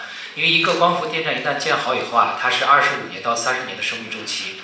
而它的每年的发电量呢是可以稳定预期的，因为根据你的光照条件、你的纬度，一个电站建好以后，它每年的发电量是可以预期的，也就是说它的收益是可以预期的。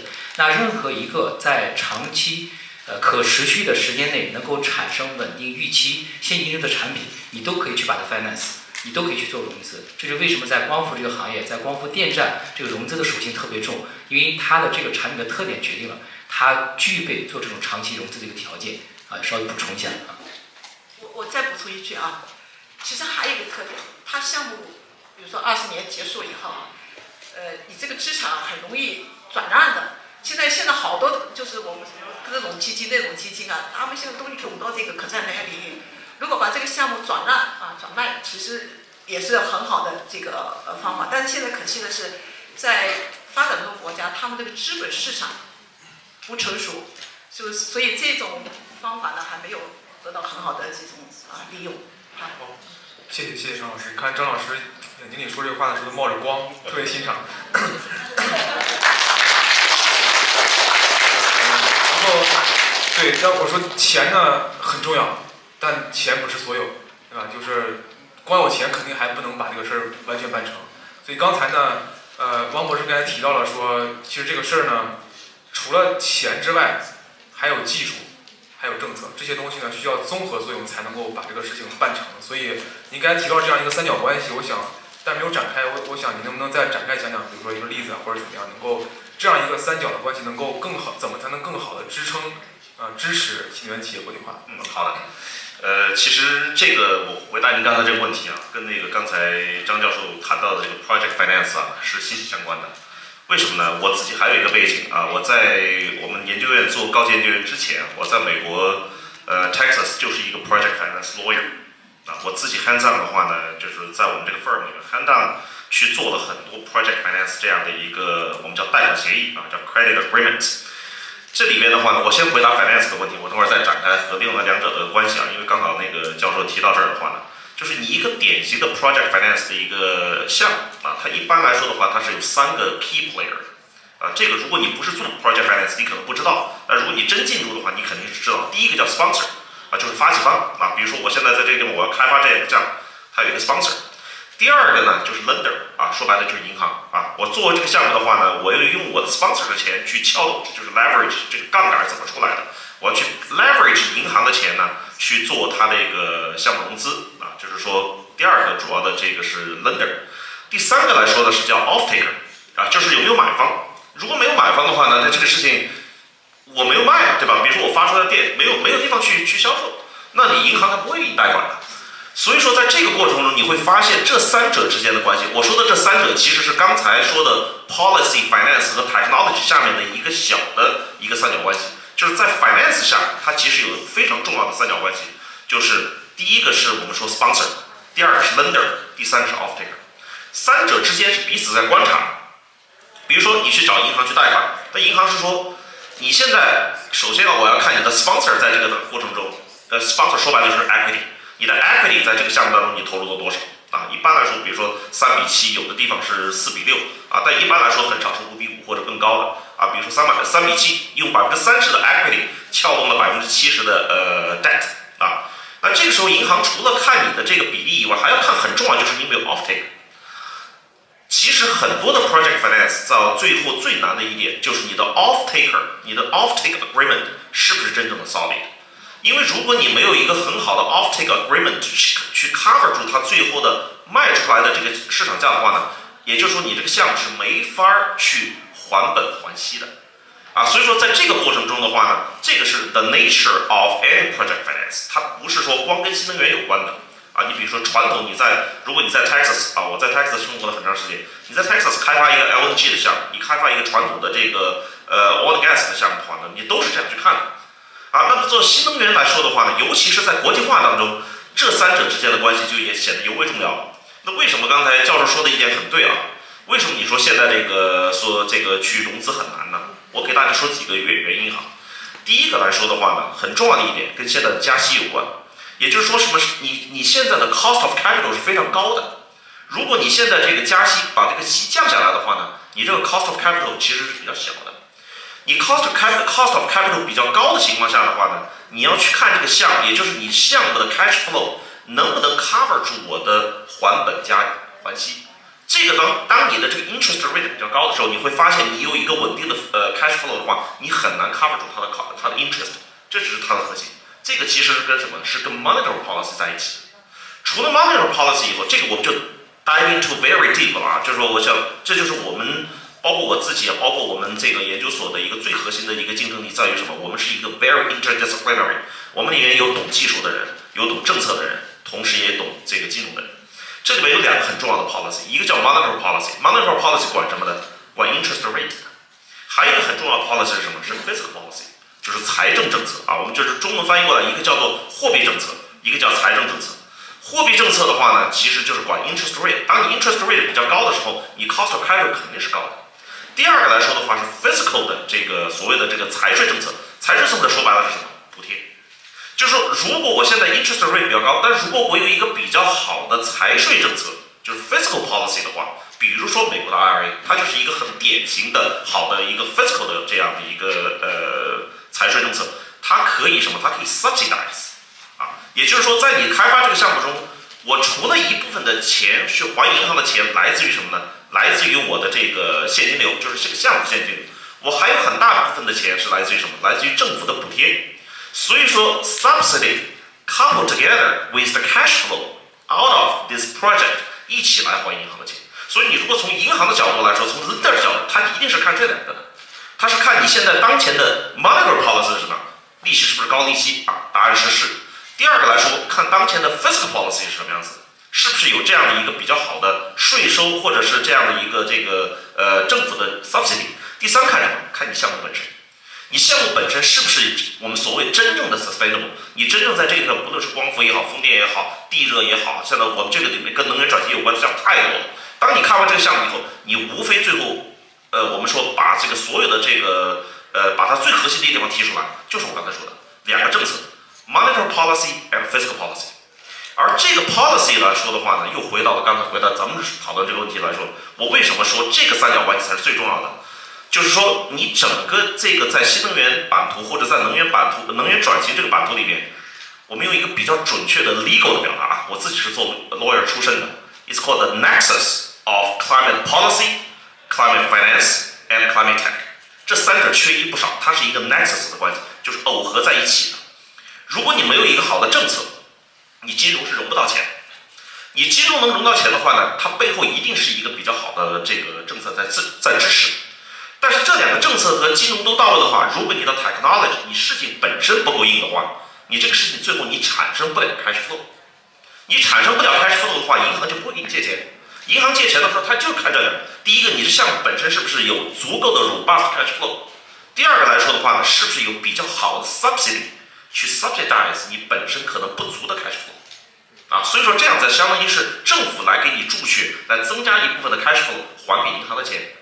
这就是这个里面最重要的地方。所以为什么说，就是说，如果你要真正把这个所谓的 climate change 或者我们叫做 climate world 搞清楚的话呢，这三者一定要了如指掌。而且这三者在每一个地方，在中国也好，在美国也好，在欧洲也好，它都有它非常强的所谓的 local content， 就是它的本地化特色。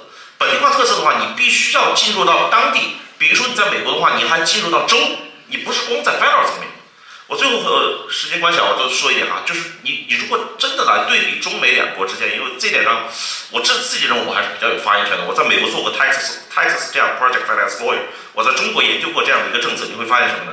美国的执行啊，它不是一个 top down version， 中国的政策执行它是 top down， 上面定好了，一家人下面马上从中央到地方执行下去就是了。美国不是的，因为美国的 the relationship between the federal government and state government is different。它是一个什么？它是一个 middle out， 啊，你仔细体会下这个用词啊 ，lawyer 的用词一般都是非常准确的，叫 middle out。它是有上面的一个 federal 的层面的政策出来以后呢，但是在执行层面，它是一个从中间向两边外出的。也就是说，我从 state 来，我有一个 state sovereignty， 我这个 state 可以听 government， 可以听 federal government， 也可以不听的。所以说我有一个这样的所谓的 middle out， 可以往上有一个相当于是提出一些法律。最典型，你 go to Texas， 你 go to California 这样的大州。我必须打扰你一下，否则的话得把那个晚吃饭的帽子扣在你头上，你知道吗？没问题。好，我其实已经说的差不多了，就是说，其实这三者的话呢，跟我们刚才聊的这个话题是息息相关。因为我为什么多说点？因为这个里边是非常 technical 的。这个 technical 如果你不了解 policy， 不了解 finance， 不了解 technology， 你单独只了解其中一个的话 ，you make problems。你必须 synchronize， 也就是说你必须 scale up your toolkit 和你对这件事情的认识，你才能真正去了解这个背后的本质。好，我就说这么多。感谢，不好意思。时间，但是我还有一个问题想问一下，Fred 总，就是您之前在上午其实您做过那个主旨的发言，然后里面其实提到了隆基的科学探倡议，就是提到了科学探倡，就是那个 SBTI 还是 TBI 这个对，然后里面就是我想进一步了解一下隆基这个倡议里面提的目标啊，然后包括跟整个咱们中国的目标是怎么结合起来的。然后对，这是我想进一步了解，因为还有其他问题，但是我觉得时间不够了啊。中国的目标呢，今天早上呢，那个老师讲到一个，就是中国的碳达峰跟那个碳周壳，我觉得这里面呢，可能有一些信息或者是这个一个 story 要给大家讲一下，但是我觉得他这个，我有点担心他这个翻译的不是很准啊 ，so I will try to deliver the story in English. So let's take one step back to see the big picture. And refresh our memory.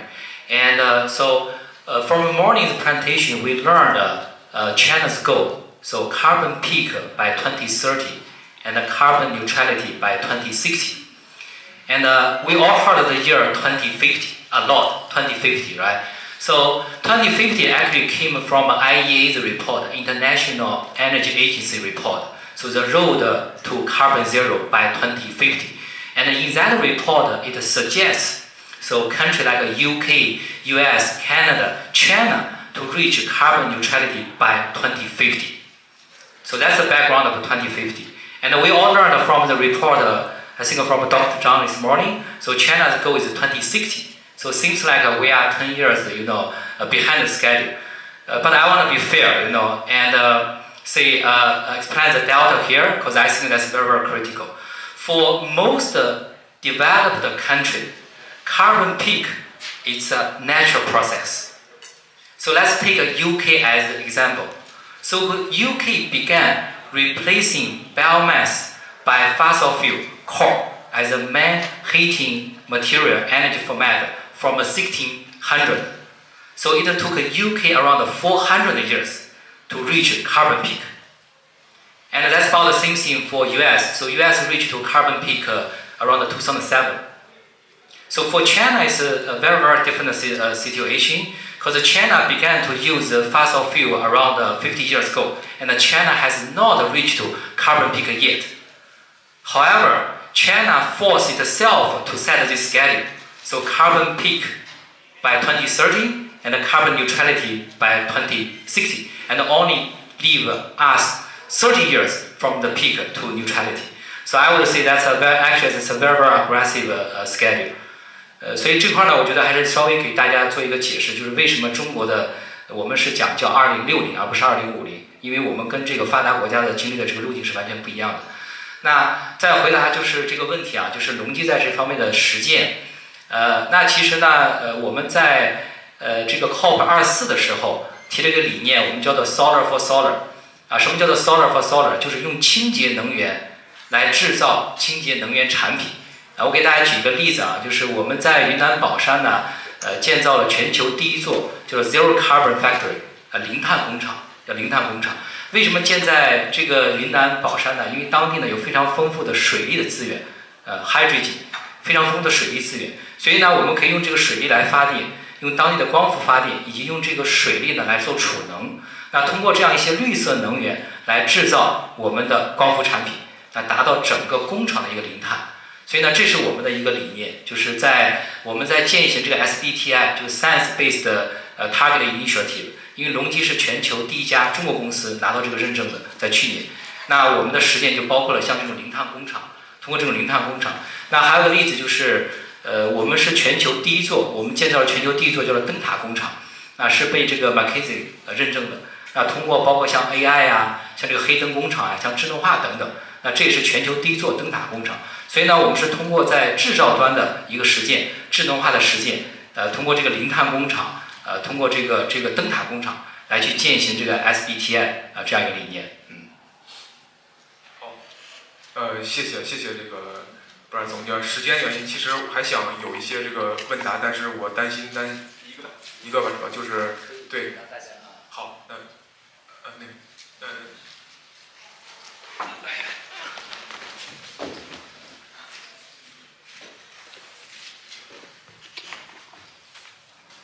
好，首先谢谢各位嘉宾，因为我本身对 Green Finance 还有整个这些并不是特别了解，但是我现在是在波士顿市政府的 City of Boston 做International Business Strategy， 所以是做国际的招商引资。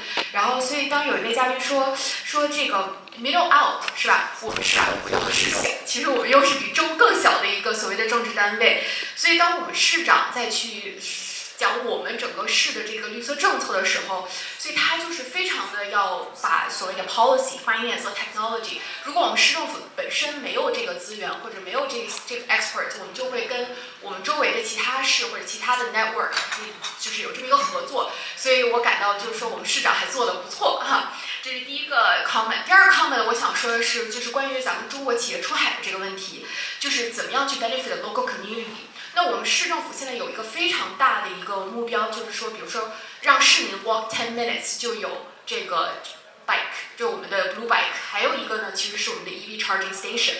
那么怎么样？我现在不能说 disclose 哪个国家，但是有一个国家的一个企业，它是他们国家现在最大的 largest EV charging network。他们说我们想来美国做生意，我们想来给你们波士顿做这个。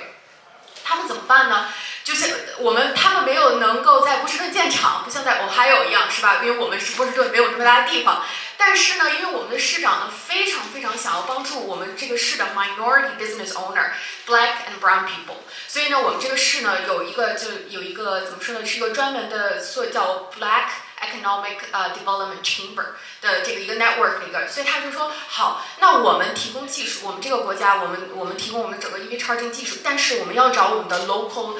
就是你们当地的这个就是 install， 就是怎么来装这个的，我们就找这个黑人经济协会发展一个会员来给我们在波士顿给我们整个就是建这个，所以这样等于是一个国际企业，然后找我们这个 local， 找我们这个少数族裔的这个企业家他们的企业，然后这样子来。就有一个非常好的一个 model， 也得到了我们市政府的其实一个大的订单，所以这个也是一个怎么样，好像就是说一个国际企业想要到美国的哪个城市或者哪个州跟当地的这个政策结合，去 benefit 当地这个 community 的一个例子。我就想说这2点啊，谢谢你们，谢谢大家分享。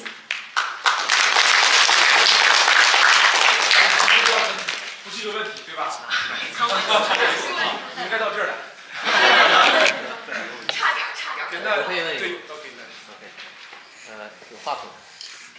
你直接说吧。OK， 我声音大一点那就。各位好，我叫梁赫然其实我是这个活动的组织者之一但是呢，非常荣幸可以请到这么多嘉宾来到这个论坛。那我们其实讨论了很多的国际化中国企业的出海。那我其实也比较感兴趣，在出海这个过程中，尤其是对于中国企业在美国的人才的战略是怎么设计的。对于我们这些可能在座的有些学生而言的话，我会比较关心的是，我们在 approach 这个人才战略的迎合过程中，如何让我们变得更加 competitive，以及当我们进入到这个 career 的时候，作为年轻人，那我们其实有非常多的 uncertainty， 然后这个产业呢也有很多的不确定的方向在发展，我们应该如何睁开我们的双眼，去看到一个更加 sustainable green future？Yes。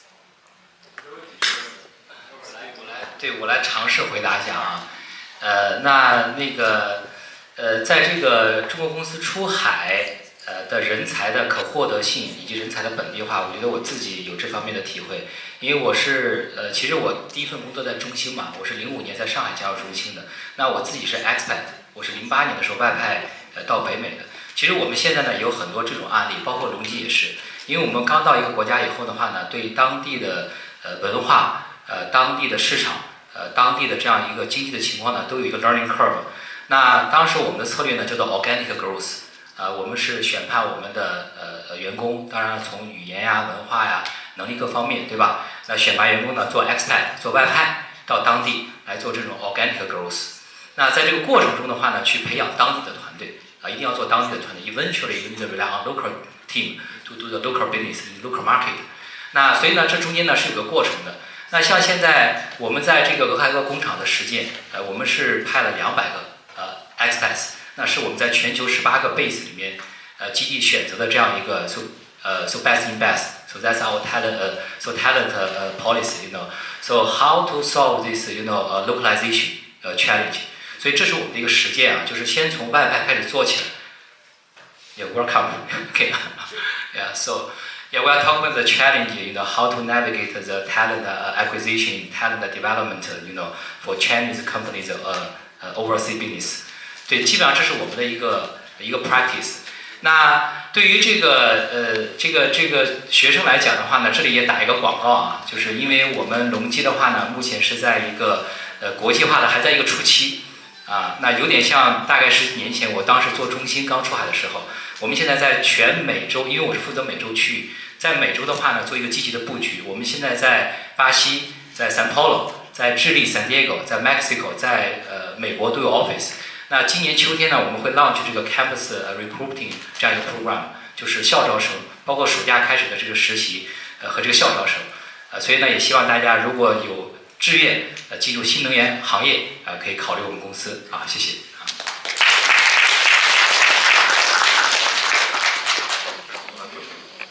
我补充一句，就是刚刚 Brad 打了个小广告，但我也打了小广告。EB.com, we hired our first software engineer in April last year, and now we're a team of 30. We have active job listings. We're trying to grow faster. We have the demand. We've recently partnered up with Hertz, one of the largest car rental company in the world. If you're interested in the sustainability industry, electric cars, potentially solar panels, and you also want to work at a startup where the organization is flat, right? Check out our job posting on LinkedIn. Happy to chat. Thank you. 还有谁要打广告吗？没有人吧 ？OK， 没有的话，那我们就这个 session 就结束。然后非常感谢各位的参与，然后 I'll show a little of my pro English. Thanks all for participating. Yeah, thank you.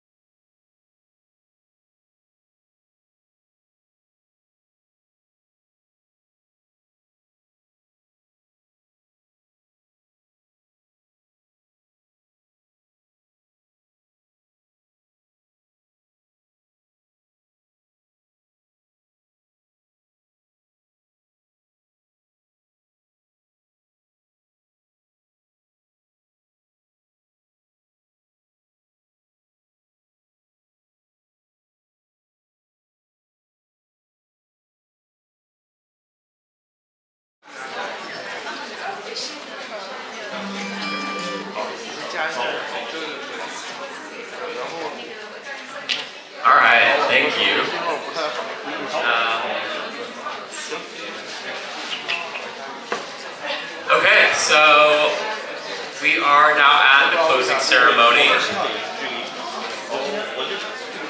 Wait a second.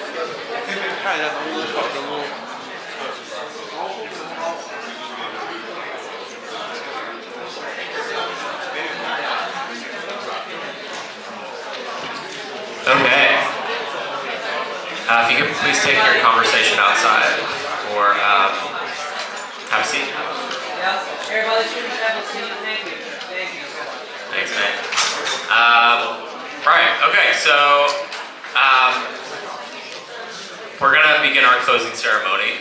We've got 3 speakers. These will be short conversations, followed by a networking event as well towards the end, I thought I would mention. I want to present our first closing speaker, Santiago Quirós, former Deputy Minister for the Environment and Sustainable Energy of Mexico. Santiago served in multiple leadership positions in Mexico as advisor to the Minister of Energy, chairman for the International Partnership for Energy Efficiency Cooperation, advisor to the Minister of Finance and Public Credit, Deputy Director General for Domestic and Foreign Policy, and Director General for Labor Training. Santiago has a degree in economics and has obtained 2 master's degrees in government and economic history from Harvard University. Let's welcome Santiago.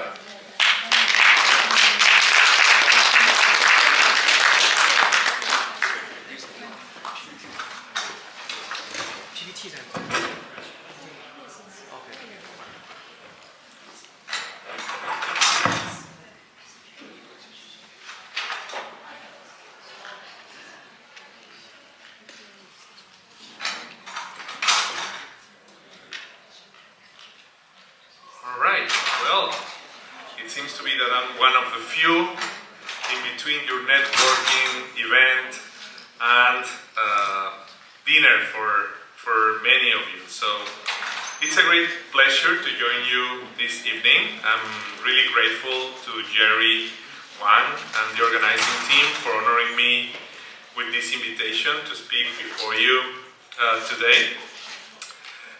During today's conference, my predecessors shared important ideas concerning green technologies and industrial development, green finance and technological innovations, academic and policy research collaboration, green cities and buildings, globalization of renewable enterprises.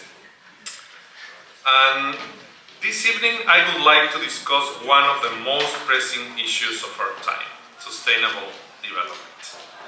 Then, if you allow me, I would like to share some ideas about the importance of sustainable development, and I would like to also focus on the imperative need for energy transitions towards green growth. So, before I continue, I would like to stress the importance of creating sustainable public value, and I don't know if many of you are probably from Harvard. Some of you are traveling from different parts of the world to be here. It's great that you are here. And let me tell you, I started my Harvard dream more than 25 years ago. I had the privilege to learn from Professor Mark Moore, who developed a framework for public value creation. And I would like to share some ideas in regards to this. And he created a model that it's about creating public value, in which he suggested we should consider not only the strategy, but also consider the importance of the resources that we might need, the resources including information technology resources, human resources, infrastructure, and the importance of also considering the regulation and the political aspects. If we don't consider all these things in addition to having a very sustainable technical strategy, it's very unlikely that we can create public value. But his view, which is really valuable and it's really a view that many of us have appreciated and adopted and learned from could be modified. Because at this point in time, we have to consider not just the creation of public value, but also the creation of sustainable public value. So we need to make sure that we do that considering sustainability. And if we want to add sustainability to the equation, we need to look at the environmental aspects, we need to look at the social aspects, and we need to look at the financial aspects in a very dynamic way. And that's the framework that I have been trying to use in my different experiences when I've been trying to develop policies and to look at different things from the public perspective in different positions. And even now, as the co-president of the Harvard Alumni Club for Sustainability and the Environment, in which many of you, when you decide to finish your studies here at Harvard, you could possibly join if you want. So with that in mind, with that sustainable public value idea in mind, I would like you to follow me in some of the thoughts I have for you to share this evening. And as I have shared with other audiences, and as we navigate through the different complexities of the 21st century, it becomes increasingly evident that our actions today will shape the future of generations to come. And the choices we make regarding energy production, consumption, and overall resource management hold the key to ensuring a prosperous and harmonious existence on this planet. Sustainable development, a concept that gained significant traction in recent decades, emphasizes meeting the needs of the present without compromising the ability of future generations to meet their own needs. It encompasses economic prosperity, social equity, and environmental integrity. And at its core lies the recognition that human well-being is intricately linked to the health of the planet. And central to sustainable development is the notion of energy transitions. Our current reliance on fossil fuels while providing energy security and driving economic growth comes at a significant cost to the environment.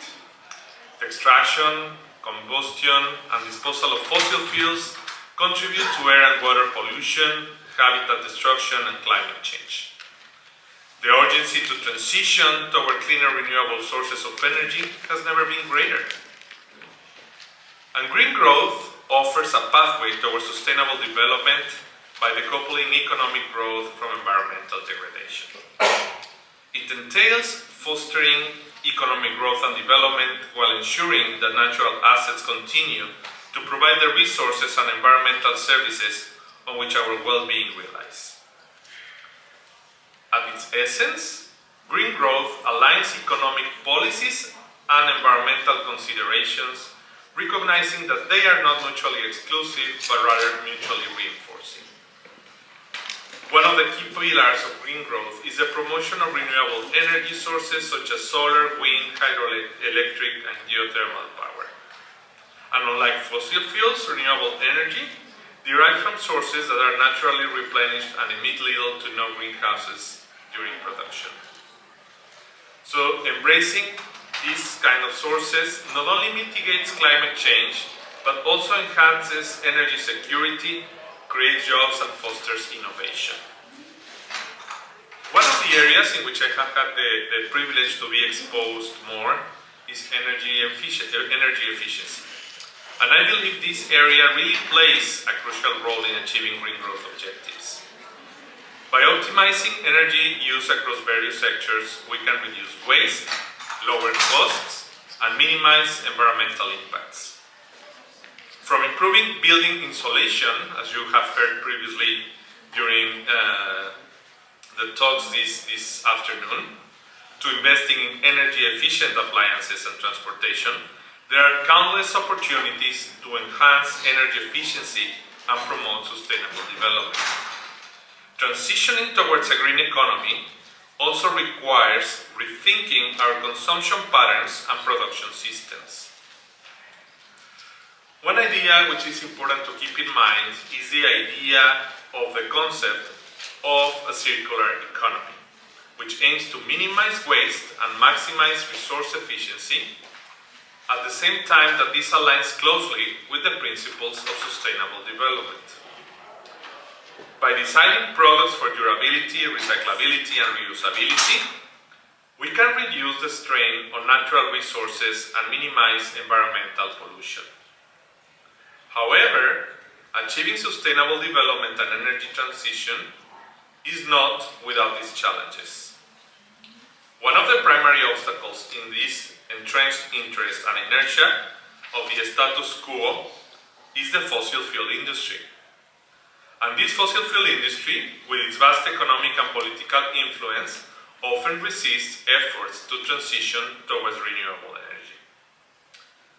Overcoming this resistance sometimes requires a strong political will, visionary leadership, and concerted action from all sectors of society.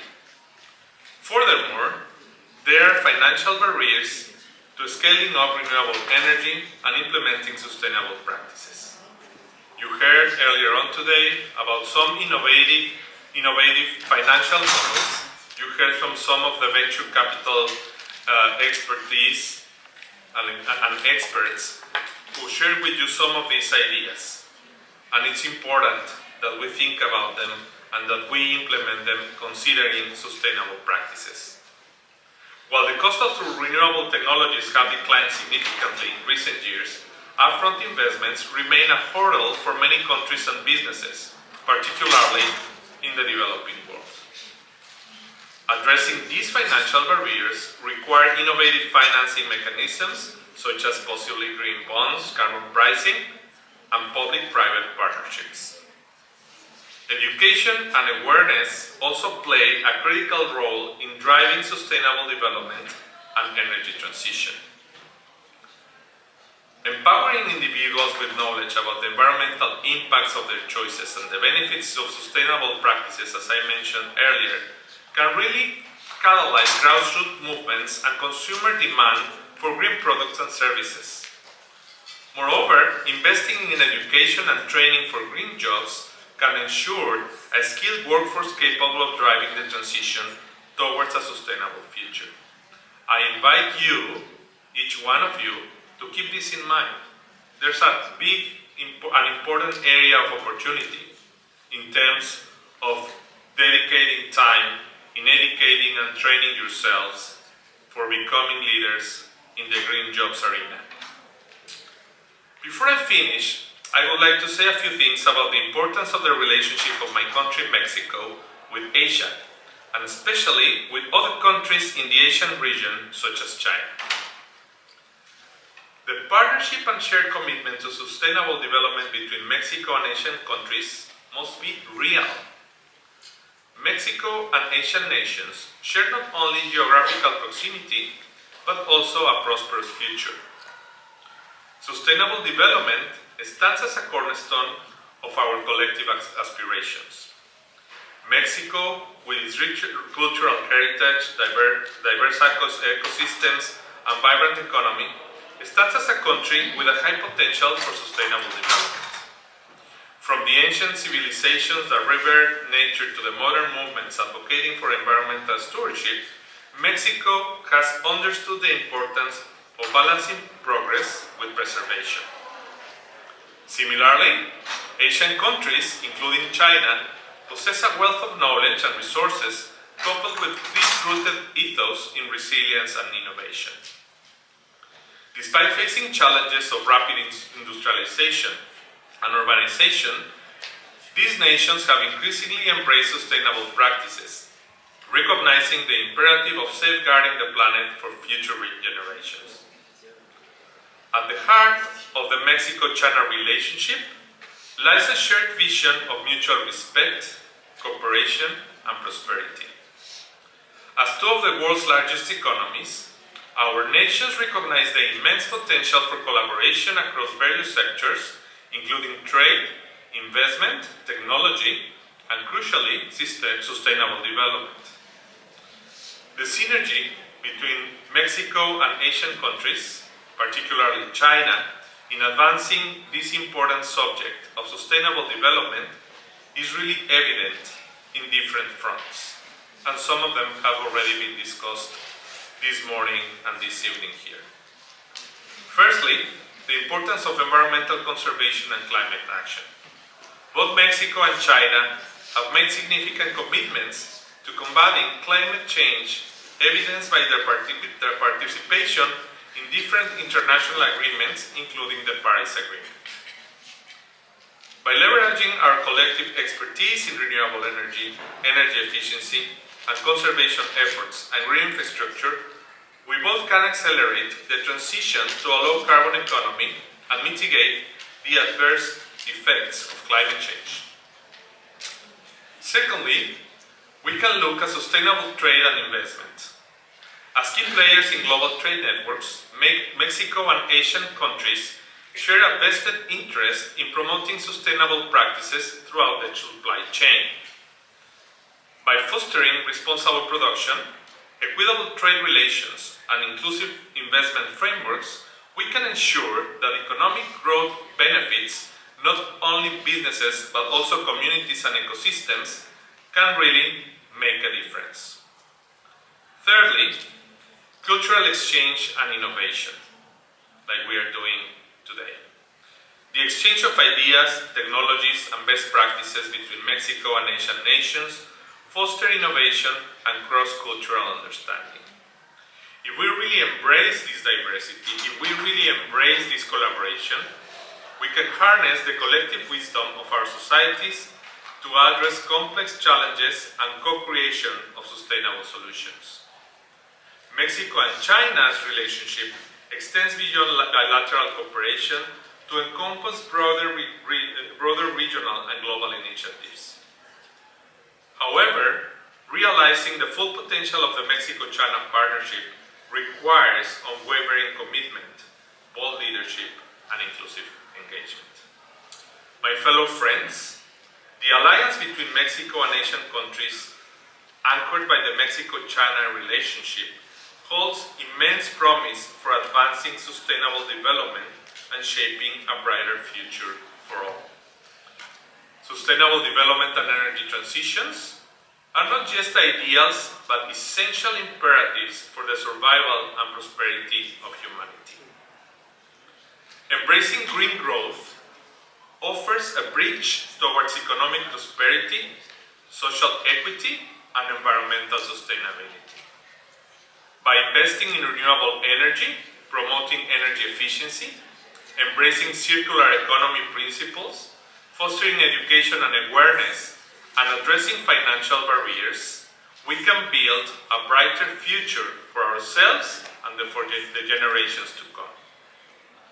As individuals, communities, businesses, governments, and students, we must come together to address the challenges of climate change and environmental degradation with urgency and determination. Let us seize this opportunity and build that pathway towards a more sustainable and resilient world where prosperity is shared equitably and the planet thrives in harmony with humanity. Thank you.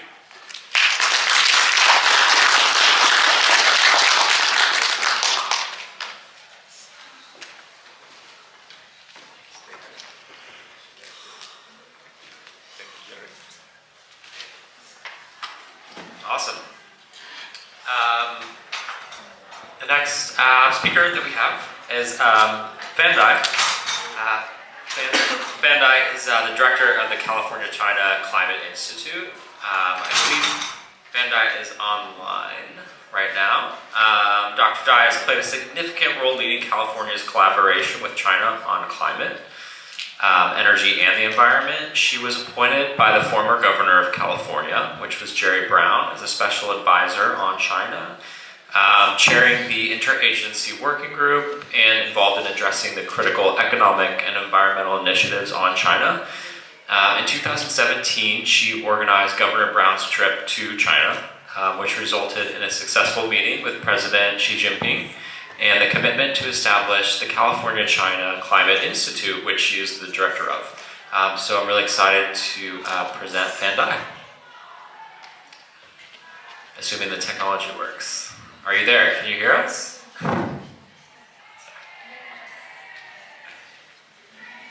Just 1 second.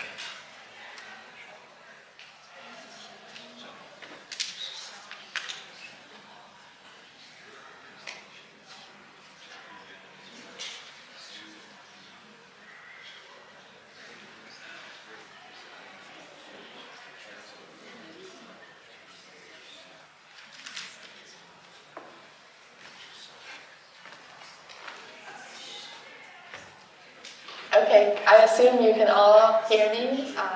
Good evening. We can hear you. Okay, great. First, I would like to congratulate the organizer of this important meeting.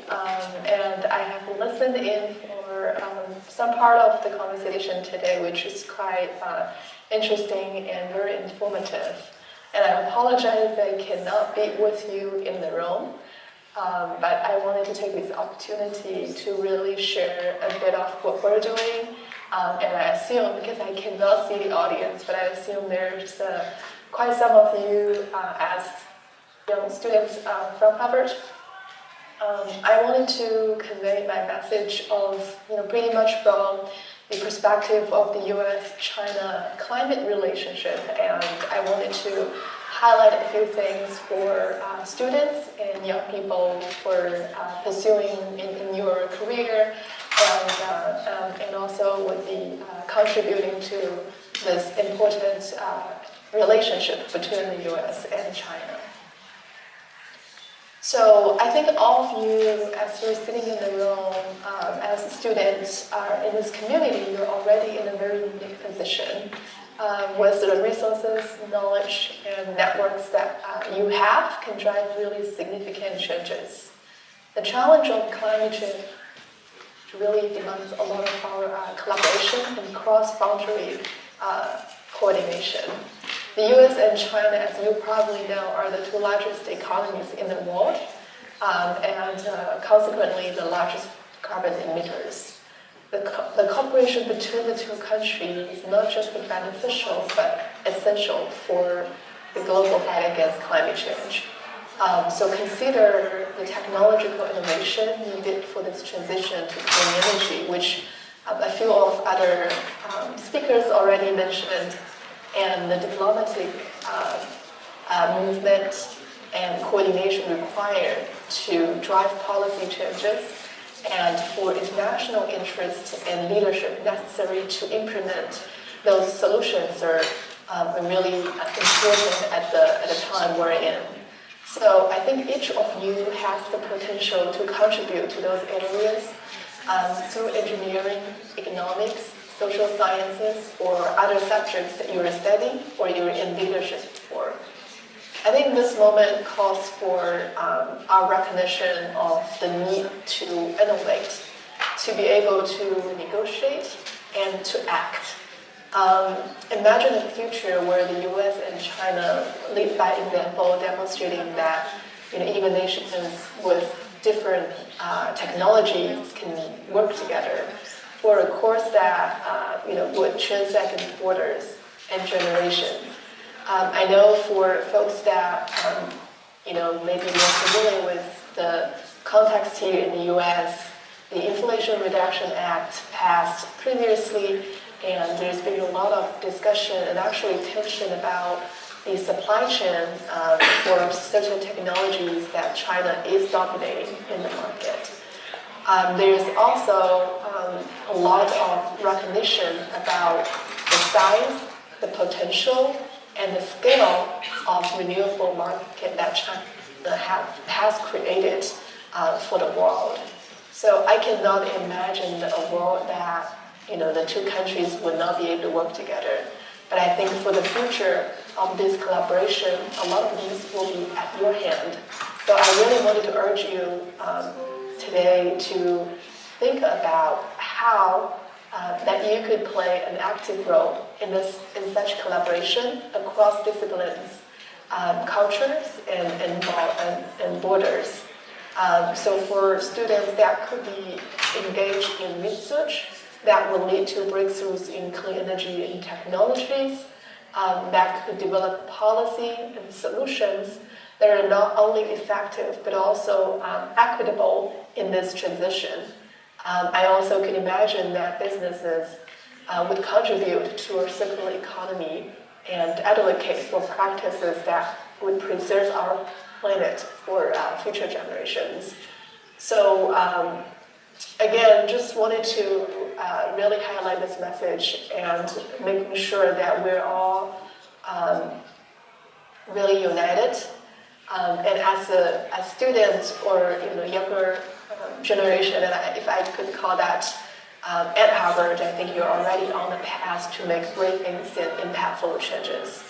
And I would love to be able to serve as a resource, as well as our institute to provide the tools, the channels that might be helpful to you and to the actions that you're going to take to breach this really important relationship and be able to demonstrate what could be done in the space of climate change with joint hands from the US and China. I will pause my remarks there. Thank you.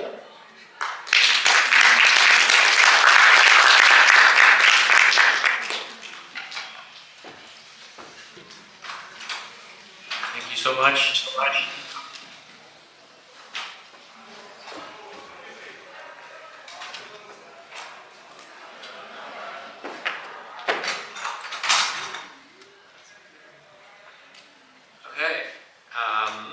That was a fantastic conversation. Thank you, Van Dyke. Okay, so our next speaker for our closing ceremony is Tony Chan, who has a Zoom presentation, I believe.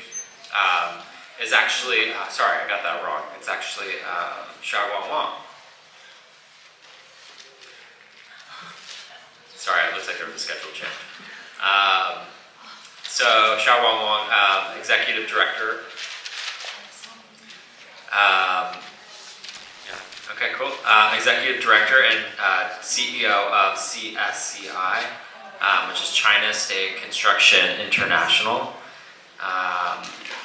Mr. Wang has over 16 years experience in construction, engineering, and management. He joined the CSCI group in 2005 and has been a director of certain subsidiaries at the group since around 2015. Mr. Wang obtained a degree in Masters of Construction and Real Estate from the Hong Kong Polytechnic University. So he has a little short message for us here.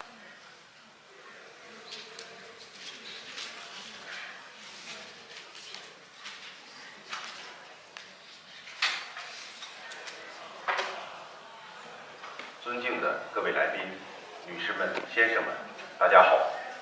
非常荣幸受邀参加哈佛大学美亚可持续发展峰会，与各位探讨中国建筑业在绿色低碳、可持续发展方面的探索与实践。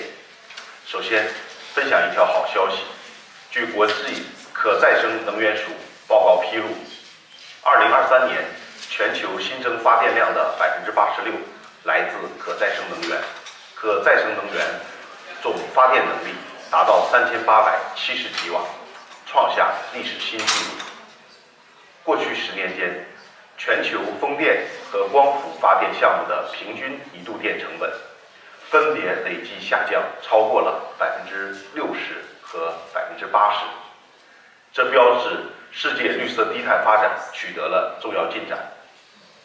其中，中国和中国的企业也通过自身的努力做出了积极贡献。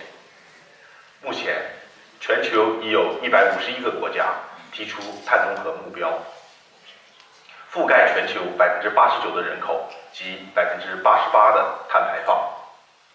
从联合国气候变化框架公约到巴黎协定，全球人类共同应对气候危机的坚定决心和扎实行动正在不断显现。作为其中的一份子，我们的国家和企业一直以来都坚持绿色发展理念，积极应对气候变化，认真践行2030碳达峰、2060碳中和的双碳目标。建筑业的低碳化发展势在必行。据联合国环境规划署今年3月发布的报告披露，建筑业的能耗和碳排放量仍高居榜首。2022年，建筑业占全球运营能源和流程相关二氧化碳排放的37%，能源消耗超过全球总量的1/3。中国拥有全球体量最大、发展最快的建筑市场，建筑业也是中国碳排放和能耗的传统大户。在面对建筑业污染大、脱碳难这一公认的全球性的难题，中国建筑行业也在积极探索低碳转型的路径。对此，我们中国建筑国际集团携手行业伙伴迎难而上，已探索出许多的有益经验，供大家参考。首先，我想和大家分享的是，建造方法的变革正在成为建筑业减碳的重要途径之一。近年，中国模块化集成建造技术即 MIC 技术迅速发展，成为目前工业化、绿色化、智能化水平最高的建造方式。MIC 建造方式将建筑拆分为模块化单元，将建筑物的结构、内装与外饰、机电及排水与通风等90%以上的生产安装工作在工厂内完成，然后在现场把每个单元像搭积木一样组合拼装成建筑整体，实现像造汽车一样造房子。相比传统建造方式 ，MIC 技术大幅提升建造质量和效率，加工精准度提升至毫米级，工期可缩短50%以上。中国建筑国际集团是中国最早研发和应用 MIC 技术的公司之一。MIC 技术已被广泛应用在兴建学校、医院、酒店、大城市旧楼改造等领域。在香港，我们仅用了4个月修建了北大屿山香港感染控制中心，而普通建造方法则需要3到4年的时间。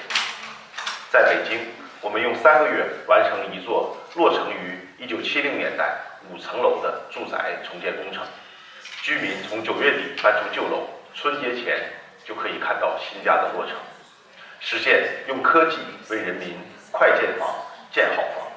同时 ，MIC 技术通过全过程应用集成建造工艺，显著降低了建筑废料和材料的损耗，也有效地降低对周围环境的污染和影响。以我们在深圳的一个酒店项目为例，项目应用钢结构 MIC 和装配式钢结构建筑技术，比传统建造方式降低约75%的废弃物排放，25%的建筑材料浪费，真正做到了绿色建造。另外，我还想和各位分享新型建材的发展，进一步拓展了建筑业低碳转型的可能性。光伏建筑一体化技术即 BIPV 和安装型光伏建筑技术即 BAPV 技术都在逐渐走向成熟。通过将光伏器件与建筑屋面、立面同步设计安装，并入电网，可以有效利用太阳能，为建筑提供更加清洁的电力，为建筑运营阶段的减碳提供解决方案。目前，我们在香港、深圳、珠海等地也落地一批 BIPV 试点项目。值得一提的是，2021年我们在香港启动了全球首个碳中和施工试点项目——有机资源回收中心2期 OPAC2 项目。这个项目从设计、建设到运营全过程，贯彻绿色低碳理念，承诺实现净零排放。在设计环节，我们采用集成化设计流程 IDP， 有效降低建筑年度能耗和固废排放。在建设环节，选用 CCUS 固碳砖、低碳混凝土和低碳钢筋等材料。在办公楼和停车场充分应用 MIC 和 BIPV 产品。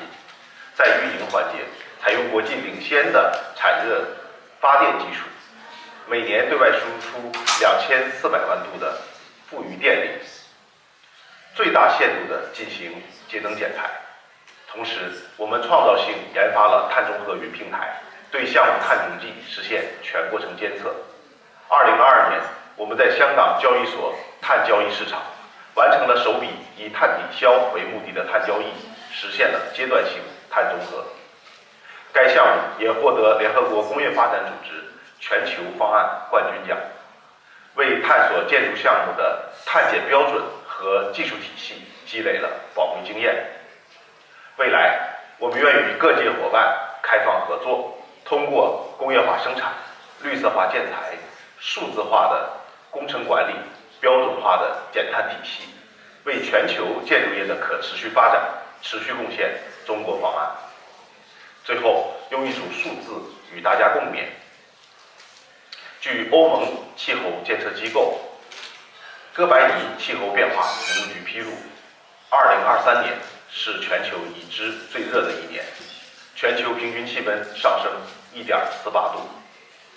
这意味着巴黎协定设定的1.5度关键防线即将失守，地球环境或将进入快速恶化期，超高温、强降雨、干旱等极端天气将更加频繁地闯入我们的日常。就在2周前，香港录得了有记录以来最高的3月温度。守护地球母亲，我们每位地球公民都责无旁贷。最后，感谢峰会提供的宝贵平台，让各行各业的同行可以分享低碳发展的实践与收获。愿我们共同打造可持续发展的未来。谢谢。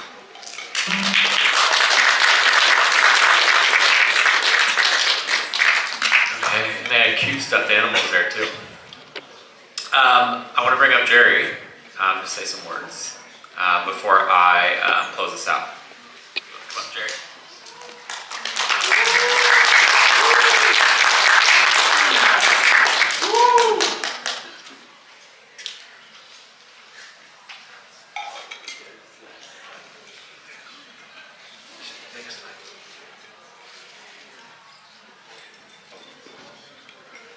Yeah, so thank you again for all of you guys of coming here today. I know we're very hungry, so I'll just limit my points into 3 takeaways from the conference today. First, as our theme has suggested, crossing boundaries and uniting for the shared future. The first takeaway is there are so many boundaries. The geographical boundaries, the previous obstacles, the differences in different disciplines between our speakers. We have the think tank people, government people, and academia people. And we have 2 of the world's largest solar panel companies coming today. We have seen basically first the big displays, the big differences we have. Between those little cities, they have so much, they have such a different life. But a second takeaway is hope. We have seen so many young people today with smiling faces. People coming from Paris, I have to thank you again, coming from California and all over. It is really our honor to have all of you guys here. And a third takeaway is, if you have more questions of how to really find potential cross-border collaboration, find us. Find people with the green badges, the staff members. Because the whole event is by US Asia Sustainable Development Foundation. My colleagues and I, for the past 1.5 years, we've been preparing for this conference, and we don't want to just do it once. We really want to do it for every year in the future. Because we believe that if we just talk right now, then tomorrow you will sleep. You're going to sleep like a baby tonight, guys. Especially our volunteers. You have your party, you have your lunch, you have your church. However, what is the difference? I don't think Summit itself can create a difference. I believe us taking this momentum and this insights back home and create differences in our own community. And then we do it regularly. We get inspired every year or every twice a year. This April, on the 13th of April, it's our first ever US Asia Sustainable Development Summit. We're doing one more at the end of this year in California, and one more in Azerbaijan in COP29. We really welcome you guys to join us. So please scan the code. Even if you don't want to join, please scan the code and leave your information so we can stay in touch. And we really hope that by this conference, we can really unite different people from different culture, different religion, different backgrounds, and take this forward. And please stay in touch with us. So in the end, the US-Asia Sustainable Development Summit, our mission, to repeat, is to connect academia, policy, and technology for a peace and sustainable future in the US, Americas, Asia's, and the world beyond. We host conferences, we host cultural exchanges, youth exchanges, we host this high-level and young people meetups. We want to make this more regular, and we need your support. So in the end, I just want to say thank you for everybody. Thank you for the audience who fly out, who came from all over the world for this. I want to thank our partners, our sponsors, our partners like Anton, you have been, and Elaine, you guys have been helping us for the past few months. I want to thank you to the sponsors who give us the chance to really put everything together, and thank you for the speakers who also came from different diverse backgrounds. And last but not least, our volunteers who has been working on this for the past 3 months. Let's give ourselves a round of applause.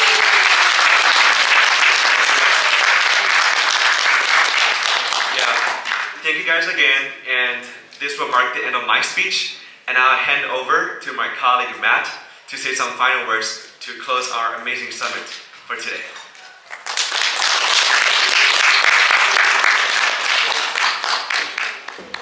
Okay, I don't have much more to say for me today, but I just wanted to say thank you for making this first summit so successful. For all the speakers that came, and for obviously everybody all the huge team that worked and probably didn't sleep to do this. So yeah, thanks again for a good US-Asia Sustainable Development Summit. All right, have a good rest of your evening.